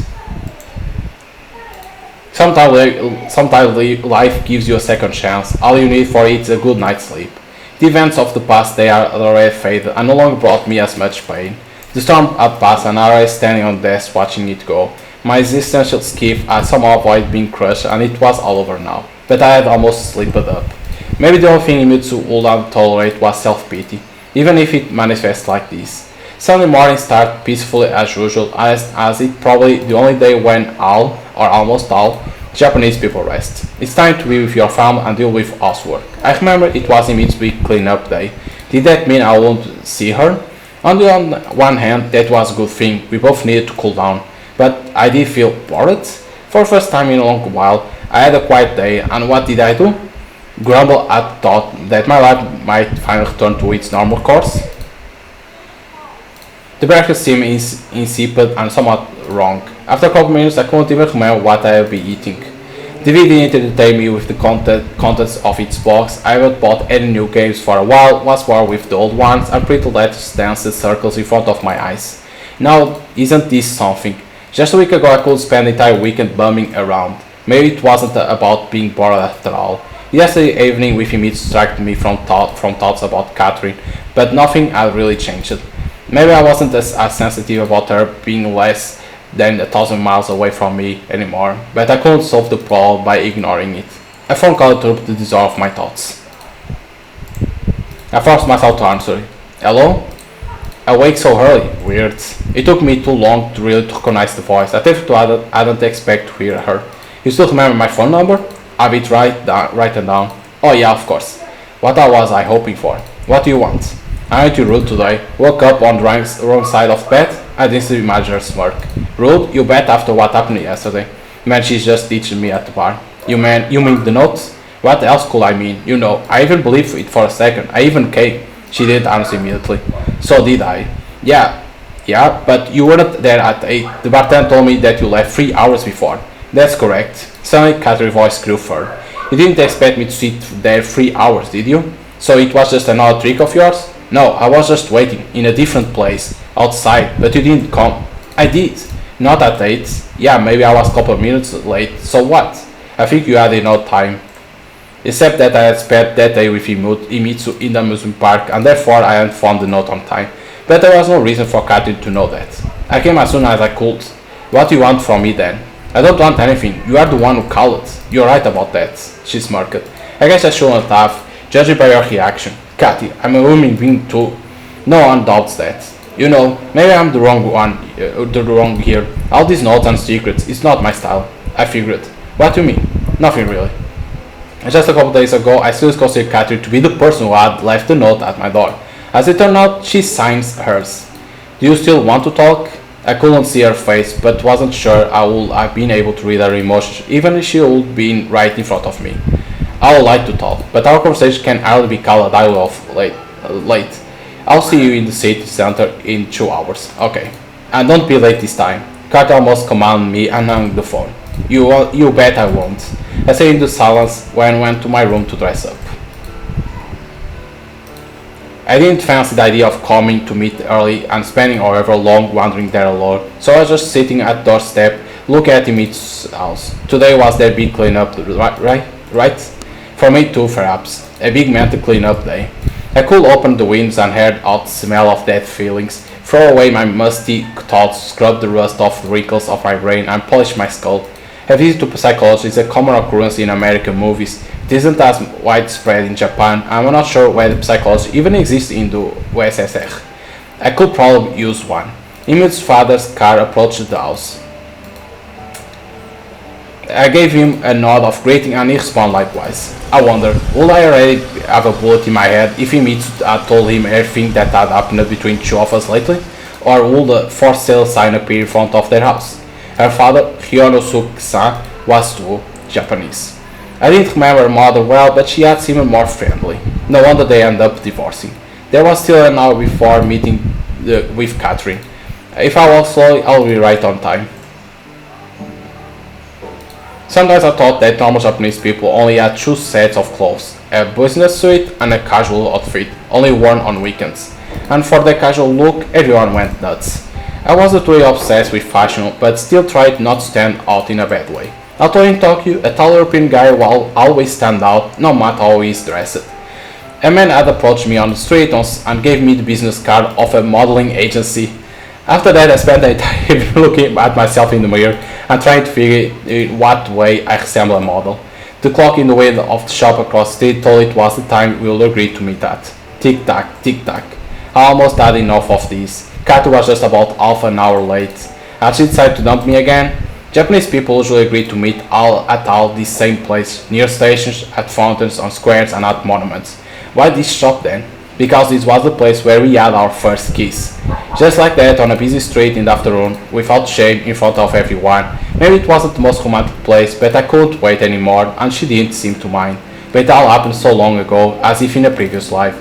And I was standing here, losing the last remnants of my self-respect, waiting for who knows what. Sorry. I turned around to see Catherine standing in front of me. It was strange that she appeared from that side. I thought you'll come from there. I waved my hand in the direction where her house used to be. I don't need to take the subway anymore. Miscalculate the time a little. Stella logic. Yeah, sure, the ones who come late to school always live closest to it. A little? I already stopped waiting for you. Then what are you doing here? She smiled, quite gently as it seemed. Must be a habit too. Alright, let's walk. I can see the owner of that shop giving me suspicious looks. Of course, Katya knew what shop it was when she decided on the meeting point, but my words still made her blush and quickly lower her head. Okay, but yeah, like I said, the game is very good. It's like a of course, romance story, but at the same time mystery, because you don't, like, someone is sending a note to you. You need to be phoning you, say that you need to be careful because people the past of our father's work now is catching us because we don't know what our father was doing. Something that something that was important for someone, because now that our parents, right, are dead, they go after us because they think we know something. And of course, like, we need to discover who is doing that, and of course we need to be careful. But at the same time, the romance is because of the 4 girls that exist in the game.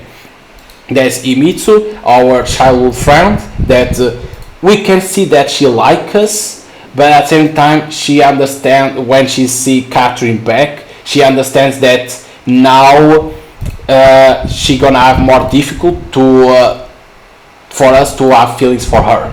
Then we have Catherine, that our ex-girlfriend, that we still don't understand why she came back to Japan and she asked a transfer to our school. And when she can come back to Japan and to our school, those messages, those threatened messages start to happen again, because we don't know. It's other thing that we need to discover. Then we have Kagom, that is like we see she being bullied, and we know that she's poor because we see that the bullies say that she's poor and she shouldn't go to that school because that school is for people that are rich. And then we have Ellie, that is the grandfather, right? That is one of the director. It's not the director. It's someone behind the school. Is someone important, right? She's rich. It's better to say like that.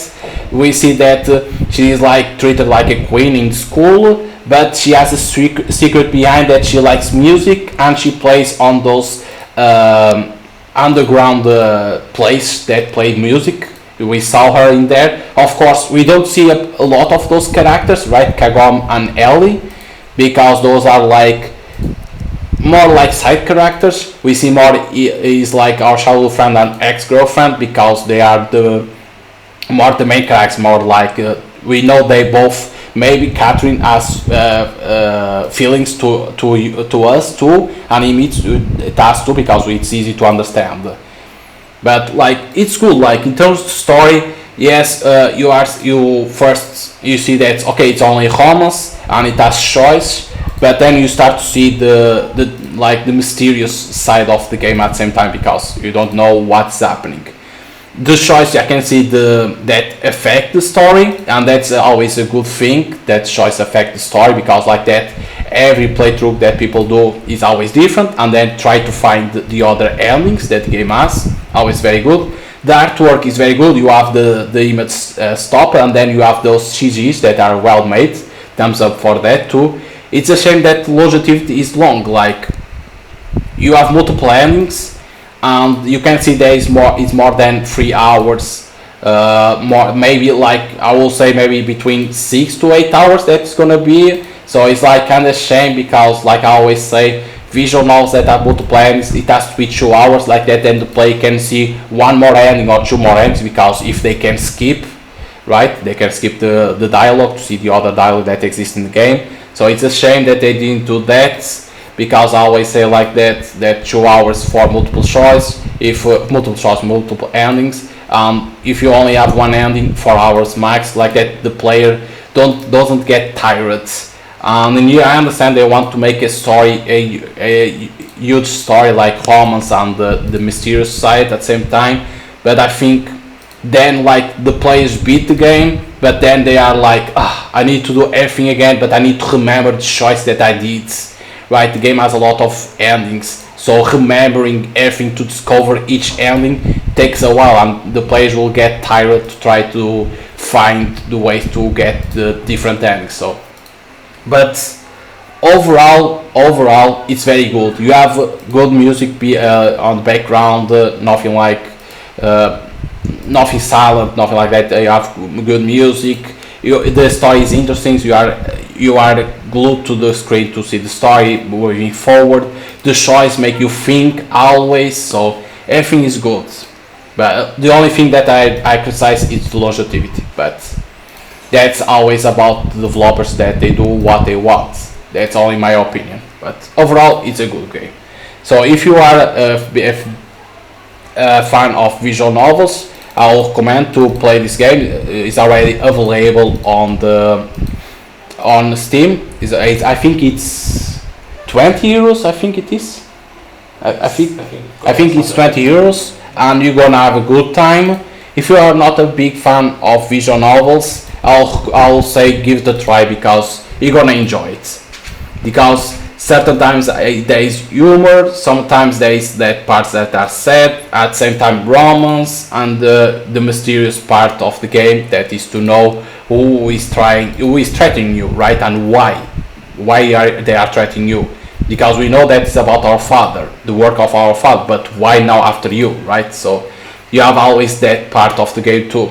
So yeah, hope you guys enjoy your gameplay. And again, if you want to give the try to the game, you can already go to Steam.